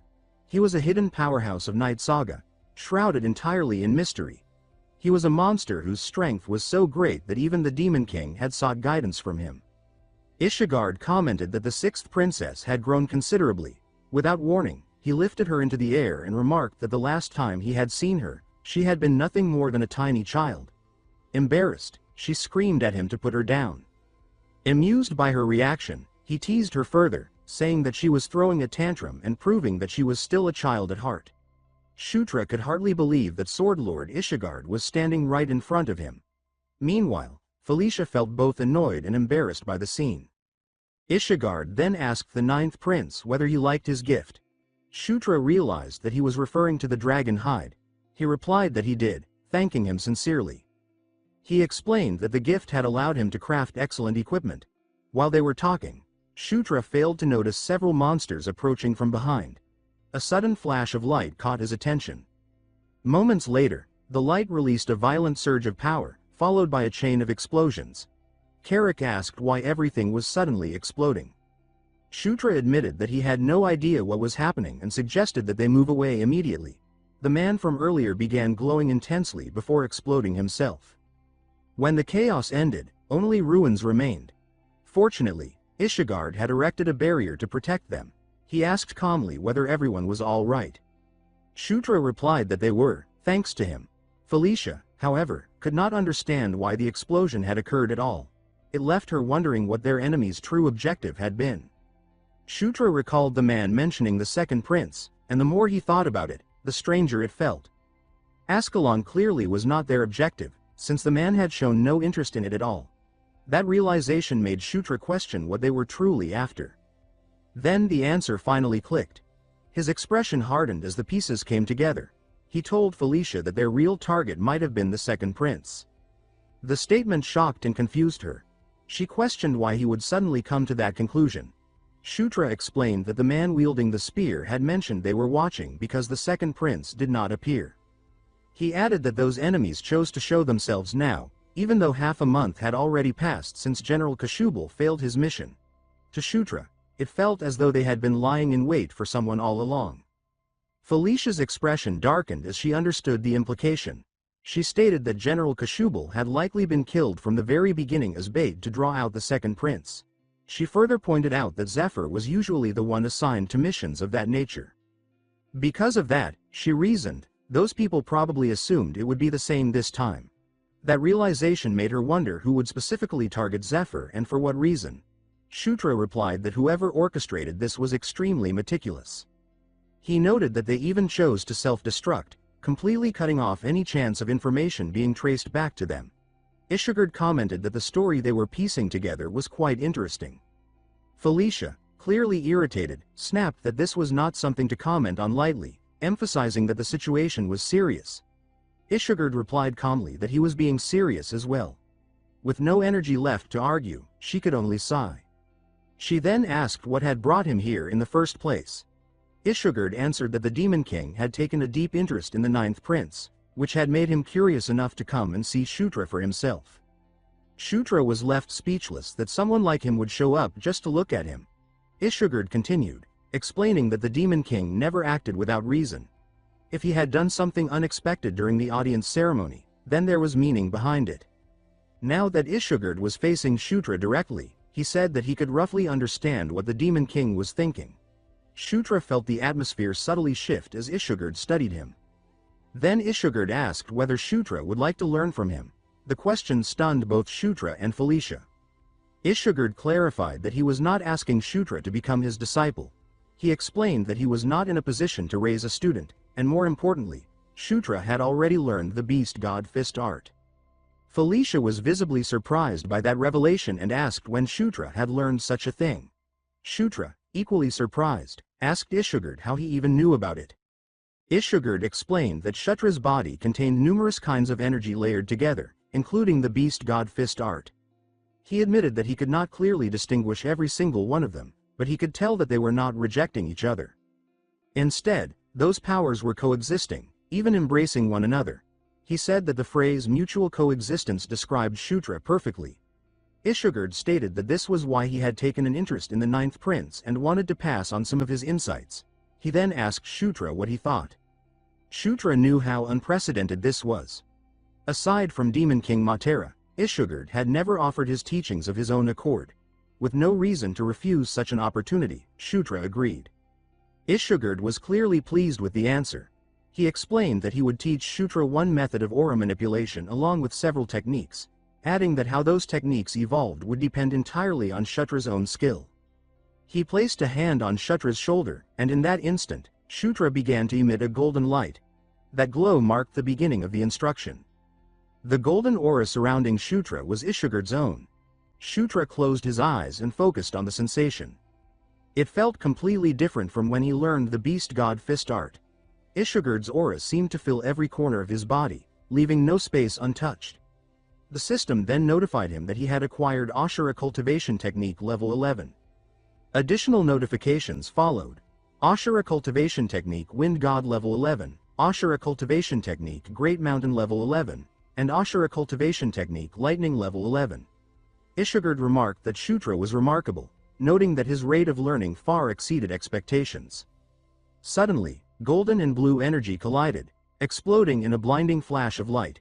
Shutra was swallowed by the radiance, leaving Ishigard frozen in disbelief. Felicia and the others stared in shock, fear tightening their expressions as they worried about Shutra. Ishigard could hardly believe what he was seeing. He had never imagined such a phenomenon was even possible. Slowly, the blue and gold energies began to merge, forming a single, radiant core. New notifications appeared. First, the Ashura cultivation technique and the beast god fist art were now working in harmony. Second, Shutra's physique level increased. His immunity to 100 poisons at level 1 also increased, with the system noting that once it reached level 3, it could evolve into immunity to 1000 poisons. He acquired Harmony level 1, and the S-rank martial art, Beast God Fist Art, evolved. A massive pillar of golden light shot skyward, slamming into the fortress and shaking the land. Shutra emerged from within the glow, floating calmly as the fused energy flowed around him.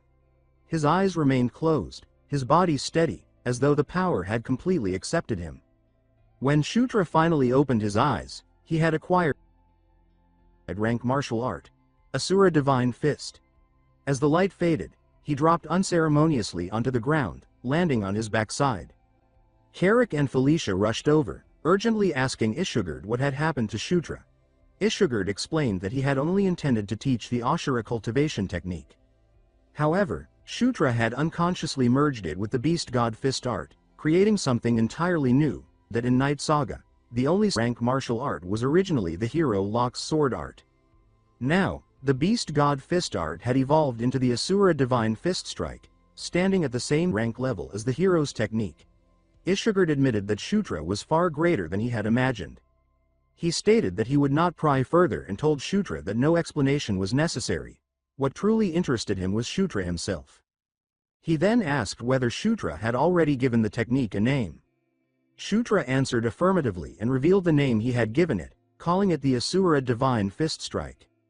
Ishugard commented that the name was simple, yet fitting. He then advised that what had happened should be kept secret whenever possible.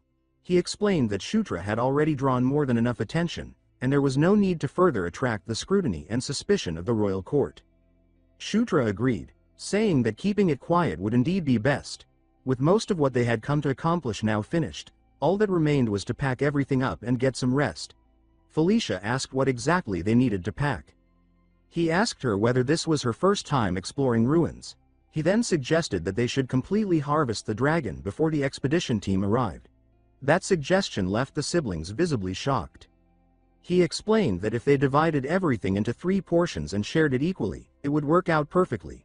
He then asked what they planned to do with the materials.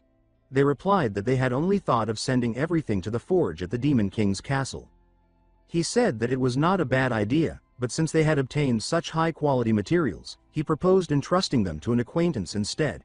He personally guaranteed that this person's skill was exceptional. He asked whether they knew someone named Amida. Felicia replied that she had never heard the name before. Shutra, however, suddenly became excited and exclaimed the full name, Amida Ignatia. He explained that Amida Ignatia was the greatest blacksmith in the demon realm, a master who wielded the last flame. Ishugard realized at that moment that the 9th prince already knew of them.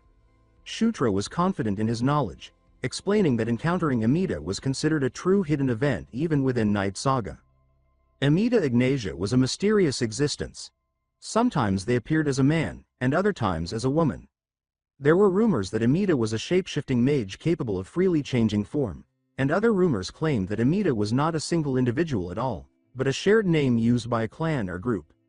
Meeting Amida was considered extraordinarily rare, and even Shutra had only managed to encounter them 3 times across 10 full clears. Ishugard was pleased that he did not need to explain further. He said that he would tell Shutra where Amida had been staying recently, which made Shutra genuinely happy. Ishugard explained that Amida frequently changed residences, so once Shutra was ready, he should seek them out immediately. He added that Amida was reclusive and disliked meeting people, but if Shutra mentioned Ishugard's name, they would agree to meet him at least once. Shutra felt deeply satisfied, realizing that in addition to gaining a rank martial art, he had also obtained Amida's whereabouts.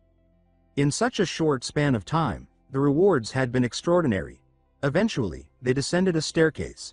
After taking some time to rest, they conducted a thorough search of the treasure vault. Their next destination was the archives, which Felicia insisted they absolutely could not skip. As soon as Shutra entered, he began coughing due to the thick layer of dust. Felicia challenged him by asking whether his curiosity could really be defeated by something as trivial as dust. Carrick remarked that, to begin with, the 9th prince did not possess even a trace of curiosity about dwarf culture. When they reached the archive room, Felicia's eyes sparkled as she excitedly showed Delia, the black-haired elf, a book. She expressed her delight that the records had been preserved so well and praised the dwarves for their meticulous nature. Shutra quietly watched as she enjoyed herself wholeheartedly. Delia continued bringing more books while Carrick fell asleep in the center of the hall. Shutra looked around, growing curious about just how old the archive room was. He noticed that some records were even preserved on stone tablets. One of the tablets slipped and fell. He picked it up. The image carved into it depicted several people, led by a woman, standing before a group of dragons. The scene felt strangely familiar to Shutra. He recognized Einkel and Enkidu, and opposite them stood the 6 elder dragons. He then examined the figure of the woman more closely. He recognized her immediately. She was the same woman who had once told him to conquer, declaring that all would kneel before him. The realization made his heart tighten with unease. It represented Conquest. Shutra wondered why that woman appeared there. He was confused, because the tablet seemed to be more than 1,000 years old. The image showed 4 people and 6 dragons gathered together. He could not help but wonder what kind of connection could have brought them all into the same place. Suddenly, Green Wind appeared upside down in front of him, startling him. She asked what had made him look so serious. He questioned where she had come from so suddenly. She told him to follow her, saying that she had done something worthy of praise. Shutra remained by the table, calmly examining the book she handed him. He was surprised when he realized what it was. Green Wind proudly presented it to him. It was a record detailing the elder dragons. Each elder dragon had a nickname that reflected their personality. Enkidu, who wielded destructive power, was known as a tyrant. Einkel, who showed kindness to all, was called the Gentle Mother. Kien, wise and thoughtful, bore the title of Sage. Kaltine, intense and ferocious, was known as a warrior. However, despite his fierce nature, Kaltine was closer to ice than fire. He was described as a cold flame, a silent warrior who rarely drew his blade. But once he did, his ferocity was said to burn the world to ash. Shutra noticed that most of the records focused on Kaltine, including legends about him and the location of his lair. Something specific caught his attention. On one of the maps, a location was marked clearly. It was the Lake of the Sun. He had never imagined that an elder dragon with a fire attribute would make its lair beneath the lake. At that moment, he understood why veteran hunters had never been able to find it. Green Wind grew impatient, pointing out that he still had not praised her. As he studied the map further, he realized something else. The location was close to Amita's residence, the one Ishugard had mentioned. He recalled that Amita had been staying near the spider forest. The area was also close to the lycanthrope region. Shutra had already been planning to find Caitlin and Chris along the way, so everything aligned perfectly. He gently patted Green Wind on the forehead and praised her for a job well done. That made her visibly happy. Shutra's plans were now clear. He would meet Amita first, then obtain the armament of the elder dragon Kaltine. If everything went smoothly, the next stage of his journey would be an unparalleled gain. They remained at Thunder Doom Fortress for 4 days. Felicia's enthusiasm was astonishing, as she showed no sign of exhaustion despite spending nearly all her time in the archives right up until the day before they departed. Shutra also spent most of his time there, searching for information about the elder dragons.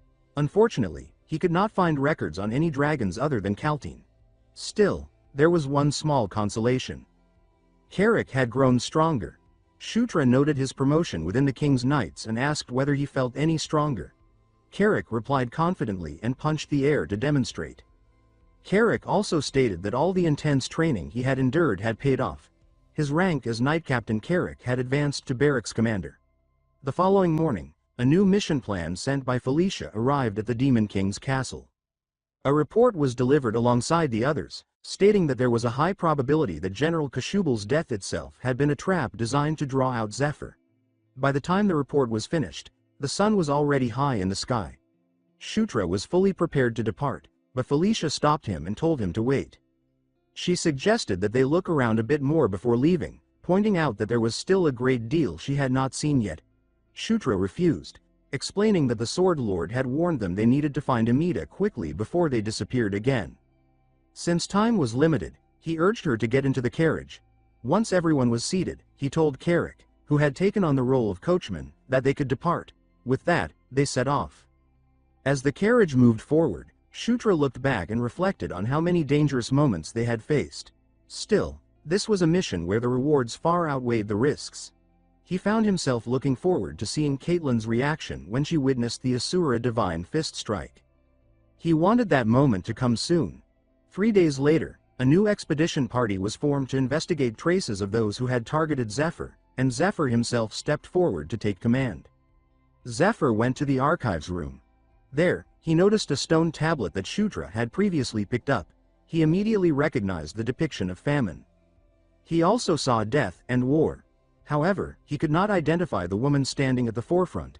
This was the same woman Shutra had identified as Conquest. Meanwhile, deep within a volcano, a dragon and a woman stood facing one another. The dragon told her to begin. She was addressed as the Knight of Conquest. She was the same warrior who had appeared in Shutra's dream before. Back with Shutra, he released an arrow. Only a small flame formed in his hand, abruptly changing direction and burning him instead. Carrick commented that he had never witnessed training like that in his entire life. He expressed concern that Shutra might end up damaging his body if he kept going. Felicia replied that, surprisingly, Shutra was completely fine. Shutra healed the burn on his body. His fire arrow level, heal skill, and mana control proficiency all increased as a result. Though he was panting heavily, his expression was filled with excitement. He attempted the technique once more. Carrick remarked that no matter how he looked at it, the training did not seem normal at all. Still, since Shutra's magical abilities were clearly improving, Felicia suggested that they leave him alone for now. They traveled during the day and trained at night. Their destination was the Spider Forest, where Amita Ignatia was said to be staying.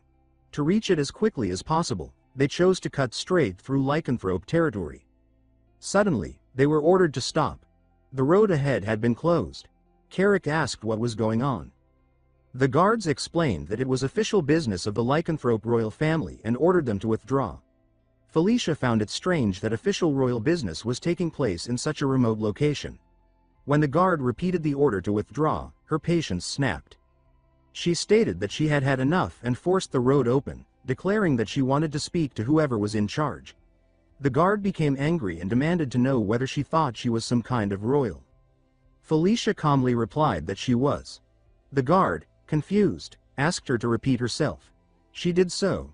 Growing increasingly nervous, the guard asked for clarification, and Felicia glared at him and answered yes for the third time. Moments later, the guards were being punished back at the camp, kneeling with their hands raised high.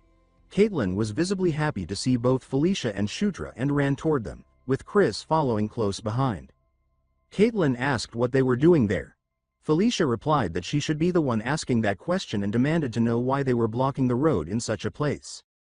Caitlyn hesitated before answering.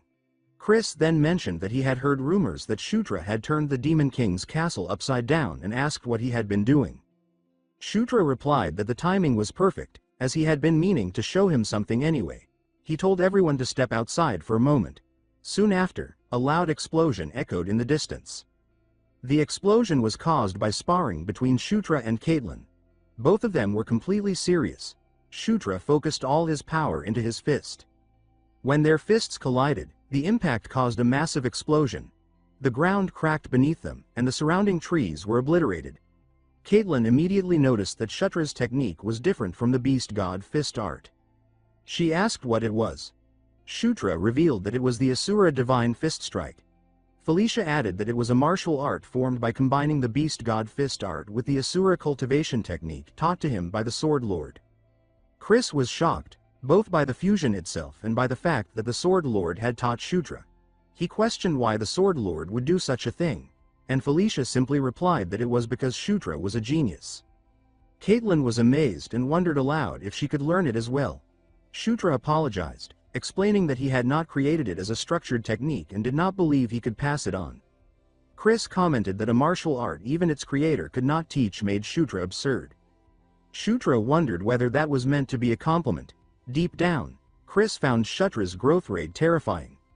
If he did not want to fall behind, he knew he would have to train even harder. Now that they had seen how much Shutra had grown, it was time to discuss their own situation.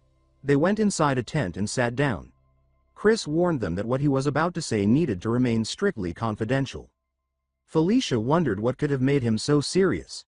Chris revealed that a prisoner who had been locked on the lowest floor of the Grey Tower had escaped. Shutra knew that the Grey Tower was the prison reserved only for the most vicious lycanthrope criminals. If the escapee had been imprisoned on the lowest floor, Shutra already had a guess as to who it was. Chris revealed the name: Gerard Moonlight, their maternal uncle. Felicia was shocked to learn that the two of them even had a maternal uncle.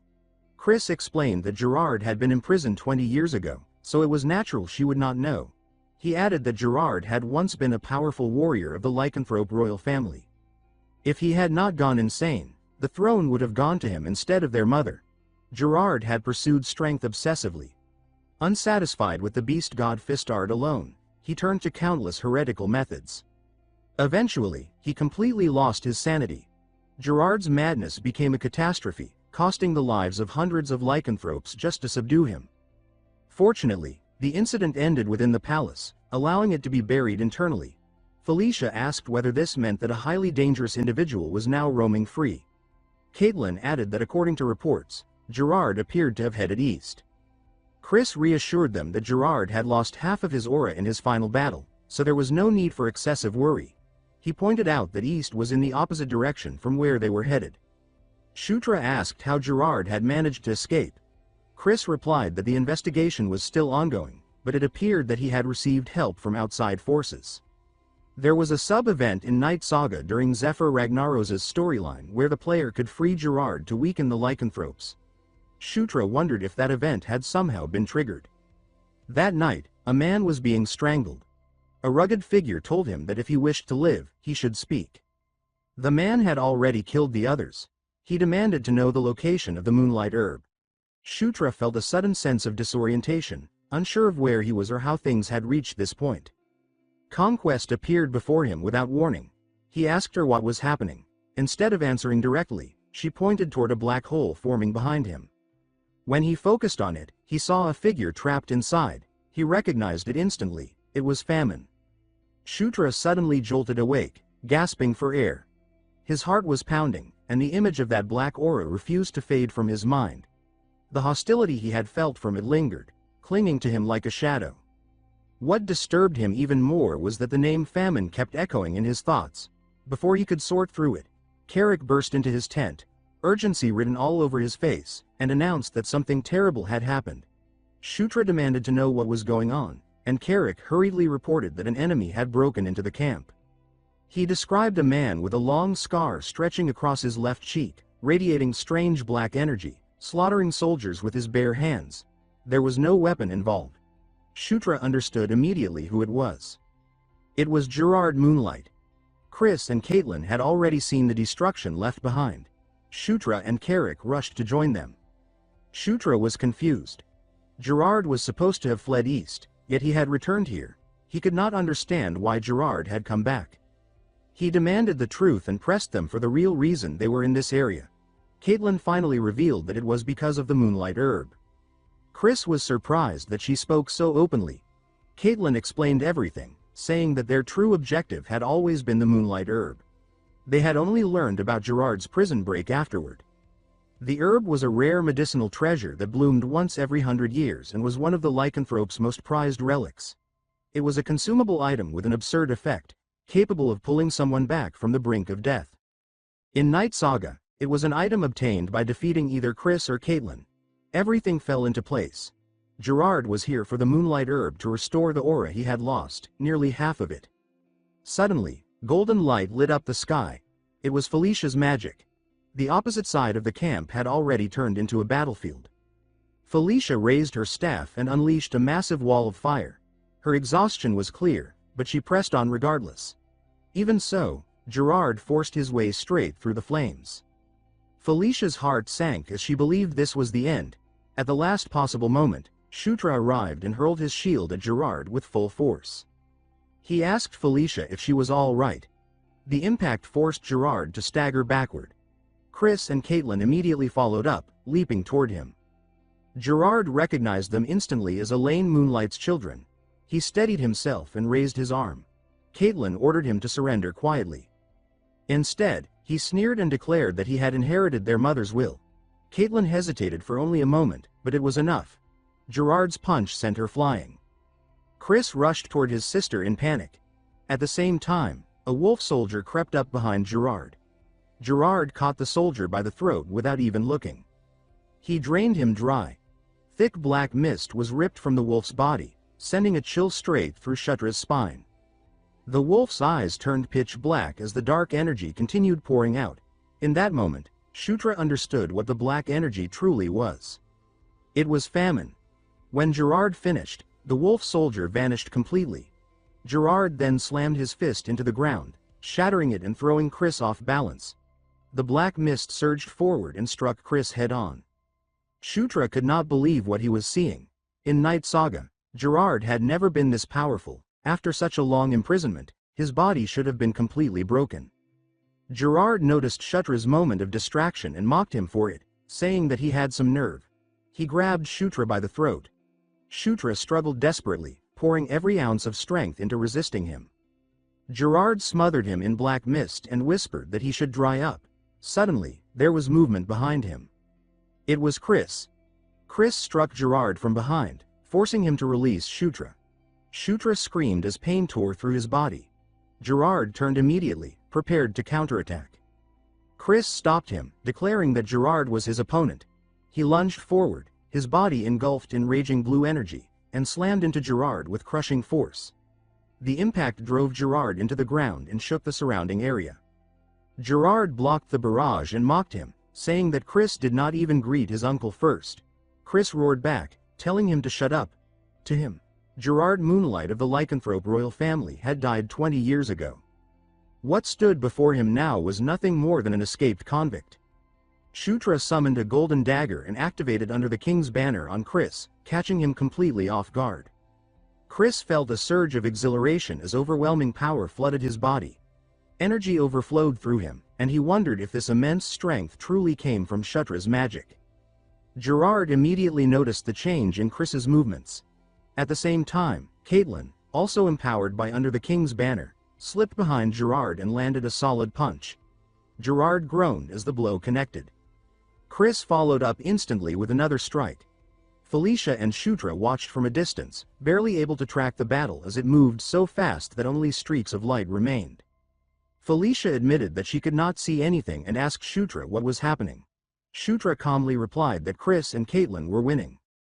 They moved in perfect sync, forcing Gerard to block with his forearms. For the first time, Gerard acknowledged it.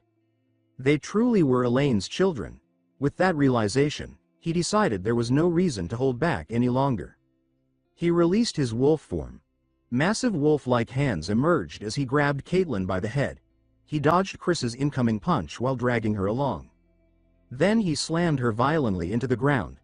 Chris's face drained of color as he saw how badly injured Caitlin was. Rage exploded within him, and he swore that he would kill Gerard. Gerard answered by casually slapping him aside. The blow sent Chris crashing through several trees before he finally slammed into the ground. The instant he hit the ground, Gerard lunged after him. The white Suri erupted with a brilliant glow as Shutra brought it up to block the incoming strike. He immediately called out to Carrick, summoning the king's knights. Gerard reacted at once, turning sharply and intercepting Carrick's axe before it could reach him. At the same time, Shutra gathered power into his fist. He drew his arm back as golden energy compressed tightly around it, then unleashed his technique, Gigantic Piston. Gerard took the blow head-on. In response, Gerard countered with the Beast God Fist secret art, Wild Wolf Fist Strike. The clash sent Shutra flying through the air. The sheer shockwave made it difficult for Carrick to keep his footing, panic flooding his expression as he looked toward the prince. Eventually, Gerard's aura calmed. He appeared satisfied, admitting that he had not expected Shutra to rise again after being struck by Wild Wolf Fist Strike. Shutra suddenly coughed up blood. Gerard stepped toward him, unmistakable killing intent radiating from his gaze, but Shutra stopped him. This time, Shutra declared that it was his turn. He unleashed the same technique, the Beast God Fist secret art. Gerard froze in disbelief. The attack landed squarely. At that moment, Shutra saw a system notification appear. informing him that he had learned the beast god fist secret art, Wild Wolf Fist Strike. It was a wolf skill. Shutra thought that it was finally time for Gerard to taste his own power. Gerard groaned in pain, unable to comprehend how Shutra had learned the wolf fist strike. Shutra pulled his fist back once more and struck again, this time using Fist of Explosion. The intense heat forced a growl from Gerard. Gerard retaliated immediately, sending Shutra flying backward once again. Shutra clicked his tongue in frustration, thinking that he had aimed to blow Gerard's head clean off. Gerard released a surge of black mist that locked directly onto Shutra. Shutra summoned the white Suri just before the mist detonated, his only reaction being disbelief at what he was seeing. When the smoke cleared, Gerard had vanished. Shutra wondered if he had managed to escape. The system notified him that his level had increased. Shutra exhaled in relief, at least knowing that the immediate danger had passed. He asked Felicia how Caitlin was doing. Felicia's expression darkened as she explained that the situation was dire. Caitlin's injuries were far too severe, and she did not believe magic alone would be enough to save her. Suddenly, Shutra groaned and clutched his chest. Felicia hurried to his side, alarm clear on her face. Despite the pain tearing through him, Shutra's thoughts remained fixed on Caitlin. He reasoned that although her external wounds had healed, the inside of her body was completely ruined. He suspected she had pushed herself too far by forcefully drawing out aura. Seeing his condition worsen, Felicia asked what was wrong. Shutra brushed it off, telling her that he would recover with some rest and urging her to focus on Caitlin instead. Chris appeared carrying a box and told Felicia to use it on both Shutra and Caitlin. Felicia asked what it was. When she opened the box, she froze. Inside lay a single flower. It was the moonlight herb. Felicia laid Shutra and Caitlin side by side and placed the box between them. She began her work while Chris and Carrick stood guard. She carefully removed the moonlight herb from the box and split it in half, placing one portion above each of them. The fragments dissolved and flowed into their mouths. Caitlin's body began to glow with a brilliant light. Felicia frowned in confusion, but that confusion immediately turned into panic when Shutra's body started to levitate. Chris had never seen anything like it before, but he remembered the legend surrounding the moonlight herb. Long ago, the primordial Wolf King had gathered the scattered lycanthrope clans and united them into a single nation. One day, a ferocious red dragon named Castellon invaded their lands. The battle lasted 7 days and nights, ending only when the Wolf King slew the dragon. However, the endless fighting destroyed his entire herd, and death soon followed. In his final moments, the Wolf King encountered a pure white flower. Trusting his instincts, he consumed it. The flower, which held moonlight itself, became his new heart. With a heart forged from moon essence, the Wolf King declared that his life was bound to moonlight and took the surname Moonlight. It was said that he protected the kingdom for countless generations. Yet that miracle happened only once. In the generations that followed, many lycanthropes consumed the same flower, but none could withstand the moonlight as the Wolf King had. No one else ever gained a new heart. That was the legend of the moonlight herb. And now, that very legend was unfolding before Chris's eyes. It was happening to Shutra, a being of an entirely different race. Shutra's chest glowed intensely as a pillar of light shot into the night sky. The system notified him that a protagonist setting adjustment had strengthened the enchanted encounter. His protagonist physique reacted to the moonlight herb. He now possessed 2 hearts, meaning 2 starting points. Eventually, Shutra opened his eyes, greeted by a radiant golden light. Caitlin was lying beside him. Startled and embarrassed, he immediately sat upright. Still disoriented, he scanned his surroundings and realized that he was in an elegant bedroom. A knock sounded at the door, and several soldiers entered. They escorted a commanding woman forward. She asked Shutra whether he had slept comfortably and addressed him as the 9th prince, Shutra Ignis. He recognized her immediately. He had seen her countless times in the game. She was the 4th queen, Elaine Moonlight, queen of the lycanthropes, and the biological mother of Chris and Caitlin. She said that she had heard her children survived because of him and asked how she should repay such a debt. Shutra answered honestly, saying it was nothing and that he had only done what he believed was right. She told him not to be modest, stating that what he had done deserved proper recognition. Shutra thanked her. Then, without lingering on pleasantries, she went straight to the point. She asked him directly whether he intended to become the Demon King. Shutra was clearly confused by her question. Elaine quickly realized that the thought of becoming the Demon King had never even crossed his mind. Considering his position and circumstances up until now, that reaction was completely understandable. Even so, she pointed out that his situation had changed, and that he could no longer afford to ignore the possibility. She advised him to start weighing every action carefully from this point forward and to think about which choices would benefit him the most in the long run. Through Greenwind, Shutra learned that he had been unconscious for 4 full days. Greenwind added casually that she had remained by his side the entire time. Now that he understood, Shutra urged her to continue explaining everything that had happened. She told him that they were currently staying in a villa reserved exclusively for the lycanthrope royal family. She also explained that he and Caitlin had been placed in the same bed to maximize the healing effect for both of them. Shutra asked what she meant by that. Greenwind questioned whether he truly did not remember consuming the moonlight herb. Shutra was stunned by the revelation. He immediately opened his status window to confirm it. At the same time, he could feel something new within himself, an unfamiliar layer of power resting atop his existing aura. It felt as though a second heart of aura had formed inside him. Greenwind explained that Chris had told her the closer the two of them were, the more strongly his life force would activate. She suggested that if he tried holding Caitlin's hand, he would understand. So he did. In an instant, power surged violently through his body, overwhelming his senses. Greenwind explained that thanks to the moonlight herb, the two of them were now connected, in a way similar to how he was connected to her. Later, while walking through the hallway, Shutra learned that no one knew whether Gerard was alive or dead. Chris explained that there had been casualties during the pursuit. They had recovered Gerard's lower body, as well as part of his upper body. Even so, Chris stated that he intended to continue the search until he could confirm Gerard's death without any doubt. Shutra agreed, believing that it was the safest possible course of action. Chris then brought up something he had heard, mentioning that his mother had made Shutra an offer. Shutra immediately understood that he was referring to the question about becoming the Demon King. Chris admitted that while he himself was strong, he was not overwhelmingly so. At best, he placed himself around Sylvan's level. Even after nearly 10 years, he still could not close the gap with the first prince, by call. As for the second prince, who could only be described as a monster, the difference between them was so great that comparison felt meaningless.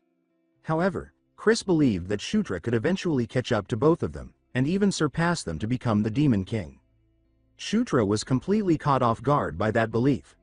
Chris continued, explaining that unlike himself, Shutra had the ability to gain the support of other races. On top of that, he had the backing of the Sword Lord. If Shutra's public achievements continued to accumulate, even the Gandharvas, who were currently imprisoned, might be granted amnesty. It was at that moment that Shutra realized why he had not seen a single Gandharva until now. He could not help but wonder what they had done to warrant such imprisonment. Chris clarified that he was not asking Shutra to make a decision immediately. He only wanted him to think about it, because there was a vast difference between giving something serious consideration and not thinking about it at all. Shutra stood by the window, gazing outward as he silently contemplated the path of becoming the Demon King. Meanwhile, a carriage traveled through the night. Ludwig Moonlight, captain of the Bloodwolf squad, asked Her Majesty Elaine whether she truly believed the 9th prince had the potential to become the Demon King. Elaine replied that the Demon King never acted without purpose. There was no such thing as a meaningless action. She stated that she was certain he was not the type to intervene twice, especially during an audience ceremony, without a deeper reason. She suspected that he had seen something in the 9th prince that everyone else had overlooked. After all, they were father and son. Ludwig admitted that he still did not fully understand why the situation was considered so drastic. Elaine responded by calling him naive. She explained that to the Demon King, even if his own son were to kill him and inherit the throne, he would rejoice. To him, that would mean that a Demon King stronger than himself had been born. That was simply the kind of man he was. She acknowledged that it was a dangerous gamble, but she also admitted that a future where the 9th prince became the Demon King was the best possible outcome for them. Ludwig finally understood. In the demon world, strength ruled above all else. Everything flowed according to the will of the strongest. Elaine confessed that this truth unsettled her, and yet, at the same time, she found herself drawn to it. That night, Wolf soldiers continued their search. Given Gerard's condition, he could not have gone far. One of the wolves sensed something. They found him.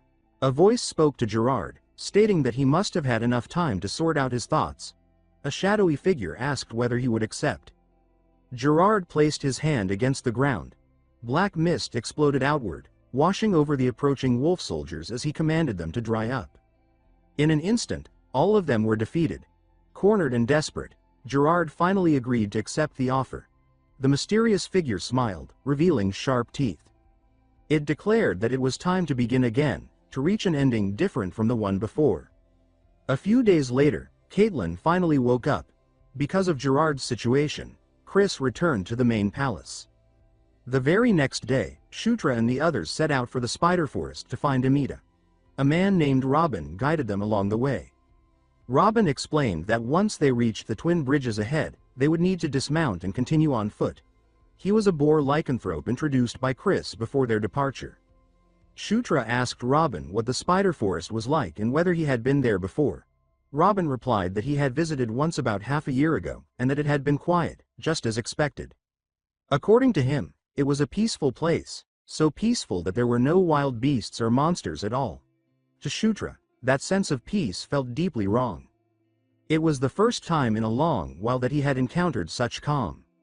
When they finally arrived at the forest, they were greeted by bones scattered everywhere. Robin asked what could have happened there. Shutra was not surprised. He already knew that this place would never be peaceful. He only wondered what kind of trouble awaited them this time. The group spread out in a clearing, all facing the same direction with their guards raised. Broken branches and scattered bones littered the ground. Greenwine sensed the presence of the forest's guardian spirit, but its power was extremely weak. Because of that, the spirits feared that the guardian spirit of the spider forest might soon disappear entirely. Shutra asked Robin whether the spider forest had a guardian spirit. Robin replied that old stories mentioned one, a legend about a gigantic spider said to dwell at the very heart of the forest. Shutra grew quiet, deep in thought. After a moment, he instructed Kit to inform the lycanthropes about what was happening. Immediately hurried off to carry out the task. At the same time, Green Wind sensed something alarming. Powerful magic at the center of the forest had been destroyed. She understood that something terrible was about to befall the forest. As night descended, they set up camp. Shutra shared what Green Wind had told him, explaining that the guardian spirit's energy was rapidly weakening. He then asked what would happen if the guardian spirit were to disappear entirely.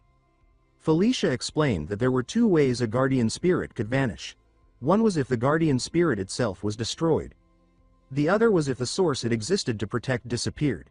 In other words, if the origin that had manifested the guardian spirit was lost, the spirit would fade as well.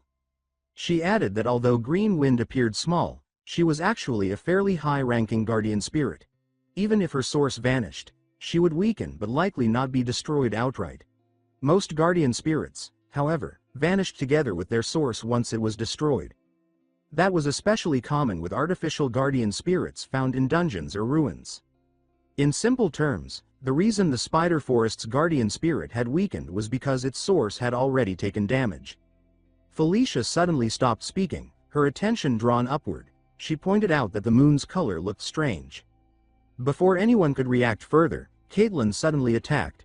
Shutra reacted instantly and restrained her, subduing her with force. He demanded to know what had possessed her. He shook her shoulders and called out insistently, forcing her to snap out of it. To everyone's shock, the other lycanthropes also began behaving strangely. This time, Carrick became their target. He panicked, shouting at them and demanding to know what was wrong. He desperately tried to make them remember who he was. Felicia released a burst of blinding light. The flash halted the lycanthrope's movements temporarily. Even she admitted that she did not understand what was happening. Daphne stepped forward and explained that it was the spirit of madness at work. She quickly cast a spell. The purple mist clinging to the lycanthropes was torn away. One by one, they collapsed to the ground, unconscious. Shutra checked on Caitlin and confirmed that she had returned to normal. Carrick demanded an explanation for what had just occurred. Daphne explained that they had driven the spirits away for the moment, but the effect would not last. They needed to locate the source as quickly as possible. Suddenly, a loud tremor shook the area. Carrick asked what that sound had been. Daphne replied that the defensive barrier had fallen. She warned that something serious was happening nearby. Green Wind added that illusion and reality were beginning to overlap. She explained that the spirit's power was so overwhelming that it was becoming impossible to distinguish what was real anymore. Shutra cursed under his breath. Without warning, monsters began pouring out of the darkness. Shutra immediately ordered everyone to prepare. For the moment, all they could do was fight. He crushed a charging bear with Fist of Explosion. Carrick and Delia pushed back the advancing monsters together. Felicia unleashed wide-area magic that struck several enemies at once. The battlefield descended into chaos. There were simply too many monsters. Shutra called out to Green Wind and ordered her to take to the air and report what she saw. She protested that her name was not GW, but still obeyed. Green Wind shot upward, her body glowing green as she leapt into the sky. At that same moment, a blue beam erupted from the ground below. The collision of energies lit up the night sky. Standing before that beam was a massive figure. Green Wind froze in midair. It looked like a giant. The ground trembled beneath them. Shutra wondered what kind of disaster this was supposed to be now. Carrick shouted that it looked like even more monsters were approaching. Then, without any warning, the monsters suddenly retreated. Everyone stared in confusion as the creatures pulled back. Relief followed shortly after, but Shutra sensed something else approaching. He demanded to know who was there. Something small struck Carrick on the head and rolled across the ground. Shutra stared at it in disbelief. It was a raccoon. The raccoon stood upright and began speaking, sounding deeply offended. It demanded to know whether Shutra could not see how incredible it was. Daphne, Shutra, and Carrick all froze, their jaws dropping at the same time. The raccoon puffed out its chest and loudly declared that his name was Amida. He proclaimed that he was the artisan who protected the last flame. The sight of a raccoon boldly proclaiming himself as Amida surprised Shutra, and that very surprise seemed to irritate the raccoon even more. He asked sharply whether Shutra found it disturbing that he happened to be a raccoon. Shutra hurried to correct himself. After all, in Night Saga, Amida's appearance had always changed. Sometimes he appeared human, other times as an animal. The raccoon pointed at Shutra and questioned him and the others about who they were supposed to be. Shutra introduced himself, revealing his name and his title as the Ninth Prince. Felicia Doomblade, the Sixth Princess, also introduced herself with polite composure. Felicia stepped forward with a friendly smile and explained that they had come looking for him on the recommendation of the Sword Lord. She added in a gentle tone that they apologized for not recognizing him at first. Then she asked if he could explain what was happening. The raccoon snorted irritably and crossed his arms again, his furry cheeks flushing red. Given the situation, he said that he would explain. Amida revealed that a few months earlier he had begun staying in the center of the spider forest. He needed to gather materials to work there. Amida explained that he had planned to remain for another half-year before moving on again. That was when a group of people wrapped in dark purple energy invaded the spider forest. Shutra reacted with surprise at the mention of the energy and asked about it. Amida noticed his reaction and questioned whether he was familiar with such people. Shutra revealed that he had fought them before while protecting the guardian spirit of the angel planes. After learning that Amida was in the forest, Shutra asked whether he was also protecting the guardian spirit. Amida did not deny it. He admitted that he owed a few favors to the guardian spirit of the spider forest. Looking away, he added that the lycanthropes regularly patrolled the area. He had assumed that if he built a barrier and stayed put for the time being, they would eventually handle the problem. Green Wind stepped forward and placed a hand on Shutra's shoulder when he asked about the barrier. He said that it would be faster if his master saw it for himself. Green Wind then led Shutra above the treetops. From there, they saw the white giant striking the center of the forest. The giant's fist was charged with immense power as it smashed into the barrier created by the raccoon and shattered it. Shutra was stunned by the sight and quickly informed Amida that the barrier had been broken. The raccoon crossed his arms and stated that there was still one barrier left. The real problem, he explained, was that those who had long sought the last flame had begun to unite. He revealed that the moon turning green and the forest spirits going mad were their doing. Daphne approached Amida and asked who exactly these attackers were. The raccoon explained that they had once been guardian spirits, but now they were natural spirits driven insane. He shared his thoughts, saying that he believed they thought that if they absorbed the last flame they could return to what they once were, before they lost their origins and descended into madness. He then revealed the core of the problem: these spirits had joined forces with the men of dark energy, making them even stronger. He went on to explain that the guardian spirit of the spider forest had even used the power of the ley lines to reinforce the barrier. The result, however, was that the last flame had fused with the ley lines. Now they were trapped in a situation where escape was no longer possible. Felicia asked what would happen if the last flame were taken. Amida admitted that he did not know, since it had never happened before. He said that perhaps the world might truly end, adding that this was what the rumors claimed. The raccoon then turned to Shutra and declared that they would need to help him. Shutra was taken aback by the request. Before he could respond, someone stepped between him and the raccoon. Karak interrupted and warned the raccoon that nothing came for free. He demanded, with a sly laugh, that Amida craft a piece of equipment for each of them, adding that surely he could manage at least that much. The raccoon bristled with outrage and shouted that Karak had no idea what kind of situation they were facing. He reminded him that this was an unprecedented crisis in which the last flame could be extinguished. Karak casually cleaned his ear as if he did not wish to hear any of it, and remarked that perhaps the flame would simply fade and nothing would happen. He added that since they would be risking their lives, perhaps they should just give up instead. Fury overtook Amida. He ground his teeth, trembling with anger. In the end, he accepted the deal. He muttered that it was fine and that he had already spoken. He told them to simply follow him. Karak looked satisfied, and even Greenwind requested a piece of equipment for himself. The next day, Shutra explained the entire situation to the 3 lycanthropes in their group, who had been unconscious the whole time. Caitlin and Sierra were stunned, shaken by what they had done. As the situation spiraled after they sent Karma away, Shutra decided to send Robin back to the base as well, instructing him to inform the lycanthropes of the current crisis and request reinforcements. The rest of the group remained in the forest, gathering to form a plan. Amida opened the meeting. He explained that up to this point, the enemy's pattern could be divided into 2 main phases. In the first phase, monsters and beasts driven mad by the spirit of madness hurled themselves at the barrier. He clarified that it was exactly what it sounded like: brutal, mindless body blows meant to weaken it. He added that, due to their latent ferocity, the lycanthropes were especially vulnerable to the spirit of madness and advised them to prepare countermeasures. After hearing this, Sarah and Daphne admitted that they could already feel that influence in the air. Amida then described the second phase. He explained that once the barrier weakened, a white giant would appear and destroy it. He revealed that the giant was formed when the insane guardian spirits fused into one being. It was already powerful, but it became even worse when those men wrapped in purple death energy joined in. He stated that he would deliberately open a hole in the barrier and funnel the first wave of attackers into a single point. He stressed that they would need to strike with full force. According to him, if they could eliminate the weakened section before it fully collapsed, the white giant would be unable to destroy the barrier. He added that in the morning, when the barrier remained intact, the giant always retreated. During the day, they would restore the damaged portion and repeat the cycle. Before he could finish explaining, Caitlin suddenly pulled the raccoon Amida into her arms. She declared confidently that if they could hold out for 2 days, they would win. The raccoon found himself unable to continue speaking as Caitlin squeezed his fluffy cheeks as if he were a pet. Karak leaned toward Shutra and whispered that it did not seem like Amida was enjoying that treatment. Shutra quietly replied in a teasing tone, wondering if Amida might be weak against beautiful women. Felicia, seated close to Caitlin and Amida, asked whether he intended to win within 2 days by relying on reinforcements. Amida clarified that he viewed reinforcements more as support than as the main solution. He crossed his arms while forcing a smile, even as Caitlin continued tugging at his cheeks. He revealed that at the center of the last flame, a weapon he had crafted was charging. Once it finished charging, they would be able to use it to defeat the white giant. That night, with the moon high in the sky, the group headed toward an altar in the middle of a ravine.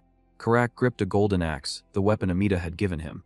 He admitted that he was eager to test it. Daphne handed a tiara to both Sarah and Caitlin. She explained that wearing it would block the influence of the spirit of madness. The group then blocked the bridge that connected the ravine to the forest. From the trees, sinister sounds began to rise. Heavy footsteps echoed like those of a massive army. Soon a vast horde of monsters burst from the forest, charging straight toward them. Shutra shouted for everyone to take their positions, declaring that they could not allow the enemy to pass. He stepped into a battle stance and declared that they only needed to hold for 2 days for victory to be theirs. The sheer number of monsters filled the forest horizon. They surged toward the barricade on the bridge. The first to act raised a magical staff and unleashed a powerful spell. Felicia wielded the new weapon Amida had given her and called down a fierce storm of lightning upon the front lines. She halted the initial charge, though the amount of energy she expended made her sigh. In her mind echoed the raccoon blacksmith's earlier advice. He had told her that when she truly understood the power of all things, she should attempt to use the staff he lent her, and that she would then be capable of casting magic stronger than anything she could currently wield. Trusting his words, the elemental mage gripped the staff crowned with a red crystal and closed her eyes. When her incantation ended, she invoked the flames and commanded them to burn. A blazing cannon of fire erupted from her staff, tearing through even the blockade before her. The roaring inferno swallowed the monsters attempting to cross the bridge, triggering a massive explosion that vaporized them entirely. Shutra praised Felicia for her spell and rushed onto the battlefield, with Caitlin following to confront the monsters beyond those her sister had destroyed. On Shutra's fist rested the dragon gauntlet. Gathering energy into it, he charged forward and declared that from that point on, the rest was up to them. He unleashed the explosion punch, and the first monster struck was obliterated completely.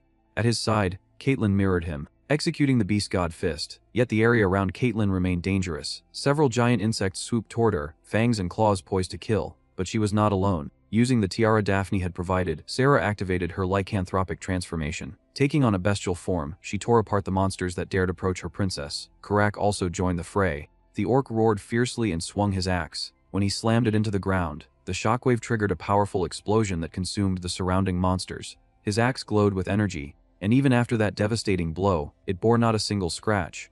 Karak declared that the weapon the raccoon had lent them was no joke. The battle raged on with Shutra and the others holding the front line. During a brief retreat, Shutra turned to Daphne at his side and remarked that they were performing impressively. Amida, overhearing, recalled that the prince's name was Shutra. Watching the prince fight with worn equipment, Amida commented that the boy's gear clearly needed improvement. A measure of respect for Shutra formed in his heart. He admitted that if they survived safely, he would like to craft at least one piece of equipment for him. Together, they defeated the first wave of monsters, and the battlefield grew quiet.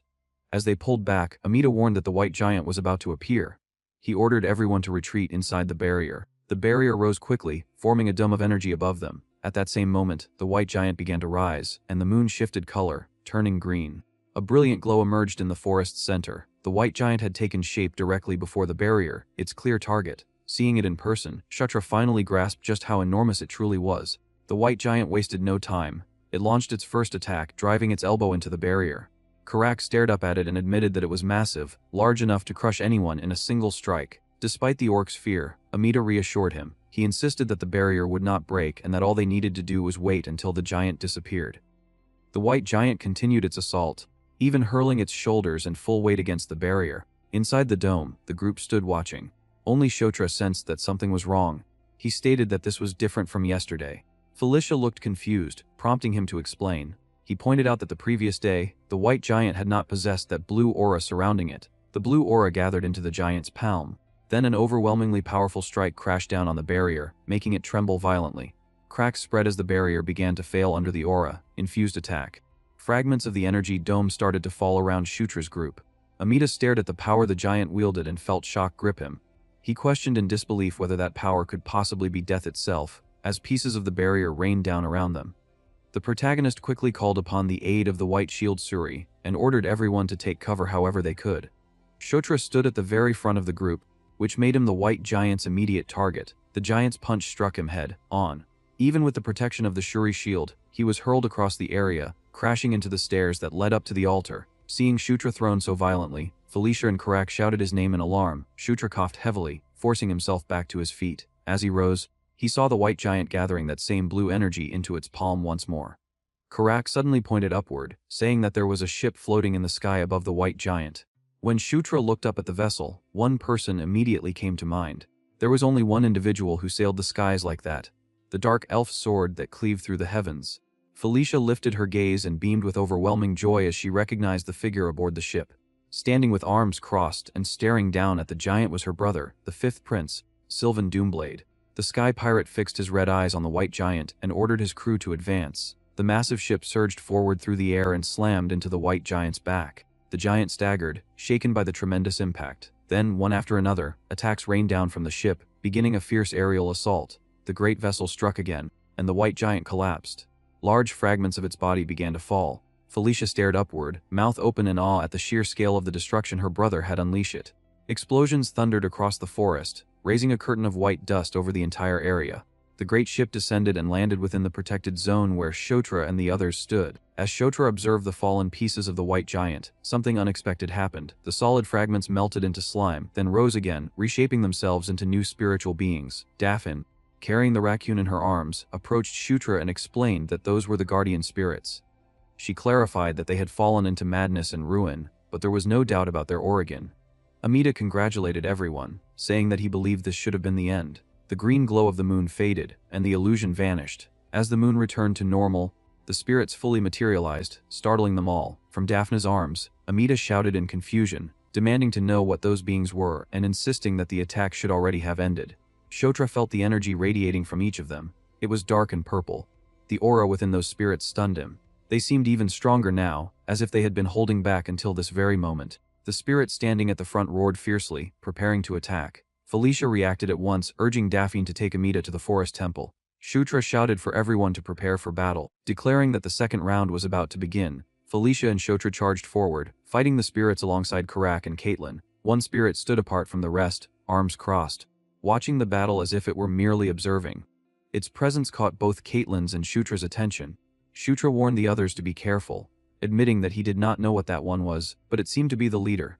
Caitlin moved as if to strike first, but Shutra stopped her. He told her that she did not need to face it alone and extended his hand toward her, inviting her to finish it together in a single attack. Caitlin smiled at his unusual boldness and teased that he had become rather gallant. She took his hand, and the two advanced side by side. Energy overflowed from them, their auras sensing as though they had entered perfect harmony.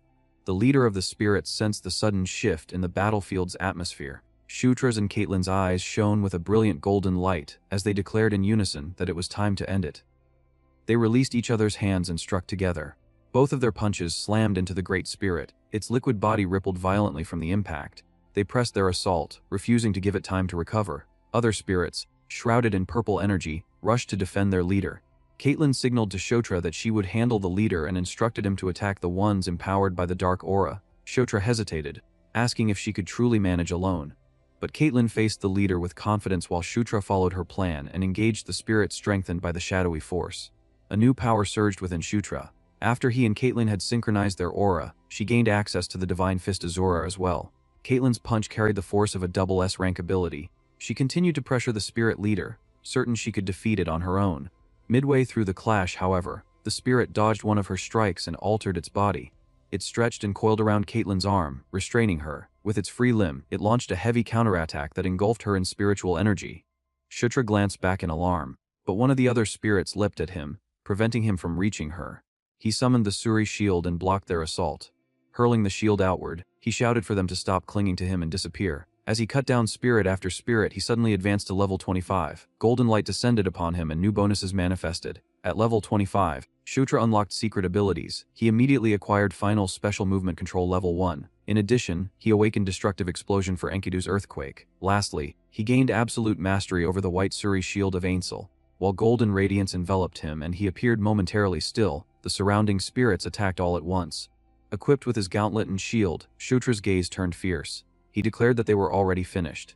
The white Shuri's ability activated, releasing a wave of green energy.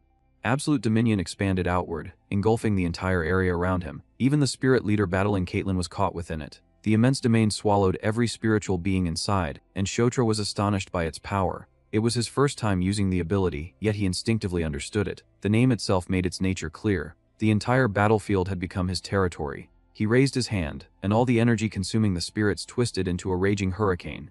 The spirit leader could not escape and was rendered helpless within the storm. Shutra extended his hand toward them and declared that they would all perish. The leader was slammed into the ground as the full force of the tornado crashed down upon it. Once he believed the leader defeated, Shutra let the attack dissipate. He fell to his knees, utterly exhausted. The aura consumption had drained him completely. When he lifted his head, he saw that the spirit leader still stood. It had reconstructed itself. The creature growled. Shutra clenched his teeth in disbelief that it had survived even that attack. The spirit's arms split into numerous sharp extensions and rained down upon him. Shutra tried to move, but his body refused to respond. A massive explosion followed, debris scattering across the treetops. The spirit leader observed the aftermath, expecting victory, but the young prince had not been eliminated. Caitlin had taken the blow in Shutra's place and remained standing. She extended her hand toward him. Caitlin urged him to take her hand at once, insisting that there was no time. Shutra, impressed by her fierce will to keep fighting, hesitated for a brief second before responding. Then he reached out with the hand clad in the gauntlet and grasped hers. The moment their hands met, the aura overflowing from their bodies surged upward, forming a towering pillar of energy. As he felt Caitlin's aura intertwine with his own, Shutra realized that his depleted energy was being restored. The spirit leader, however, had no intention of letting them act freely. It lashed out with its sharpened arms. The blades crashed down where they had been standing, but Shutra and Caitlin leaped back in unison, narrowly avoiding the strike. Shutra's eyes gleamed with renewed intensity. The aura he had gathered was now enough for him to return to the fight. The spirit lunged toward him just as he focused his power into the earthquake gauntlet. This time, Shutra was certain he would end it with a single blow. The gauntlet pulsed with a deep crimson energy. He activated the final special move. The destruction explosion collided head-on with the spirit leader, and the shockwave rippled outward across the battlefield. Where the spirit was struck, destructive power spread uncontrollably. Bolts of energy shot skyward, devouring the spirit entirely. Shutra gasped for breath after unleashing the attack, having burned through a massive amount of aura. The leader's body shattered, fragments flying upward into the air. Caitlin rushed to Shutra's side, clearly impressed by the technique he had just executed. But as soon as she reached him, she saw his body sway. Shutra collapsed in front of her unconscious, sending a wave of alarm through the others. At that very moment, a spiritual servant slipped past Felicia and sprinted toward Shutra's fallen form. Felicia cried out for him to be careful. Before the servant could strike, a blade of light cut through it. The spirit was eliminated instantly by a sword attack launched from above. Felicia widened her eyes as she saw who had intervened. Her brother raised his sword and roared for his crew to eliminate every last one of them. The entire pirate crew leapt from the ship, charging into the remaining spirits. Much later, Shutra steered awake, drool at the corner of his mouth. He sat up in a wooden room and muttered to himself that he had fainted again. He was starting to get used to it. He quickly realized he was inside the docked ship. When he stepped out of the cabin, Caitlin and Felicia were there waiting. They both looked worried and told him he should have rested longer, asking why he had gotten up so early. Shutra assured them he was fine and immediately asked how Caitlin was doing after fighting beside him. She confirmed that she was unharmed. Just then, the captain of the crew approached. He announced that the 9th prince had finally awakened. Shutra looked at the pirate Felicia introduced as her twin brother and stepped forward to present himself. The white-haired pirate with a black eye patch stroked his chin and introduced himself with a confident smile. He declared that he was the prince who sailed the skies, Sylvan Doomblade, and proudly added that he was the benefactor who had saved Shutra the night before. Hearing him call himself a benefactor so boldly, Shutra expressed his gratitude but asked, somewhat confused, how he had arrived there. Felicia explained that when she passed through the lycanthrope village, she had contacted him, saying she had only intended to briefly inform him about what was happening and had not expected him to actually come. Sylvan brushed back his hair and declared that if his beloved little sister was in danger, he could not simply stand by. Setting aside his bravado, Sylvan turned to Shutra and praised him. He admitted that he had heard much about him but had never imagined he would be that capable. He stated plainly that Shutra Ignis was strong. The sudden compliment left Shutra slightly open-mouthed in surprise. Sylvan continued, telling him he should be proud, since Sylvan Doomblade himself had acknowledged him. Felicia dismissed her brother's grand declaration, pointing out that the Sword Lord had already recognized Shutra. Sylvan reacted with visible surprise at realizing he had fallen behind in that regard. To Shutra, Sylvan still felt like a stranger, yet he seemed to be a good person. Daphne approached while carrying Amita in her arms. The raccoon crossed his arms and said he was relieved that everyone was safe. He thanked them for protecting the last flame and the guardian spirit, and reminded them of his promise to craft equipment for each of them. They expressed their thanks, but Amita revealed that there was something he needed to do first. Shutra looked surprised, yet Amita refused to explain further. He simply told Shutra to follow him, stating that the last flame wished to meet the 9th prince. A powerful blue flame burned within a great pyre. When they reached the temple, Amita instructed everyone to remain focused and behave respectfully from that moment onward, explaining that the last flame was watching them. The temple housing the last flame was the same one they had defended the previous night. Inside, they found a massive tree. Beside it stood a woman dressed in white who welcomed them warmly and introduced herself as Kaprang, the guardian spirit of the spider forest. Shutra was stunned by how young she appeared. Green Wind appeared beside him in the form of a firefly and explained that the girl was not the main body but rather a terminal. Judging by her appearance, Green Wind sensed that the original spider guardian had likely been young as well. The gigantic spider from legend had met its end, and Kaprang must have succeeded it. He added that her absence from the previous night's battle was likely because she was still young and too weak to fight. Thinking of the former guardian spirit, Shutra wondered in confusion whether guardian spirits could even have children. Amita walked toward Kaprang and announced that from that point forward, only he and the 9th prince would proceed. He asked the others to wait. Shutra followed after him and called out playfully for Little Wing to come along. Green Wind responded irritably that his name was Green Wind. Shutra wanted Green Wind to speak with the guardian spirit. A meeting between spirits was not something that happened every day. Hearing his intention, Kaprang looked at Green Wind with visible anticipation. The spirit of wind thought for a moment before agreeing. Amida, already several steps ahead, impatiently called for Shutra, who hurried after him. They walked deeper into the temple. Perched on Shutra's shoulder, the raccoon led him toward a stone door from which a mysterious light seeped through the cracks. From his shoulder, Amida warned him not to make mistakes and to move carefully. Shutra did not take the warning too seriously and simply nodded, saying that he understood. He pushed the stone door open. Inside, a blue flame danced quietly atop a great pyre. Shutra stared at it, impressed by its calm yet powerful presence. Amida instructed him to approach the flame and place his hand into it, assuring him that it was no ordinary fire and that it would not burn him. Hesitant but trusting, Shutra extended his hand. The moment he touched the flame, it reacted as though triggered. It flared wildly, expanding to fill the hall and spiraling around him in a vortex of blue light. Shutra looked around in confusion, wondering what was happening. Then the flame reshaped itself into the form of a woman. She greeted him warmly, saying she was glad they had finally met. The spirit of fire extended her hand toward him and addressed him as the Knight of Conquest. Mouth slightly open, Shutra asked if she was the last flame. The woman of fire rested her hand against her chin, studying him with interest. She observed that his eyes were full of confusion and disbelief, and asked whether he did not know what a Knight of Conquest was. Shutra admitted that he truly had no idea what she was talking about. The fire spirit smiled, even more intrigued. Small flames appeared around Shutra, making him tense. Yet those flames shifted into shapes: a crown symbolizing conquest, a sword representing war, a scythe of death, and a bowl of famine. The last flame explained that these were the Knights of the End, beings who longed for the destruction of the world and sought to bring about the end of days. Yet she said she sensed that Shutra was different, so different that she could not even understand why he had become the Knight of Conquest. She explained that the Knights of the Apocalypse were chosen because they already thirsted for ruin. It was not that they became knights and then desired destruction. They were selected precisely because that desire already existed within them. Normally, she continued, such knights were heavily influenced by the four beings who chose them. Acting in the name of their power and will, they fell under their influence and sought to bring about the end. She shrugged slightly and remarked that Conquest, in particular, did not seem to be attempting to conquer him. It was almost as if Conquest had been conquered by him instead. Shutra thought of the mysterious woman who had appeared in his dreams. The last flame asked him what he intended to do, knowing that one of the knights still pursued the end of days. She asked what he truly desired in this world. For the first time, Shutra seriously asked himself that question. He thought of his past life. Returning to his original world briefly crossed his mind, but when he imagined what he would do there, Caitlin appeared in his thoughts, asking him to stay by her side. Felicia followed, remembering how she had embraced him and wished for his safety. Karak came to mind as well, someone he had grown to respect. A clear desire formed within him. He wanted to stop the subjugation of the lycanthropes. He wanted to prevent the day of slaughter. He saw Caitlin again in his thoughts, holding his hand and leading him toward all the people who had become important to him in this world.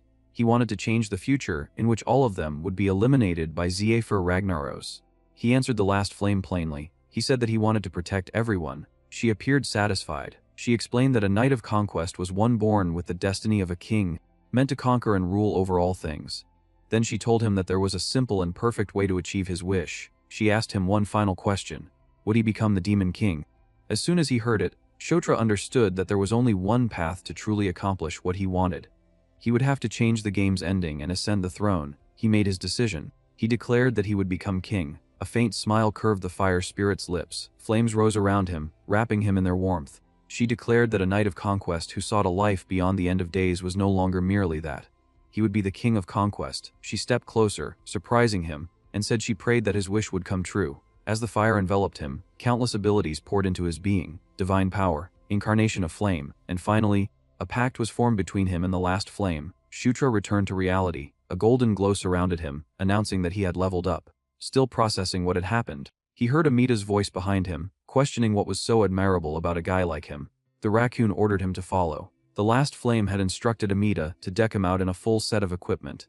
Deep within the spider forest, in a hidden orchard of secret fruits, the raccoon sat on a wooden table eating an apple and complaining about their lack of materials.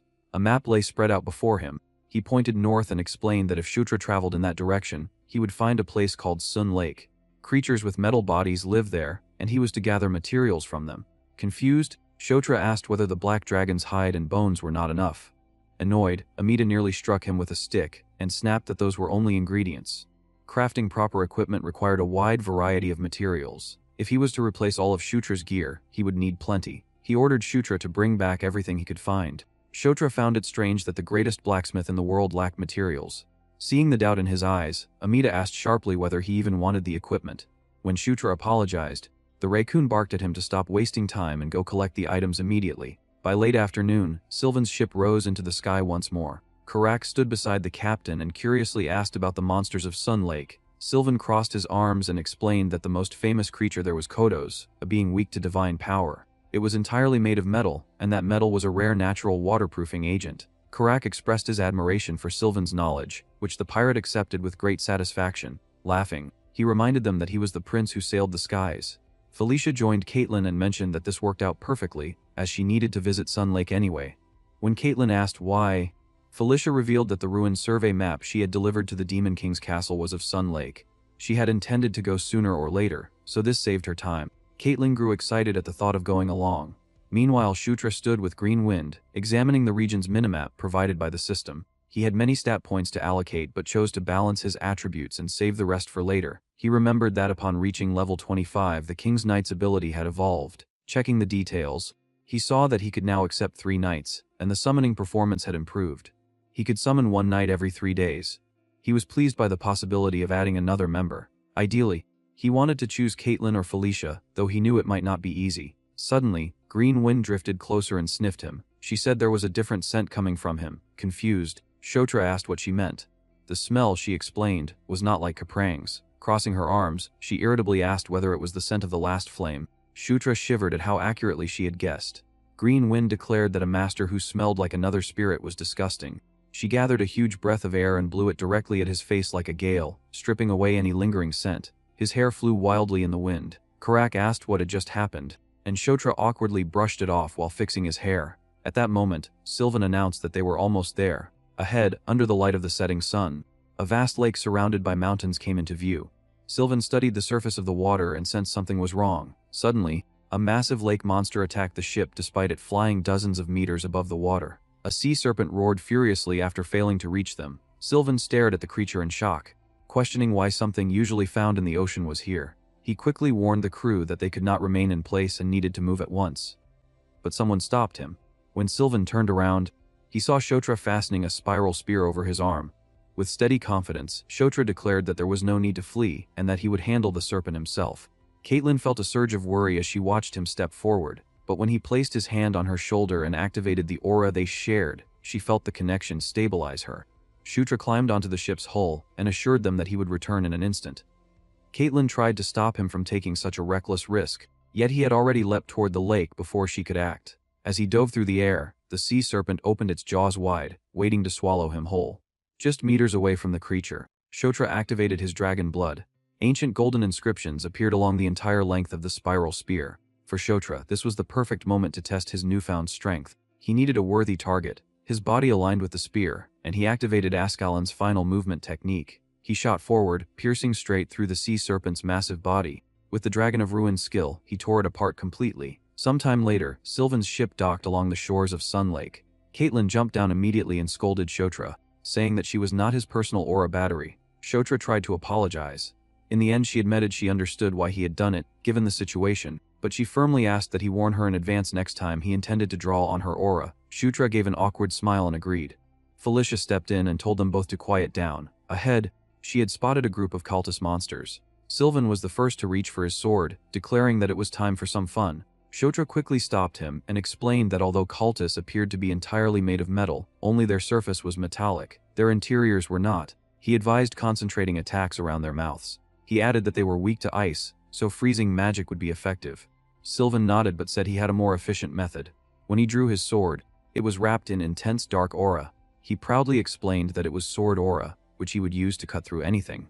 No matter how hard their shells were, he insisted, they were nothing to him. Caitlin looked impressed. Felicia, however, gritted her teeth for a moment before suddenly smiling sweetly. She praised her brother, saying he was so cool and suggesting they leave the cultist hunt entirely to him because she wanted to see how skilled he truly was. Sylvan fell for it instantly. He declared that they should leave it to Big Brother and leaped toward the cultists, shouting that he would defeat them all alone. Watching him charge off by himself, Shutra quietly asked Felicia whether it was truly fine to let Sylvan handle everything. She crossed her arms and reassured him that her brother could manage. She already intended to return to the ship for dinner and rest.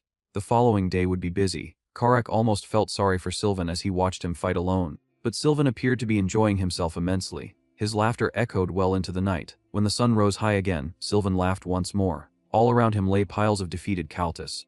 Felicia and the others began collecting the iron fragments from their bodies. Dark circles were visible beneath Sylvan's eyes, but he forced himself to remain standing, declaring that no matter how many hordes came, they were no match for the Prince of the Skies. He instructed everyone to gather the fallen materials. Felicia confirmed that they had collected everything Amita had requested. Now they could proceed to the next stage.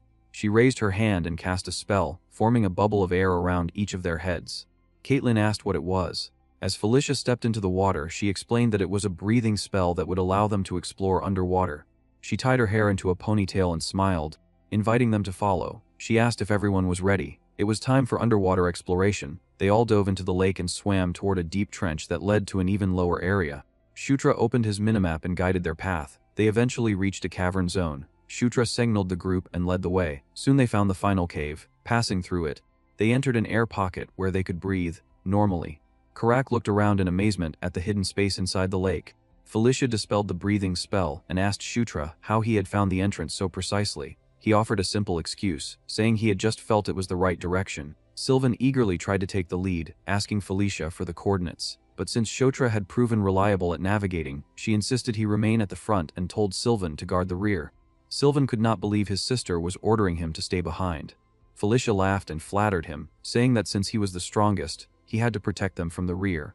Sylvan naively accepted the praise and immediately retreated to the back, proudly declaring he would take full responsibility for their safety. Felicia ignored him and joined Shutra at the front. The cave stretched on for a long distance. As they walked, Shutra noticed scattered swords and skeletons along the ground. He remarked that the place seemed even older and more abandoned than Thunderdome Fortress, which had been deserted for centuries. Felicia agreed, estimating that the lair had likely been inactive for at least 1,000 years. Green wind fluttered above them. Upon spotting something unusual, she called for her master's attention. She pointed to a wall covered in carved inscriptions. Shutra stepped closer and asked what the writing was. Even Felicia, the archaeologist, had never seen those characters before. As Shutra stared at the unknown script, golden light suddenly enveloped him. He had learned Ruined Precursor Script Level 1. Murmuring as he read, he deciphered fragments of meaning: ruins, nights, 10,000 years, end of days, 6 pillars collapsed, we failed to protect them. He admitted that the words felt overwhelmingly negative, though he could not fully grasp the context. Felicia was stunned that he could read what even she could not. At that very moment, something else happened. The earthquake gauntlet glowed with intense golden light. Simultaneously, a path deeper within the cave illuminated like a beacon at the end of a tunnel. Shutra silently turned toward the glow and began walking. Felicia hurried after him, trying to stop him from rushing into danger. But Shutra moved as if entranced, unaware of her concern. When he reached the source of the light, he stepped into a vast chamber. On an altar before him rested a cape radiating fierce energy. Shutra recognized it immediately. It was the equipment of the fierce cotton. Shutra reached the altar and realized that this was where the relic had been hidden. He stared at the blue, flamed figure on the pedestal, and thought that it was the equipment of the fierce Kalteen. Sylvan glanced at it and says that one look was enough to tell it was a great item. He immediately rushed forward and declared that something like that should belong to whoever grabbed it first. But the instant he reached it, he was slammed back and let out a pained cry. He clicked his tongue and wondered why a barrier had suddenly appeared. When Shutra stepped closer, the others noticed something through the barrier and remained unaffected. Sylvan blurted out in disbelief and asked how that was possible as Shutra walked straight through the barrier alone and approached the altar. He reached toward the cloak. A violent blue whirlwind burst out around Shutra. He looked up in confusion as the cloak, like relic, wrapped around him, and a system message announced that the Night Watch had acknowledged him as its master. More messages followed one after another, stating that his mental power, magic power, and agility had all increased by 10, that resistance to all attributes had risen by 1 level each, and that he had learned the skills embedded skill Blink Level 3, Flight Ability Level 1, and the awakening skill Black Wraith. The sudden storm exploded outward and forced the others back. Someone shouted in alarm and asked why wind had suddenly started raging like that. Shutra looked down at his transformed equipment and then realized that it was not a cloak at all, but a muffler. He thought that it must have changed into the form best suited to him now that his style was that of a fighter. Another message announced that he had obtained the equipment of the fierce Kalteen, the Night Watch. One of his companions remarks that, just as expected, Shutra had been chosen as the master again. Caitlin happily congratulated him, and Shutra thanked her. Not long after, a message arrived from the Demon King's castle. When Shutra asked what it said, the report came that the prince was ordering all princes and princesses to gather at the Demon King's castle within 10 days. Shutra froze for a moment and thought that a full mobilization order was not something seen often. He immediately realized that something major must have happened at the Demon King's castle. At dawn, the group returned to the Spider Forest Temple. Amida glared at them and complained about all the noise so early in the morning, grumbling that they could have at least come later if they were going to visit him. An apology followed as they explained that they had to return to the Demon King's castle urgently and had no choice but to trouble him. Amida snapped back and demanded to know what was supposed to happen to the equipment he had planned to make for them if they were leaving already. Karak then shamelessly asked whether the raccoon did deliveries. Amida furiously told him to stop talking nonsense and get lost, but then the suggestion came that Amida should come with them instead. Amida stared blankly in shock. Karak pointed out that Amida had said he needed to protect the last flame anyway, and reasoned that there was no safer place than the Demon King's castle. Another voice added that instead of hiding uselessly somewhere, everything would be solved if he just came with them. Off to the side, Sylvan muttered in amazement that Karak was only an orc, yet he was strangely smart. The Dryad Princess holding Amida then said that it was a good idea and that Amida should come too. Just then, a calm voice declared that this would indeed be best. Amida jerked in surprise. The others turned in confusion and asked what was happening. Amida blurted out that the last flame had suddenly said that. Amida shouted in disbelief and demanded to know whether he was seriously being told to follow them. Shutra grinned and remarked that it looked like Amida might have changed his mind after all. That only made Amida explode. He demanded to know what Shutra had done to the last flame and why it would tell him to follow them. Shutra casually replied that perhaps he had only exchanged a word or two as part of a steadfast alliance. Then he leaned in and asked Amida whether that meant he was coming with them. Amida growled, but the pressure mounted. At last he exploded and shouted that he was going, angrily calling Shutra a little punk. Shutra smiled to himself and thought that this had been easier than expected. Karak laughed and said that everything was perfect now, asking whether they were finally heading for the Demon King's castle. Shutra answered that they were not going there just yet, because they had one more place to visit first. He turned to Sylvan, called his name, and asked whether he could take them to the Lycanthrope Palace. Sylvan later confirmed that reaching the Lycanthrope Palace would not be difficult, but he grumbled about having to take everyone on his ship. Felicia answered that there was no point separating when they were already heading to the same destination, and added that going together would look better. Sylvan was asked whether he was still uncomfortable around them, and he barked back that it should have been obvious. Felicia then told him that if that was the case, he should at least manage his expression and avoid upsetting the fourth queen. Sylvan only clicked his tongue in irritation. The flying ship soon arrived at the Lycanthrope Palace. Once inside, the group was welcomed by the fourth queen, Elaine Moonlight. With a warm smile, she asked whether they had enjoyed their trip to the Spider Forest. Shutra politely answered that they had returned safely thanks to her concern. Elaine smiled in relief and says that she had heard there had been trouble in the Spider Forest, so she had been worried. Then her golden eyes shifted to Amida. With amused curiosity, she asked whether that was a pet and remarked that it was cute, especially with what looked like a snack bag strapped to it. Amida bristled in outrage. Shutra quickly corrected her and says that those were not snacks at all, because inside that bag was the last flame. He then introduced Amida properly and says that Amida was a member of their party. Elaine immediately apologized with perfect grace and admitted that her remark had been rude. Amida huffed and says that he would let it slide just this once. Elaine thanked him sweetly. After that, Elaine looked over the entire group and says that they had all worked hard to get there. She told them that, for today, they should rest without worry. The group accepted her kindness and thanked her. But just as everyone began to leave, Elaine called out again. She gently addressed the ninth prince. Shutra turned back and asked what it was. Elaine then told him that he should stay behind for a moment. Leaning close beside him with a knowing smile, she softly says that the two of them had something to discuss in private.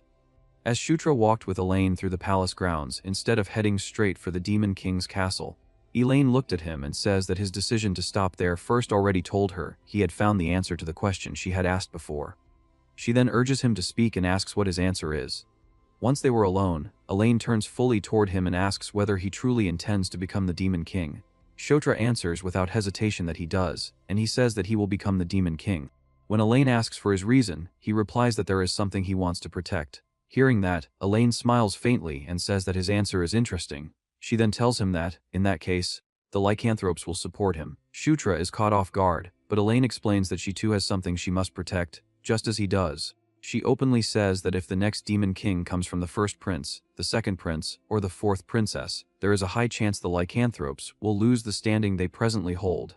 She adds that the current Demon King's side, and those princes are all burning fiercely with ambition. Elaine goes on to say that the Dark Elves are probably troubled by something similar, so Shutra should try to bring them to his side as well, because they would be a great help to him. Shutra says that he will remember that. When she asks how he plans to return to the Demon King's castle, he answers that he intends to have everyone travel together aboard Sylvan's airship. Elaine reacts in surprise and repeats the word airship. Shutra says that he is already in the spotlight anyway, so now that things have reached this point, he might as well stir things up properly. Later that night, Elaine looks out beneath the moon and remarks that the matter still feels strange no matter how she thinks about it. Ludwig wonders why the 9th prince chose an airship when a teleportation circle would have been faster. Elaine tells him that he is being naive again and urges him to think more carefully. She reminds him that the 9th prince is already being watched, then asks what would be the better move now, to waste time lowering his rival's guard again, or to shift attention toward forces beyond those rivals. When Ludwig asks her to explain it more plainly, Elaine tells him that Sylvan would never leave the airship. She explains that if Shutra used a teleportation circle, Sylvan would return alone on the ship, and that would look wrong. When Ludwig still struggles to grasp it, Elaine finally says that Shutra wants everyone at the Demon King's castle to see that a new faction has appeared. As the airship cuts through the sky the next day, Elaine watches it leave and quietly says that the fate of her people now rests on 9th Prince Shutra Ignis. She prays that he will become stronger than he is now, stronger and more steadfast. On the journey back, Sylvan happily hums to himself over a plate of grilled fish and says that it is his favorite. He cheerfully gives thanks for the meal, only for irritation to break out again almost at once seeing Chris. Chris also reacts with annoyance, and soon a complaint is shouted toward the chef about there being far too many fish bones. Nearby, Felicia lets out a weary sigh and wonders what she is supposed to do about those two. Karak then mutters that he is starting to get nervous, because every time they head for the Demon King's castle, some unexpected mess seems to explode right in front of the Demon King. Shutra immediately snaps at him to stop talking because he will jinx it. Karak shoots back that Shutra talks as if he is not already a walking jinx himself, and asks why he is acting so bothered now. Shutra argues that maybe nothing will happen this time and asks what Karak will say then. Karak replies that if nothing happens, that would be good in its own way, then awkwardly adds that he is only saying all this because he is worried about Shutra and should not be misunderstood. Shutra stares at him and says that he really knows how to talk, then wonders aloud whether Karak is truly an orc. Karak retorts that if he is not an orc, then what else could he be? An ogre. At that point, Shutra gives up and says they should just drop it. When the airship arrives near the Demon King's castle, it immediately causes a stir. Onlookers stare in disbelief as the dark elf side and the lycanthrope royalty appear together, and many question how such a thing even happened. Others are even more shocked that the 9th prince is the one leading the group. Among the watchers, Lady Chandra calls for Kadarov. After he answers her, she orders him to report to Anastasia at once and tell her that the 9th prince has formed a new faction. Back at Shutra's private residence, Amita explodes in outrage and accuses him of being a con artist, demanding to know why he had spoken of a forge. Shutra casually shows him the place and says that it is right there, then adds that from now on Amita can decorate it however he wants. He goes even further and says that if Amita needs anything at all, he only has to ask, because Shutra will prepare whatever is necessary. Hearing all that, Amita is left with a sinking feeling and thinks that, somehow he may never be able to leave this place again. A little later, Shutra recalls that back at the Demon King's castle, Amita had wanted to pass himself off as nothing more than a raccoon. Amita defensively says that he only wanted to avoid getting dragged into pointless trouble, then asks why Shutra is suddenly bringing that up. Shutra brightly says that it suits him perfectly. Before Amita can react, Shutra puts a collar on him. Amita is baffled and angrily asks what this is supposed to be. Shutra tells him with a grin that all pets in the Demon King's castle have to wear a collar. After a brief, stunned silence, Shutra adds that Amita needs to keep it on all the time so he does not forget. That finally makes Amita burst out in fury and scream at him to cut it out, calling him a little brat. 2 days later, the summons is carried out. As the princes and princesses gather once more at the Demon King's castle, a voice calls for all of them to enter. An attendant announces that the audience ceremony will now begin as the royal heirs gather once more in the Demon King's castle. Present in the hall are the 8th Princess Caitlin Moonlight, the 7th Prince Chris Moonlight, the 6th Princess Felicia Doomblade, the 5th Prince Sylvan Doomblade, the 4th Princess Anastasia Nikrian, the 3rd Prince Victor Nikrian, the 1st Prince Baikel Ragnaros, the 2nd Prince Zephyr Ragnaros, and the 9th Prince Shutra Ignis. From the throne, the Demon King says that it has been a long time since all of them gathered like this, and he adds that they have all traveled far to get there. Shutra tries to stay calm, but inwardly admits that even after all this time, the place still makes him nervous. He recalls Karak's words that every time they come to the Demon King's castle, something always blows up. Shutra silently fumes and thinks that Karak keeps saying unnecessary things, just to get under his skin. Before addressing the main issue, the Demon King says that there is someone he wants to introduce. Footsteps echo through the hall, and a cloaked figure enters. Sylvan turns in shock and blurts out that it is the Sword Lord. Others stare in confusion and wonder why the Sword Lord is there at all. The Sword Lord walks straight toward Shutra and says that it has been almost a month, then asks whether Prince Shutra Ignis has been well in the meantime. The hall freezes. Shutra awkwardly says that he has, but inside he wonders why this old man is suddenly going out of his way to stir things up. Sylvan is stunned that the Sword Lord greeted Shutra first and thinks that it is surprisingly significant. Zephyr thinks that hearing rumors about Shutra forming a faction was one thing, but bringing the Sword Lord to his side is something else entirely. Grand General Gallerhead asks whether the Sword Lord has taken the 9th Prince as his student. The Sword Lord calmly replies that the 9th Prince does not use a sword, so all he did was teach him a few moves. Supreme General Richard presses him further and asks whether, if Shutra did use a sword, he would have accepted him as a student. The Sword Lord admits that the question caught him off guard. Someone demands that he answer properly, but the Demon King cuts off the exchange and orders everyone to be quiet. The Demon King then calls for Isabella. Isabella responds that they will begin and raises her staff, conjuring a great magical sphere and floating panels throughout the hall. She explains that over the last 2 months, 5 frontier regions have been attacked by enemies wrapped in purple death energy, and that 3 of those 5 regions have already turned into desert or wasteland. She says that the first place attacked was the Angel Plains, and reminds them that the 6th Princess and the 9th Prince stopped that attack. She then states that the most recent place attacked was the Spider Forest near Lycanthrope territory, and that the same 2 defended that location as well with help from the 5th Prince and the 8th Princess. She emphasizes that the Spider Forest case is especially strange because it was not merely a frontier region, but a point inside the Demon Realm's interior. Hearing that, Shutra thinks that the Death Knight has been far busier behind the scenes than he expected. As he studies the pattern, he realizes the attacked places may share a single trait and wonders whether the enemy's true goal is to kill the guardian spirits. Isabella says that after compiling all the incidents, she has concluded that a hostile faction has emerged and can no longer be ignored. To crush them, a mobilization order has been issued. She displays the regions where the next attacks are expected and explains that the princes and princesses will be assigned to defend each region, block future attacks, and support efforts to locate the enemy's stronghold. Because Shutra and Felicia discovered the pattern and have already stopped the enemy twice, Isabella says that the right to choose first will be granted to the 9th Prince and the 6th Princess. She tells Shutra that if he examines the map, he will see each region's characteristics and the commanders already assigned to them, then asks whether there is a region he wishes to take. Shutra studies the map and thinks that the safest choice would normally be a place that is naturally easy to defend. Then he notices that General Bandal has been sent to a particularly brutal region.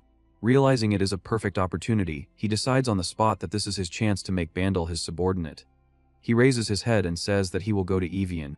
Isabella confirms that the 9th Prince has chosen Evian. Sylvan remarks that Evian is not even a very important place and is not particularly easy to defend.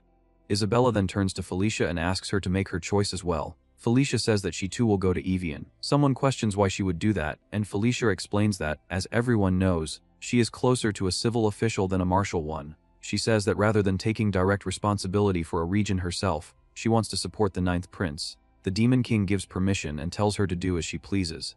Isabella accepts the decision and announces that the 6th Princess has also chosen Evian. With that settled, Isabella declares that the remaining locations will be assigned according to the amount of public merit each person has earned.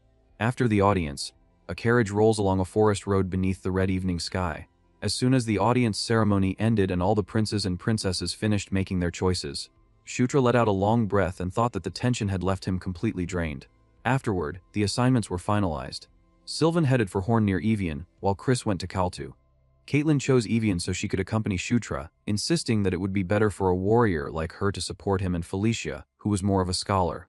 That reasoning was accepted, so in the end Shutra, Felicia, and Caitlin were the ones set to go to Evian. But Shutra could not stop thinking about Zephyr's reaction. When he had chosen Evian, Zephyr had shown obvious killing intent. Shutra began to suspect that Zephyr might also be aiming for General Bandal.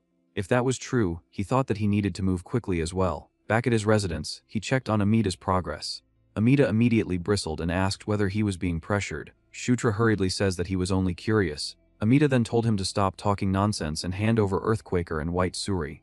Since they were already doing this, he says that he would tune them too, explaining that recalibrating them would make them much easier to use. Shutra brightened and asked if he was serious. Amida snapped that he was, then told him to hurry before he changed his mind. Shutra eagerly agreed and rushed off. Not long after, Flora found him, and says that she had been looking for the 9th Prince. When Shutra asked what it was, She informed him that a letter from the first prince had arrived. Shutra reacted in surprise and immediately realized it was from Baikal. At Chris's estate, the contents of the letter were shared. Baikal proposed that all the siblings hold a joint tea party together. Caitlin repeated the idea in surprise, and Felicia remarks that it was probably Baikal's way of building camaraderie, since that was the sort of thing he valued. Caitlin cheerfully says that it sounded fun and asks whether everyone would go. Felicia answers that there was no real reason not to. Chris adds that he would normally have skipped such an event, but now that he was no longer alone, he would go along with everyone else's decision. Caitlin then turns to Shutra and asks what he would do. He hesitates, but before he can properly answer, Caitlin clasps her hands and asks him to come with them. The brightness of her smile makes Shutra think that it is blinding, and he awkwardly agrees. Someone praises his choice, while Shutra quietly thinks that this is going to be exhausting. Caitlin happily reminds them that the tea party is in 2 days and that everyone must attend. Later, Shutra went to the Grand Library to search for information related to the Death Knight. But because his current public merit level was still too low, he could only access the surface level section. As he searched through the books, he grew frustrated and thought that maybe he needed access to deeper levels to find anything worthwhile. He could not understand how there could be so little on what he actually needed. Even so, fragments remained in his mind. He thinks about the Death Knight's purpose in killing a guardian spirit, the water called Ankle that had been destroyed 1,000 years ago, the intense love and hate relationship that Death and Famine had shown toward Conquest, and the ruined precursor race. He feels that all those scattered clues had to be tied together by one central thread, but he still could not see what it was. As he sighed in frustration, Felicia appeared. Shutra asked why she was there, and she says that the Grand Library was her favorite place in the Demon King's castle. She adds that she had something she was curious about, so the timing was perfect. Then she directly asks whether he had chosen Evian because of General Bandel. Shutra answers that, since he had met Bandel before, he thought it would be a little more comfortable. Felicia says that it is not a bad idea, and that it is also a good chance to strengthen ties with the general. Shutra then says that there is one more reason, because there is somewhere near Evian that he wants to visit. When Felicia asks what place he means, Shutra asks whether she knows Takar's slave auction house. Felicia is stunned into silence. Shutra explains that Takar is the entertainment city of the demon realm, practically its pleasure district. He then reveals that one of the subordinates he cherished most in Night Saga is their Nyatra, a succubus escort knight. He thinks that he needs to secure her before Zephyr makes a move, in case something unexpected happens. Felicia stares at him, then says that he really is a man after all. Shutra is confused, but she bluntly says that it sounds like there is something he wants to buy there. He immediately protests and says that she is completely misunderstanding him. Felicia coldly says that she is disappointed, while Shutra keeps insisting that it is not what she thinks. The next day, Shutra headed to the tea party. As he approached the estate, he looked around at the enormous grounds and thought that it was unbelievably grand, exactly what one would expect from the first prince. He then reflects that it had been a very long time since he and Baikal had faced each other like this.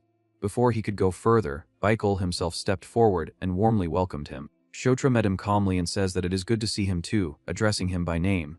With every sibling present, the tea party hosted by the first prince, Baikal, began. Tea was poured, plates filled, and the gathering unfolded with polished smiles and measured manners. Shutra remembered that, in Night Saga, tea parties were never simple meals. They existed for socializing, exchanging information, discovering and recruiting talent, protecting one's reputation, and even carrying out subtle media plays. They could be used for almost anything. Most of the conversation flowed around 4 people: Baikal, Anastasia, Felicia, and Caitlin. Meanwhile, Victor kept staring at Shutra from across the table, as if he were searching for the smallest excuse to start a fight. Shutra thought that Victor was an exhausting man to deal with. As he watched the room, Shutra reflected that the Demon King had never wanted his children to harm one another. There was supposed to be rivalry, caution, and restraint among the siblings, not hidden struggles for power where they truly sought each other's lives. But Zephyr had destroyed that atmosphere completely. Shutra remembered the future massacre that would one day come, the day the Demon King's children failed to unite and all lost their lives at Zephyr's hands. Nearby, Baikal grimaced and muttered in frustration, wondering why things had become like this. Later, Karak excitedly called Shutra over and told him to look at the new shield, proudly asking whether it suited him. Amita remarked that it looked somewhat brutish, but added that such a design probably meant it was sturdy.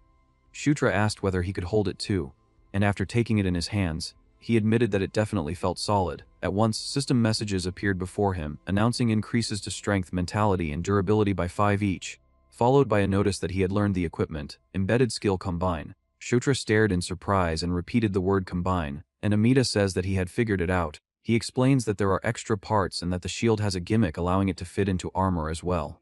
Then he tells Karak to raise the shield and say cultus. Karak awkwardly repeats the word, and the shield erupts with light as hidden parts burst outward and rapidly assemble over his body. Even Karak panics for a moment, but when the transformation finishes, the result leaves everyone staring. Shutra can only murmur that it is incredible. Karak exclaims that it is amazing, and Amita proudly explains that it now reflects magic and has also greatly increased physical defense, making real combat much easier. Shutra then nervously asks about his own equipment. Amita tells him not to worry because his is finished too. Shutra brightens instantly. Amita then reveals the completed white suri, now transformed into something completely different from its old form, wrapped in a darker, sharper design and glowing with green light. The next day, before the faction's own tea party began, Felicia told Shutra that he was the main character of the day.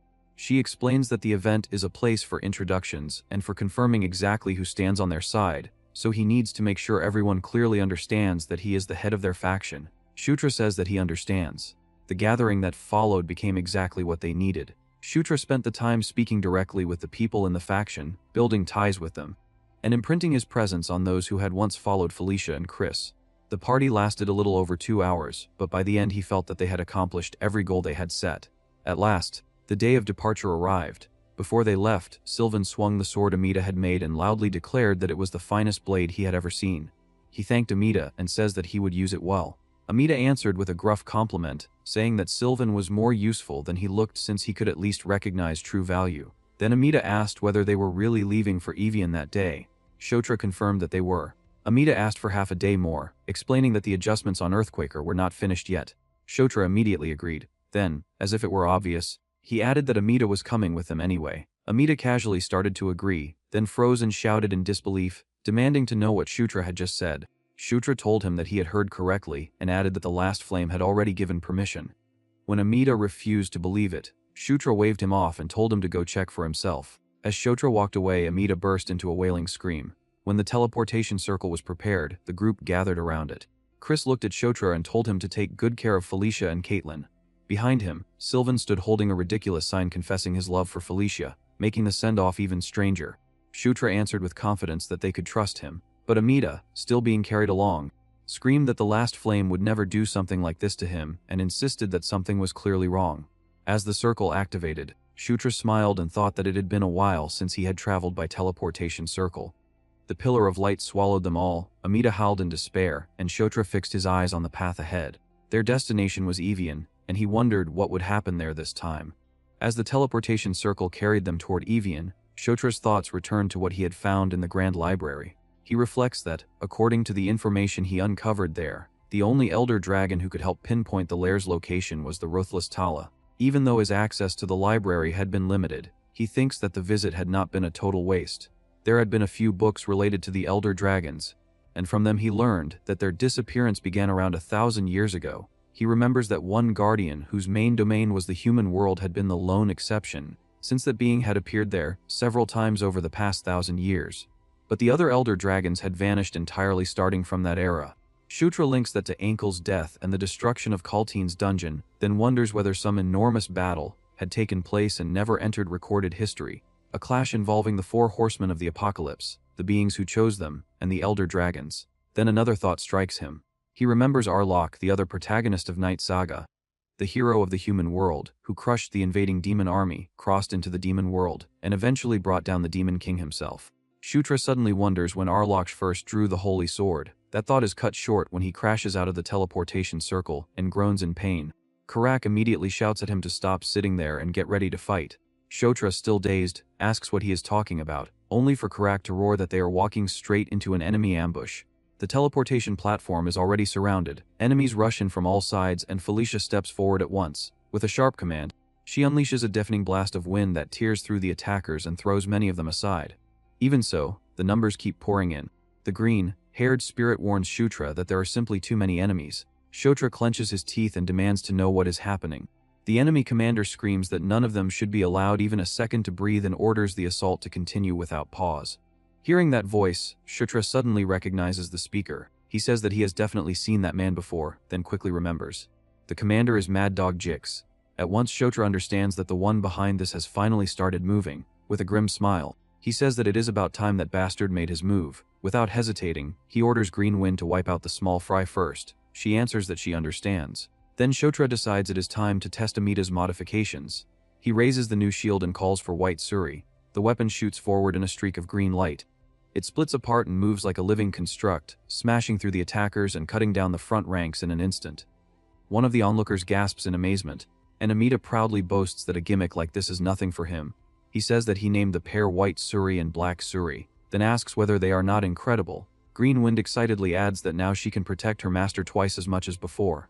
Shutra admits that it is impressive, though he asks whether she can really control both at once. She confidently declares that she can and promises to prove it. Jix, enraged by the sudden reversal, bellows that they little punks are dead and charges in personally. He swears that he will kill Shutra with his own hands. Shutra braces himself and says that will not be easy.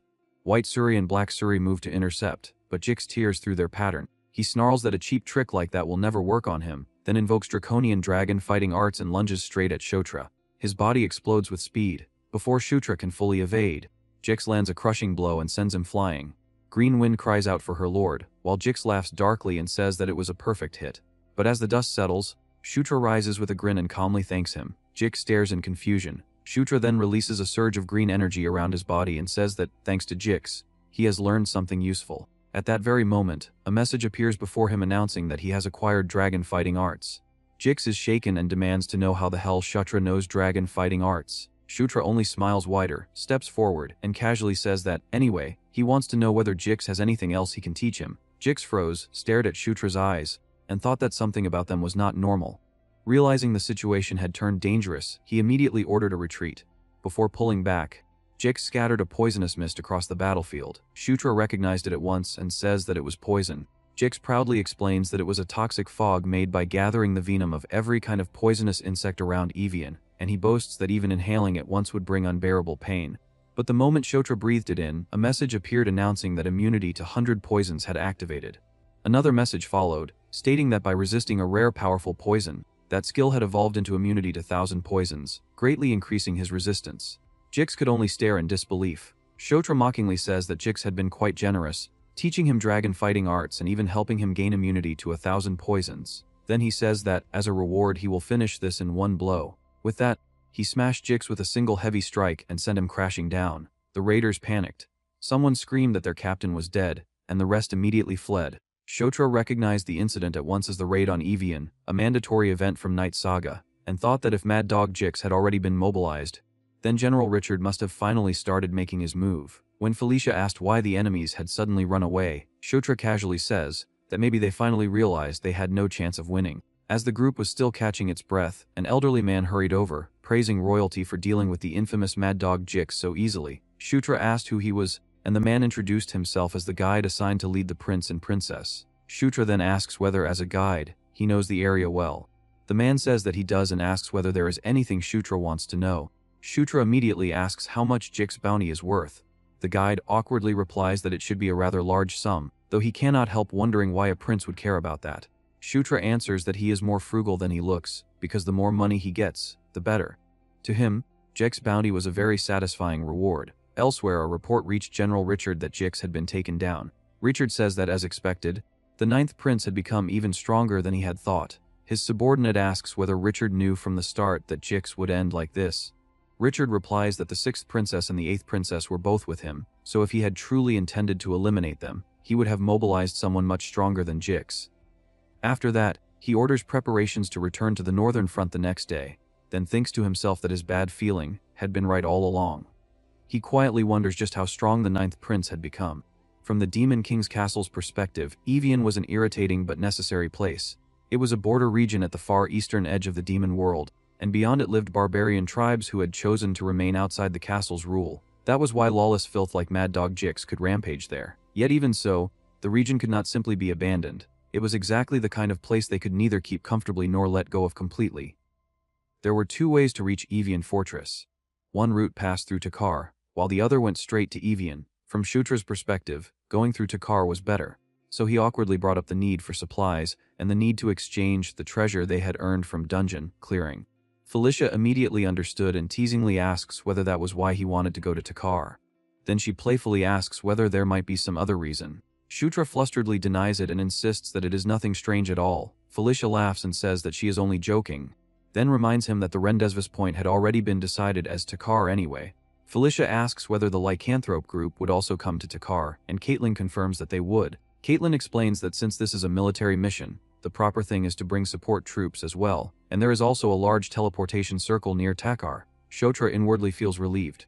Even so, Caitlin thinks that it had been a while since she last went there, and wonders whether the auction house is still the same. By night, they arrived in Takar. The city was exactly as infamous as he remembered, overflowing with noise, vice, and all kinds of dangerous people. Karak remarks that it is just like he had heard, a place unlike anything else. Felicia warns everyone to stay alert, because a city where all sorts gather is naturally dangerous. Once their lodging was settled, Felicia suggests that, since there is nothing to do until the auction opens, each of them should take some free time. Shutra immediately says that he will go look around with Karak. Felicia smiles and tells him to go ahead and enjoy himself. Shutra eagerly grabs Karak and heads out, while Felicia remarks that he seems unusually excited. After he leaves, Caitlin asks what exactly Shutra had said he came there to do. Felicia lightly answers that who knows, maybe he really did come because of women. Caitlin freezes in confusion and quietly repeats the word women as though she cannot quite believe what she just heard. Under the moonlit streets of Takar's slave market, Shutra and Karak finished another fruitless search. A dealer spread his hands and says that there is no slave there by the name of Nyatra. Shutra lets out a weary sigh. Karak asks whether he is truly sure that a woman named Nyatra is in the city at all, saying that they had already searched everywhere worth searching. Shutra tells him to wait, but inwardly he begins to doubt himself. He thinks that maybe this is how things are supposed to be after all. In Night Saga, Zephyr was not supposed to meet Nyatra until a year later. He wonders whether that means Nyatra cannot be found yet. At last he gives up for the moment and tells Karak that they should head back. As they leave, Karak recalls the description Shutra gave earlier and asks whether the succubus named Nyatra has pink hair. Shutra says that she does. Karak then asks whether her horns are black too. Shutra confirms it and asks why he suddenly brought that up. Karak points ahead and says that he just saw someone who looked exactly like that. Shutra freezes. Not far ahead, a pink-haired woman with black horns is walking through the street. In disbelief, he murmurs Nyatra's name. Then he lunges forward and calls for her to wait. But before he can reach her, she darts away.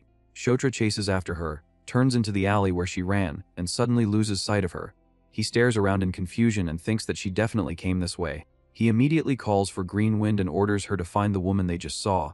Green Wind says that she does not understand what is happening, but promises to track her down. Even then, the trail vanishes. Shutra clenches his jaw and wonders where Nyatra disappeared to. At that moment, Karak says that something else is strange. He explains that the slave trader told him the woman they had seen was not there to be sold, but to buy slaves herself. Shutra stares at him in shock. He realizes he never expected that at all. The thought hits him hard that, at this point in time, Nyatra was not a slave. Meanwhile, she looks down at them from above, sensing her gaze. He looks up but finds nothing. Looking at the moonlit sky, and remembering the future he knew, he wonders what in the world happened to her for her to become a slave with him just 1 year. When they return, Caitlin notices that something is wrong. She asks whether something bad happened to Shutra, saying that he has not spoken at all since he came back. Karak casually replies that that is simply how things are. Caitlin then gently asks Shutra whether he is tired and suggests postponing the auction house for another day. Shutra quickly refuses. He says that they do not know when they will be able to come again, so they should go now. Caitlin tells him not to push himself too hard and says that if it becomes too much, they can return early. Before they leave, Amita stops Shutra and tells him to look at what he finished. He presents the newly tuned equipment and says that the tuning is complete now, so it should be much more convenient to use from then on. Shutra smiles and thanks him. From above, Felicia calls down for everyone to stop wasting time, get ready and move. Karak answers that they are heading out immediately. The auction house is already overflowing with people when they arrive. Caitlin appears in a dress Shutra has never seen before, and Karak openly remarks on it. Caitlin cheerfully explains that she could not wear clothes like that before because of Chris, then asks whether it suits her. Karak comments that the 7th prince seems more conservative than he first appeared. Caitlin scoffs and says that Chris is not conservative, just an older brother who thinks like an old man. Shutra barely hears any of it. While the others chat, he keeps turning the problem over in his head. He thinks that he has to find Nyatra before they leave Takar, but everything has changed from the future he knew so completely that he no longer knows how to locate her. Felicia suddenly leans in close and asks what he is thinking about so seriously. Startled, he insists that it is nothing. Felicia points out that the answer is written all over his face. Then she notices his clothes, tells him to come closer, and says that his tie is crooked. Shutra awkwardly agrees. Before anything else can be said, the auctioneer steps forward and calls for silence. He asks whether everyone can hear him, thanks them for waiting so long, and announces that the auction will now begin. He then declares that today's lots are the very items the guests have all been waiting for. At that exact moment, Shutra sees her again. His eyes widen as he realizes that the one appearing there is Nyatra. He is so shaken that he abruptly tells Felicia he has to go to the bathroom for a second. Felicia protests that the auction is only just starting, but Shutra is already moving. As he runs through the hall, his thoughts race. He asks himself why Nyatra is there. He wonders whether she came to participate in the auction somehow, or whether something even worse is happening. Then he spots a rough-looking man nearby and instantly recognizes him. He freezes in shock and wonders what the hell he is doing here in Takar. The next moment, a violent explosion tears through the hall. Someone shouts in shock, asking where that blast came from, while people scream and scatter in panic. Shutra grits his teeth and thinks that these people are completely insane. Amid the chaos, voices cry out for help. The auctioneer tries to calm everyone down. He pleads with the crowd to stay where they are and says that he will first assess the situation. But before he can do anything, the burly attacker charges in, crashes into him, and slams him down without mercy. With fury in his eyes, the man accuses them of daring to lay hands on their merchandise. Then he declares that, from that point on, his group will be taking over the entire place. The room collapses into instant chaos. Guests scream and scatter in every direction while armed men flood the hall, seal off the exits, and drag people down without mercy. One woman cries for help as a brute lunges after her. Shutra intervenes and takes him down. In the middle of the panic, Shutra stares at the leader and realizes who he is. The man is Paratus, the younger brother of the barbarian king Karatus. Shutra cannot hide his shock and wonders what someone like Paratus is doing in a place like that. Elsewhere in the hall, Carrick, Felicia, and Caitlin are still trying to understand what just happened. Carrick blurts out that everything had gone mad in an instant. Felicia notices that Shutra is nowhere nearby and immediately realizes he is missing at the worst possible moment. She clicks her tongue and complains that he had to disappear right then of all times. Even as another raider rampages through the crowd, she tells Carrick that he will have to find Shutra on his own. Purple magic begins to gather in her hand as she says that she will hold the place together for now. While the main hall descends into violence, Paratus moves through a quieter corridor and stops in front of a glass display case. Inside, a relic gleams under the light. He smiles in satisfaction and says that he has finally found it. It is the golden helmet of the Heavenly Dragon King. Before he can take it, a voice behind him alerts him. Paratus turns and sees a pink-haired succubus in a mask staring at him. He asks who she is. In the next heartbeat, she snatches some artifacts and bolts. Paratus snarls that if she wants to escape, she will have to put down what she just stole. The girl moves like a flash of white and pink through the corridors. She leaps over rubble, slips through narrow gaps as Paratus crashes after her like a charging beast. She spun away from his grasp and fled through the corridor, but he only sneered and called her an arrogant bitch. Then he hurled debris and display pieces after her, bellowing that she was not going anywhere. She dodged through the wreckage while valuables and decorations exploded around her. Paratus kept chasing, taunting her to keep running and calling her a slippery loach. Then, everything changes. Just as Paratus closes in, another figure cuts between them and catches the attack.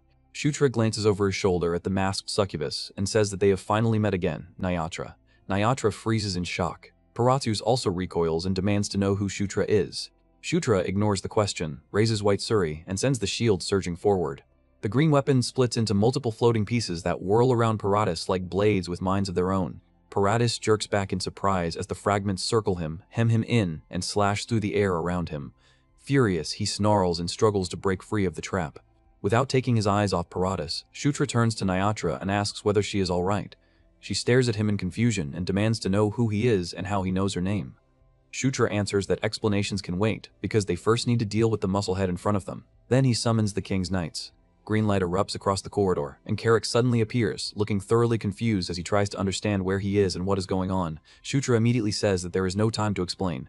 He orders Carrick to take Nyatra and get out at once. Carrick asks what about him, and Shutra calmly answers that he still has unfinished business. Carrick studies him for a brief moment, then agrees. He hoists Nyatra over his shoulder and says that he will go ahead and that Shutra should catch up when he is finished.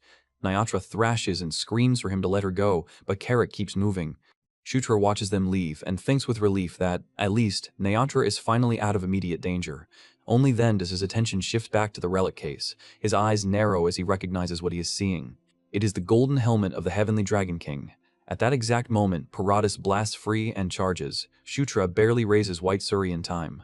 The impact detonates through the corridor and sends him flying backward, shaking the entire room. Dust and broken glass burst everywhere. Through the debris, Paratus accuses him of mocking him. As dark power surges over his body and his muscles swell, Shutra instantly recognizes the technique.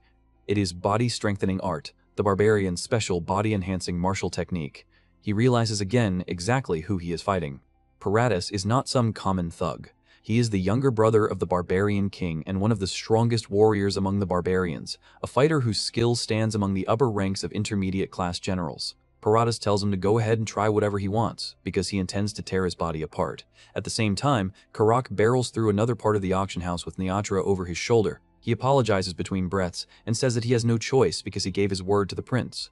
But raiders pour into the corridor ahead, blocking his path. He curses under his breath and charges them anyway, smashing into the first line head-on. More enemies flood in from both sides. Karak growls in disbelief at how many there are. In the middle of the confusion, Niatra slips free and bolts.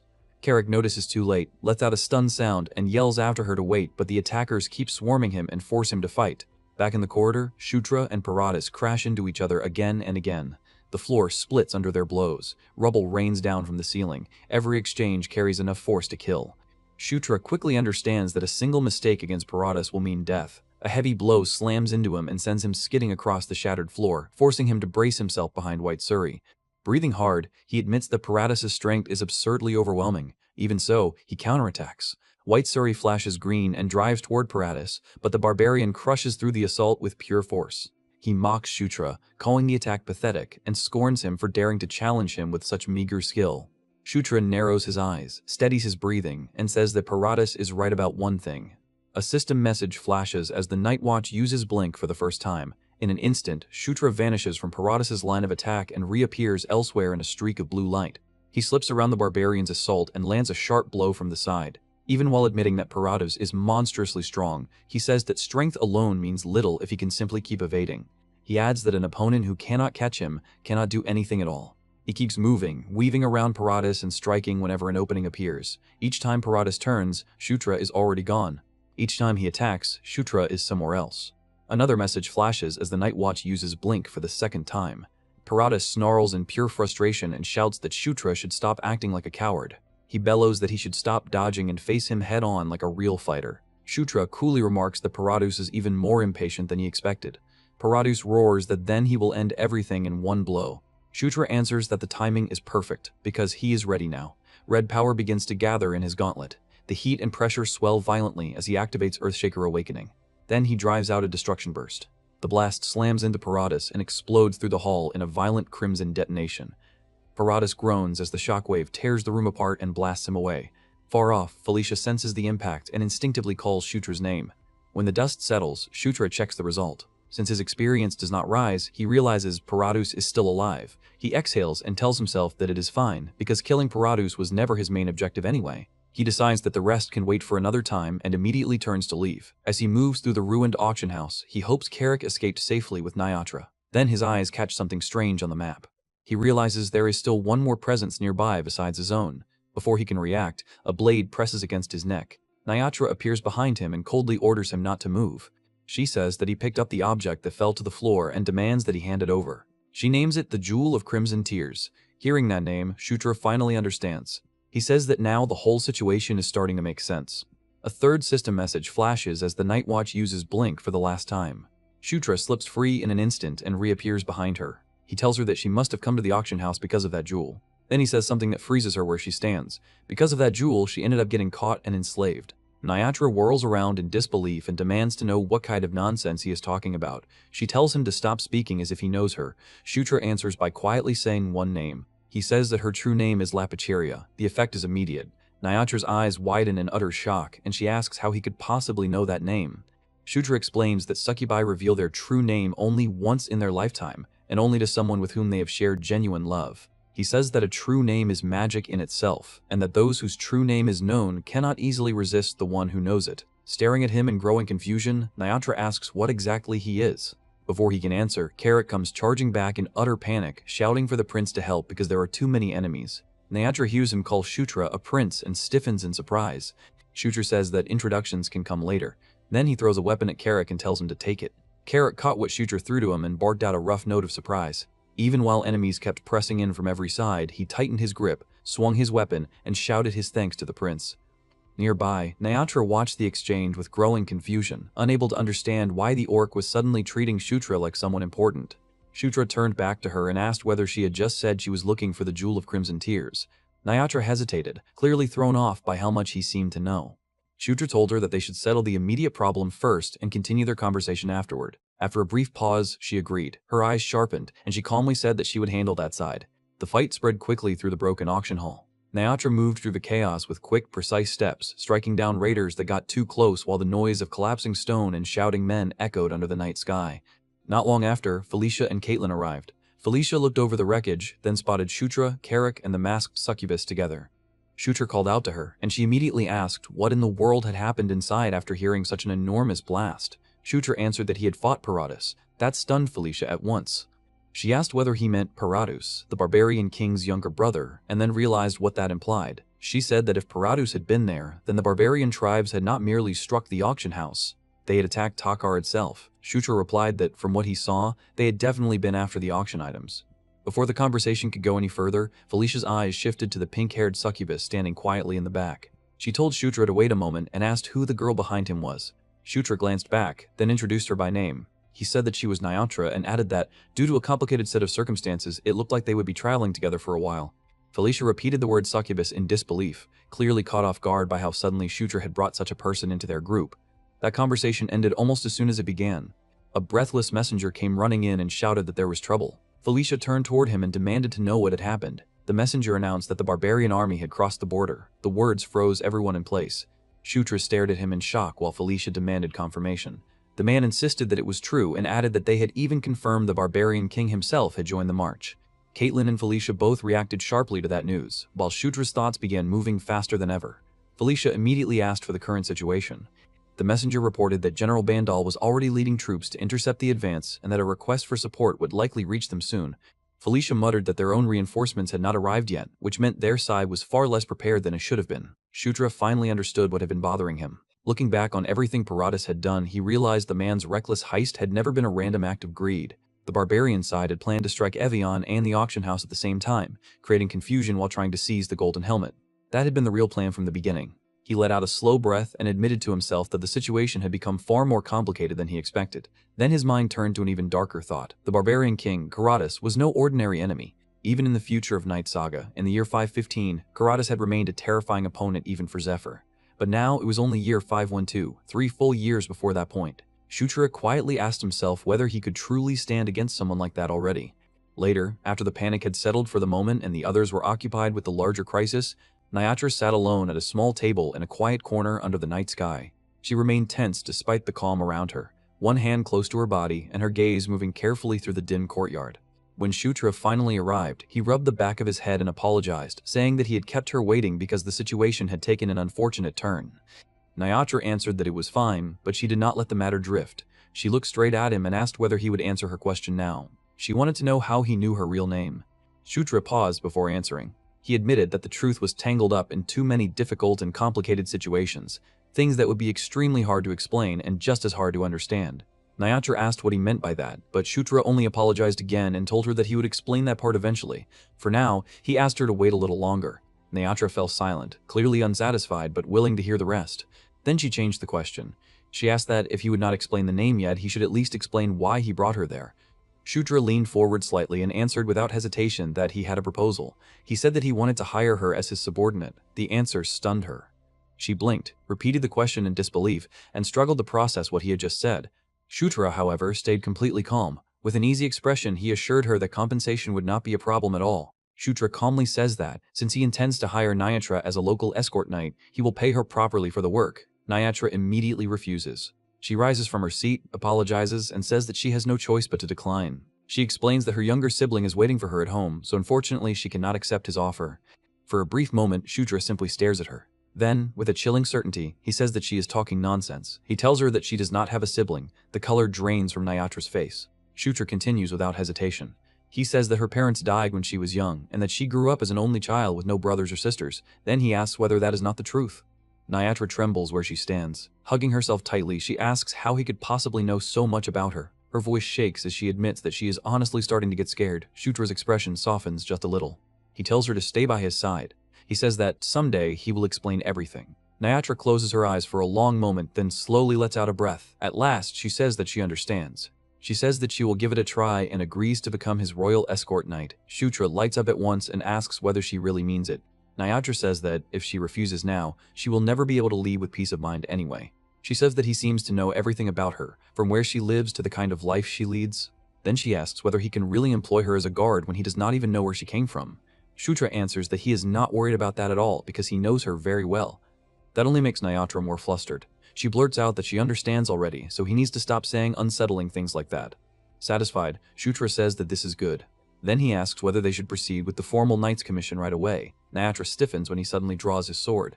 She asks why he would pull out a weapon at a moment like that, and wonders whether this is some kind of magical binding contract. Shutra tells her not to worry. He explains that it is merely a procedure, and adds that Carrick went through the same process too.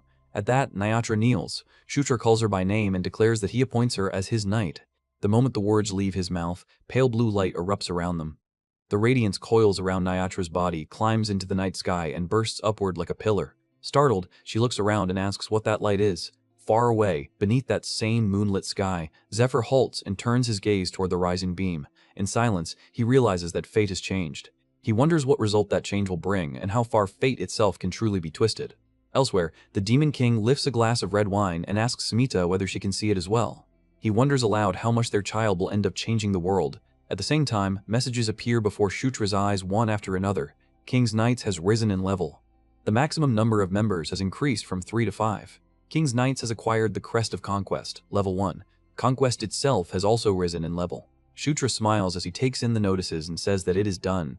Looking at the transformed Nyatra, he thinks with complete certainty that, from that point on, Nyatra belongs to his side. Not long after, Green Wind flies up in a flutter of excitement and declares that she wants to become his knight too. Shutra stares at her in confusion and asks what she is talking about. Green Wind hurriedly explains that, although she already belongs to him, her situation is different from Carrick's and different from that succubus's as well. She says that she wants to become like them. When Shutra hesitates and wonders whether there is really any need for that, she immediately begins pleading over and over that she wants it, repeating herself with childish persistence. Shutra thinks it over and concludes that, even if he later gives Bandal a knight position, there will still be one slot left anyway, so it is not a serious problem. In the end, he gives in and tells her that he gets it. Watching this, Green Wind beams and cheerfully says that, with this settled, there is no longer a single thing left for her to worry about. That is when Felicia opens the door and tells Shutra that she wants to speak with him for a moment. Overhearing Green Wind's strange declaration, she asks what she means by saying there is nothing left to worry about. Shutra says that the timing is actually perfect, because he had something he wanted to discuss as well. Then he announces, as casually as if it were the most natural thing in the world, that Nyatra has decided to begin serving as his escort knight starting that very day. Nyatra, standing at his side, lowers her eyes and politely says that she looks forward to working with them. Felicia is visibly taken aback. She asks what brought about such a sudden change and admits that, to be honest, she is rather surprised by the whole thing. Even so, after a moment of thought, she tells Shutra that this is his decision, and since he chose it himself, she trusts him to handle it properly. Shutra thanks her sincerely. Then Felicia recalls something else. She says that she heard the auction items disappeared during the chaos and asks him directly whether he happened to take them. Shutra awkwardly admits that he did, but asks why that matters. Felicia answers that her suspicions were correct after all, then asks him to show her the items. When Shutra reveals the haul, even she is shocked into silence for a moment. Treasure chests, ornaments, relics, weapons, and valuables lie stacked before them. She stares at the collection and asks what in the world all of it is. Then, half amazed and half exasperated, she says that Shutra really has some nerve to steal that many things. Shutra defends himself by saying that it was still better than letting Parata steal them. That is when Felicia's gaze settles on one particular item. She realizes that this must have been what Paratus was after all along. Shutra confirms it and says that the artifact is the golden helmet of the Heavenly Dragon King. Felicia lifts it carefully and studies it in the light. She explains that it is a sacred artifact symbolizing the king's authority, and that legend says it was once worn by the ancient barbarian king himself. In other words, she says, it is essentially a crown. She says, in this case, then it should prove useful one way or another. Shutra is confused, but immediately Felicia warns him to be careful. She says he must not let anyone discover that he took it in secret. If Vulcanus, the manager of the auction hall, learns the truth, then the situation will become extremely troublesome. Shutra nods and says that he will keep that in mind. By the next day, the sky has brightened, though the unease from the night before still lingers over everything. Shutra gathers the group, and Felicia tells them that they have all heard the news of the barbarian king's attack by now. She says that, for the moment, before they continue on to Evian, they are supposed to meet up with reinforcements first at the rally point. Felicia says that the Dark Elves are probably already at the rally point, and that the lycanthropes should arrive around noon. She explains that they will move with the supplies they bought the day before, depart from the rally point in the afternoon, and return to Evian no matter what. After laying out the plan, she tells everyone to prepare accordingly. The others immediately agree. Karok says that he understands, and another voice tells her not to worry. Following Felicia's instructions, the group finishes its preparations in Takar and leaves the city. They soon reach the rally point, where a woman formally greets Felicia and says that she welcomes the sixth princess. The woman is Alita Doomblade. Felicia warmly says that it is good to see her and calls her Aunt Alita, then asks how she has been. Shutra watches them quietly and remembers who Alita is. In Night Saga, she was the final escort knight who protected Felicia. He recalls always seeing her with a stern expression, so seeing her smile now makes him think that the smile suits her much better. As time passes and noon slips by, the lycanthropes finally arrive. Once both groups join together, the total number of reinforcements reaches 400. Shutra notes to himself that it is not a large force, but given the urgency, they had no choice except to move quickly. That brief calm ends when an urgent report arrives from the stronghold. The messenger says that the enemy has already begun attacking several strongholds at the same time. Felicia is startled and asks whether the attacks have already started. Alita quickly analyzes the situation and says that, based on the reported numbers, the enemy is using its main army to pin down General Bandal while sending special units to seize the strongholds.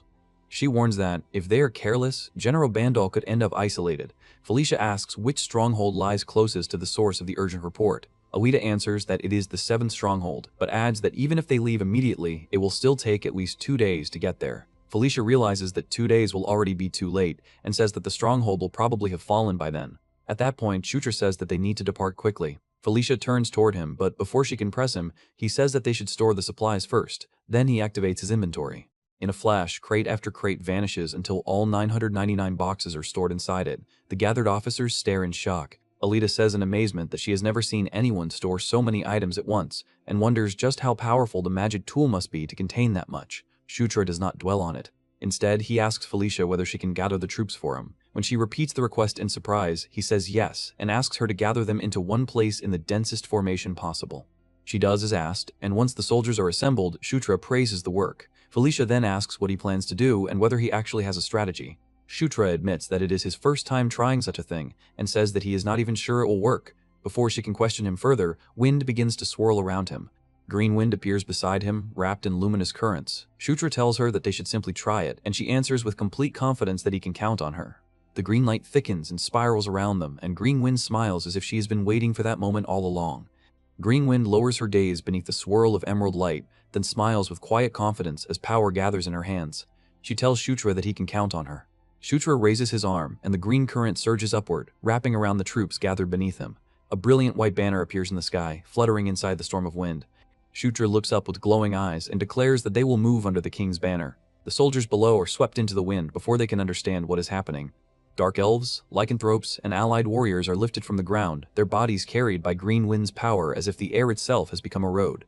Some gasp in shock, others brace themselves, and even seasoned fighters stare wide-eyed as the green vortex surrounds them. Shutra watches the spell succeed and says that it worked well. Then, with a faint smile, he tells Green Wind that they should soar in one stroke. The wind answers his will, faster than the swift wind itself, and the entire unit rockets across the land in a single massive surge. At the same time, at the 3rd stronghold, General Bandal kneels amid corpses and snow. He breathes heavily, gripping his weapon while struggling to stay upright. He groans in pain, then curses under his breath. Before him, a massive shadow steps forward through the storm. The figure looks down at him coldly and gives a simple order, saying to kill him. Meanwhile, at the 7th stronghold, the defense line is collapsing under the barbarian assault. Warriors clash in the snow as monsters and beastmen flood the battlefield. Caligula, the Lizardman defense commander, fights desperately among his soldiers. He curses the overwhelming enemy numbers and wonders when the reinforcements will finally arrive. Just then, a green light pierces the sky. The defenders look up in disbelief as a gigantic emerald vortex crashes down into the battlefield. Barbarians are thrown into the air, the snow and rubble exploding beneath the force of the landing. Caligula stares in shock, unable to understand what he is seeing. Felicia exhales in relief and says that they seem to have arrived at exactly the right time. The dark elves and lycanthropes land around her, their weapons already drawn, while Green Wind's magic still howls around them. Shutra steps forward, golden gauntlet gleaming, and orders all units to prepare for battle. His command cuts through the battlefield. He tells them to throw everything away and cut the enemy down. The allied forces charge. Dark elves sprint ahead with blades and spears, striking with sharp precision. Lycanthropes tear through the enemy ranks with wild speed, ripping apart the barbarian formation. Shutra drives forward with overwhelming force, his golden gauntlet shining like a small sun. He screams as he unleashes gigantic piston, and the impact erupts through the battlefield, smashing the barbarian line apart in a single explosive blow. The battle does not last long. With the elite dark elves and lycanthropes joining the assault, the morale of the barbarian tribes shatters. After losing their commander, they can only flee in panic. The 7th stronghold ends in complete victory for the demon tribes. But there is no time to rest. The other strongholds are still under attack, so Shutra's group immediately moves to the next battlefield. They rush from one stronghold to another, cutting through the barbarian forces before the enemy can recover. After fierce fighting, they finally drive back the barbarians at both the 6th and 5th strongholds. By the time they secure the 5th stronghold, everyone is exhausted. Caitlin says that securing 3 strongholds in only 3 days is amazing and praises Shutra. Felicia admits that may be true, but complains that it is too much, since she has not slept for 3 days. He half-jokes that they should just leave the other strongholds alone before they fall, making Felicia quickly clarify that this is not what she meant. As soldiers from each stronghold join their forces, their numbers grow considerably. Having won 3 battles in a row, morale rises to an extreme level. Shutra notes that, if they keep moving like this, they should be able to secure the next stronghold without serious problems. However, Carrick warns that the 4th and 3rd strongholds are different from everything they have faced so far. The report shows that the 4th stronghold has already fallen, and that no message has come from the 3rd for a long time. The silence weighs heavily on everyone. Shutra studies the situation and says that the Demon King's castle must already know what is happening, so they are likely preparing additional reinforcements. He adds that General Bandal should be holding out well too, meaning they should be fine for a while. Shutra first says that Carrick should interrogate the captured barbarians and gather as much information as possible. Carrick thinks it over briefly, then agrees. Night falls over the stronghold, but Shutra cannot rest. Lying alone in his room, he thinks that no matter how much he considers the situation, something still feels wrong. The current crisis is the uprising of the Barbarian King, an event from the Night Saga Demon Realm arc. In the original story, the Barbarian King used the golden helmet of the Heavenly Dragon King to unite the barbarian tribes. But in this timeline, the helmet is in Shutra's inventory. He wonders how Karatas managed to rally the tribes without it. Then a sudden suspicion strikes him. He thinks it might be the Night of Death again. Just as the guardian spirits in the Spider Forest join hands with them, the servants of the Night of Death might be supporting the Barbarian King. Shutra admits that it is only speculation, but if it is true, he wonders how far the Night of Death's reach has already spread. Suddenly, golden light bursts open in his room. A glowing system window appears, announcing his birthday. Shutra flinches as another message says that he has turned 15, and he wonders what is happening so suddenly. More messages appear one after another. His level increases. Protagonist Setting Adjustment rises. Battlefield Protection rises. Another notice explains that now that he has turned 15, his physical abilities have improved. Golden light wraps around his body, and Shutra notices that he seems to have grown taller. He admits that it feels good, even if it is a little strange. But before he can enjoy it, Carrick rushes in and shouts that there is big trouble. He tells Shutra that this is no time to strike a pose. Shutra immediately asks what is going on. Carrick answers that General Bandal's main force has been defeated. Shutra freezes in shock. Elsewhere, Bandal's battered troops struggle through the snow. Red-skinned warriors cough, limp, and lean on their weapons, exhausted after barely escaping. One soldier reports to the general that they managed to flee, but there are too many wounded. He adds that they lost all their provisions, so continuing like this is impossible.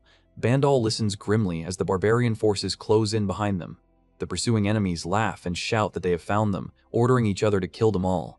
One of Bandal's soldiers curses the persistent bastards for chasing them all the way there.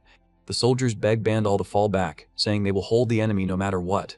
Bandal clicks his tongue and refuses. He says that they will fight to the end, even if it means dying that day. Back at the 5th stronghold, the commanders gather for an emergency meeting. The 7 strongholds of Evian are divided into 3 major sections. The 7th, 6th, and 5th strongholds are in the north. The 1st, 2nd, and 3rd are in the south. The 4th stands in the middle. Lamia Diotima, the commander of the 5th stronghold, explains that General Bandal's main force clashed with the Barbarian King's main army around the 3rd stronghold. After routing Bandal's forces, the barbarians continued their assault. At present, they have managed to capture up to the 3rd stronghold. Shutra asks if they have heard anything from General Bandal since then. Lamia answers that ever since they received word of his retreat, they have not been able to make contact. Caitlin questions why the Barbarian King attacked the 3rd stronghold directly instead of moving through the 1st and 2nd strongholds first. Lamia says she suspects their target is Takar. Caitlin asks why that would be the case.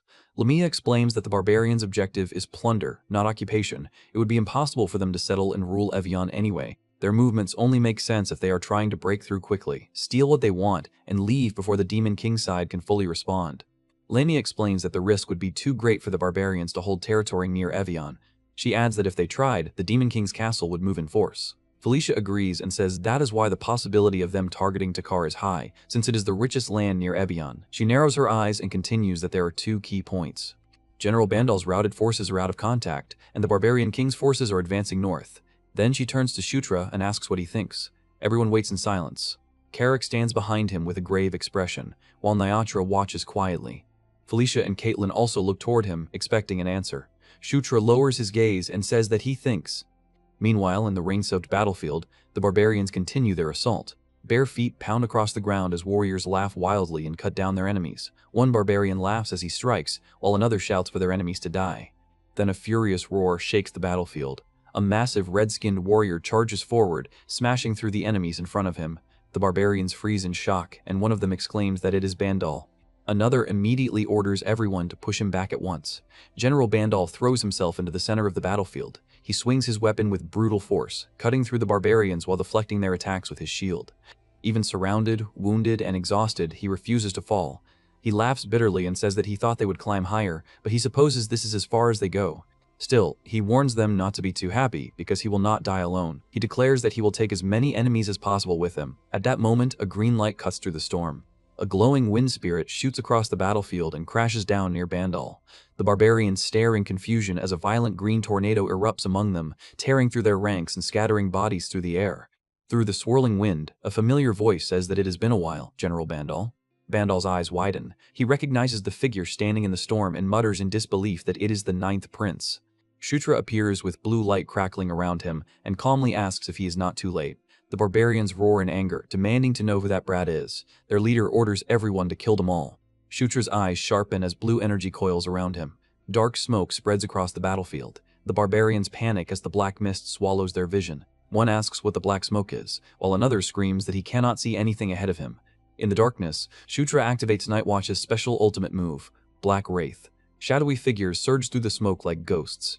The barbarians stagger, unable to understand what is attacking them. They cry out in pain and confusion, asking what those things are as the wraiths tear through their formation. One begs for help, while another asks what is happening. The battlefield collapses into chaos. Bandal and his soldiers stare in shock as the invisible attackers rip apart the barbarian line, and Shutra stands within the storm of black smoke and blue light, having arrived just in time. Alita raises her weapon and orders all forces to charge. The allied soldiers surge forward through the snow and smoke, cutting into the confused barbarians. One barbarian looks around in shock, unable to understand how the battlefield suddenly turned against them. Alita pushes ahead and commands them to wipe the enemy out. Her troops answer with momentum, striking from every side while the black wraiths continue tearing through the barbarian formation. General Bandal watches the battlefield shift before his eyes, then lowers his weapon with a grim smile. He says he sees now, and it seems it is not his time to die yet. As the battle reaches its end, blue-black wraiths swirl across the battlefield and swallow the remaining enemies. Shutra stands among the fallen barbarians, surrounded by the afterimage of Nightwatch's power. Felicia approaches him and says it looks like things are almost wrapped up. Shutra thanks her and says she did great work. Felicia then asks how he knew General Bandal was in this area. Shutra explains that the barbarian king's target is Takar, so he figured General Bandal would have gone in the opposite direction. Felicia admits that makes sense, but asks how he found him so quickly when Evian is so vast. Shutra calmly tells her to look above them. Felicia looks up in confusion and sees Green Wind floating high in the snowy sky. Green Wind grins playfully. Shutra explains that he raised Green Wind's altitude to increase his detection range. He adds that when he shares Green Wind's location, the minimap expands by that much too, so finding Bandal's location was only a matter of time. Felicia sighs and says he is speaking in riddles again. Shutra tells her not to worry about it and says they should finish the battle quickly. Meanwhile, at the third stronghold, a barbarian messenger rushes to Karatas and reports that they have lost contact with the pursuit unit chasing General Bandal. He assumes they were defeated and asks if they should send additional reinforcements. Karatas refuses. He says the plan remains unchanged and orders them to proceed toward Takar as planned. The next morning, the situation becomes clearer. The barbarian king is advancing north without engaging in additional combat. Bandal realizes this is an unexpected move. He explains that there were originally two reasons why the barbarian king could not move north. One was the risk of rear attacks from their forces, and the other was the fear of delays caused by blocked roads. Felicia asks if he means the path that loops beyond the eastern boundary. He confirms it and explains that something is blocking the road beyond the boundary line. Because of that, it is impossible to cross the eastern boundary from Evian without going through Takar. Felicia wonders if the barbarians have been avoiding delays because the Grand Generals might get involved. But Bandal says that may have been true before, though things seem to have changed now. General Bandal faces them with a grim look and says that the barbarians seem determined to take Takar no matter what happens. Shutra stays silent, understanding the danger in that decision. He explains that instead of worrying about what comes later, the barbarians are focused entirely on the present situation. Felicia realizes the problem immediately and says that if that is true, then things are not good. Since only the minimum number of forces remains between the 5th and 7th strongholds, The road to Takar is practically wide open. If they leave things as they are, Takar will truly fall to the barbarian tribes. Bandal adds that if they chase after the barbarians, the enemy will turn their troops around and force a large-scale battle. He says they will try to fight on the plains, where they are most confident. Shutra admits that it is a dilemma, and Caitlin agrees that it really is one. If Takar falls, the Evian defense mission fails, but if they follow the enemy, they will have to fight an unfavorable battle. After thinking it through, Shutra concludes that what matters most is the struggle for initiative. On the battlefield, whoever seizes the initiative will become the victor. The barbarian force numbers 13,000, while the Demon King's army numbers 8,000. Excluding defensive personnel, this is essentially Evian's full strength. From the start, there is a considerable distance between the Barbarian King's main force and the Demon King's army, so Shutra's side increases their speed to close the gap. By the time the Barbarian King's force reaches the 5th stronghold, they narrow the distance to half a day's march, but that is as close as they can get. For a while, both armies maintain exactly half a day's distance, neither closing nor separating.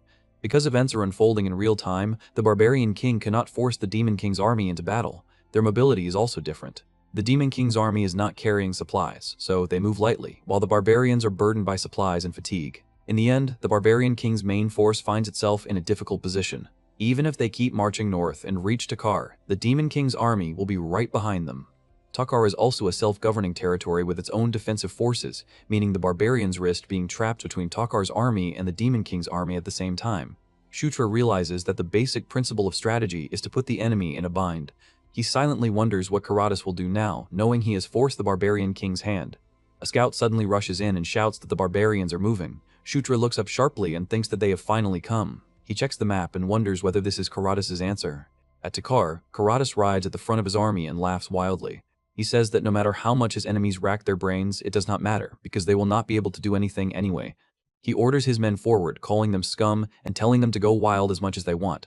Elsewhere, Shutra stands on a rocky ledge with his allies and soldiers gathered behind him.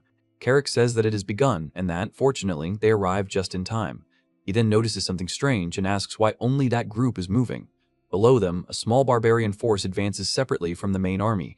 Carrick wonders if they are trying to breach Takar's walls with only that force. Shutra says that the barbarians are probably already aware of the trap. If they move recklessly, they will be caught between Takar's army and the Demon King's army and forced into battle. That is why they are moving with only minimal forces, trying to pin Shutra's army down first. Caitlin asks how they can possibly do that with so few troops. Shutra only says that they should watch for now. The small barbarian unit charges toward the walls. Takar's soldiers draw their bows and loose a storm of arrows, but the barbarians charge through the rain of projectiles. They roar, raise their weapons, and rush forward with brutal momentum, forcing their way through the battlefield despite the attack. The small barbarian force rushed toward Takar's wall with savage laughter, and the barbarian king at their center grinned as if the arrows and soldiers ahead meant nothing. He raised his strange red polearm high, and crimson energy spiraled around the weapon like blood-colored lightning. With a wild roar, he brought it down. The attack slammed into Takar's wall with terrifying force, sending stone, dust, and soldiers flying. Shutra, Caitlin, and Felicia stared in shock as the wall burst apart from a single blow. Takar's archers froze in disbelief, one of them asking what that had been. The barbarian warrior lifted his weapon again and shouted for his men to kill them all. His troops answered with savage cries and surged through the ruined opening. From the ridge, Shutra's group watched the destruction unfold. Caitlin muttered in disbelief, asking whether that man had really destroyed the castle wall with one blow. But Shutra's expression darkened. He says that something is off. He realizes that each barbarian has become far stronger than usual. Their movements, their strength, and their aura all feel unnatural. As he checks the situation through his map, he wonders what on earth they have done. Then he sees it. On the map, a large, abnormal presence stands at the center of the barbarian camp, surrounded by clustered enemy units. Shutra's eyes narrow as he realizes there is something inside their formation. In the distance, a red flag glows ominously, planted in the middle of the barbarian army. Crimson energy spreads from it, flowing into the warriors around it. Shutra wonders what that red flag is. As the aura reaches the barbarians, their eyes glow and their bodies swell with violent power. One warrior throws back his head and laughs wildly, drunk on the strength pouring into him. Shutra clenches his teeth, finally understanding. He realizes that the flag is empowering the barbarians. At that moment, Carrick calls out urgently that the enemy's main force has begun to move. The barbarian army advances toward Takar in a massive wave. Shutra curses under his breath, then immediately raises his voice and orders all units to prepare for battle. He declares that they absolutely cannot let the barbarians cross into Takar, then commands every unit to charge. Karik roars forward at the head of the allied troops, swinging his weapon as the Demon King's army clashes with the barbarian front line. Soldiers, lycanthropes, and dark elves plunge into the battlefield, meeting the enemy head-on. The ground shakes under the collision of both armies. Shutra darts through the chaos, cutting down enemies as he analyzes the situation. He thinks that it is no wonder General Bandal's main force was defeated so easily. If the barbarians had been strengthened by that crimson aura, then their earlier victory made sense. His gaze shifts back toward the glowing red flag. He decides that he needs to end this quickly, and that the first thing he must do is destroy that flag. He breaks away from the main battle and rushes toward the barbarian camp. But before he can reach his target, a massive shadow drops into his path. A powerful blow crashes down in front of him, forcing him to stop and leap back. A black-armored barbarian wrapped in crimson energy rises from the impact crater, his body radiating a far more dangerous pressure than before. His eyes burn with rage as he says that he has finally found Shutra, calling him a thief. Shutra stiffens and recognizes him at once. He mutters Paratus's name, realizing the barbarian king's younger brother has appeared again.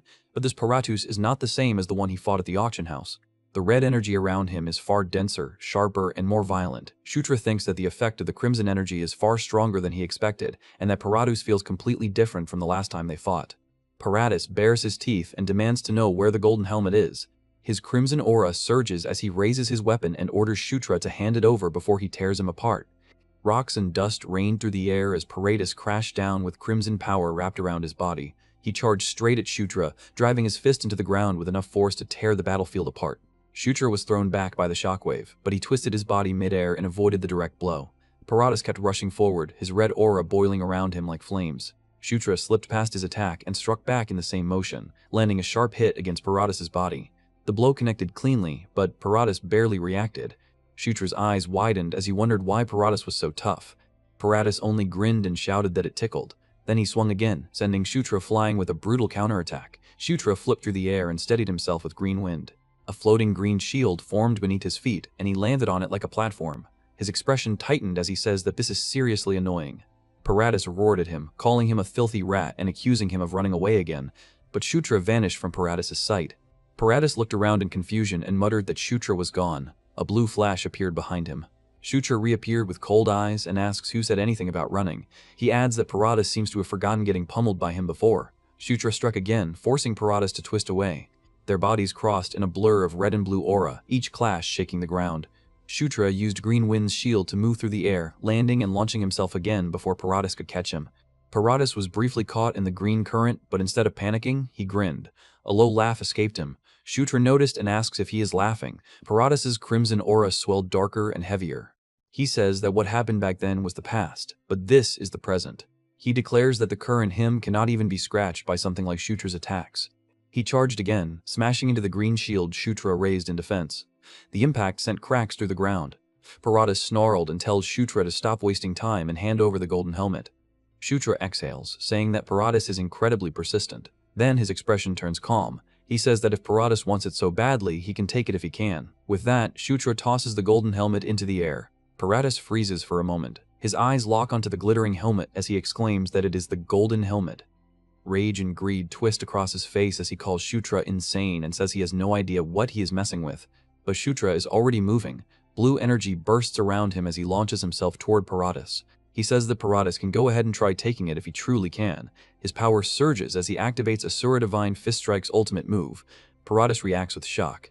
The attack collided violently, sending a shockwave across the battlefield and sending Paratus flying back. Shutra's body blurs. Nightwatch uses Blink, marking 1 use out of 3. Shutra vanishes from Paratus's vision and reappears in a better position. Paratus coughs and staggers as the sudden attack leaves him exposed. Golden energy gathers around Shutra's fist. He drives it down with explosive force, activating Gigantic Piston. The strike slams into the battlefield like a falling pillar, blasting Paratus into the ground and sending debris flying everywhere. The nearby barbarians stare in horror and shout Paratus's name. The dust clears. Shutra stands calmly while the golden helmet floats above, still untouched. He looks down at Paratus and says that he is too greedy for someone who cannot even digest what has already been given to him. The helmet glows and returns to Shutra's possession. Shutra lowers his hand, his expression cold and steady. He tells Paratus to stop acting up and stay down. Then he declares that Paratus is no match for him anymore.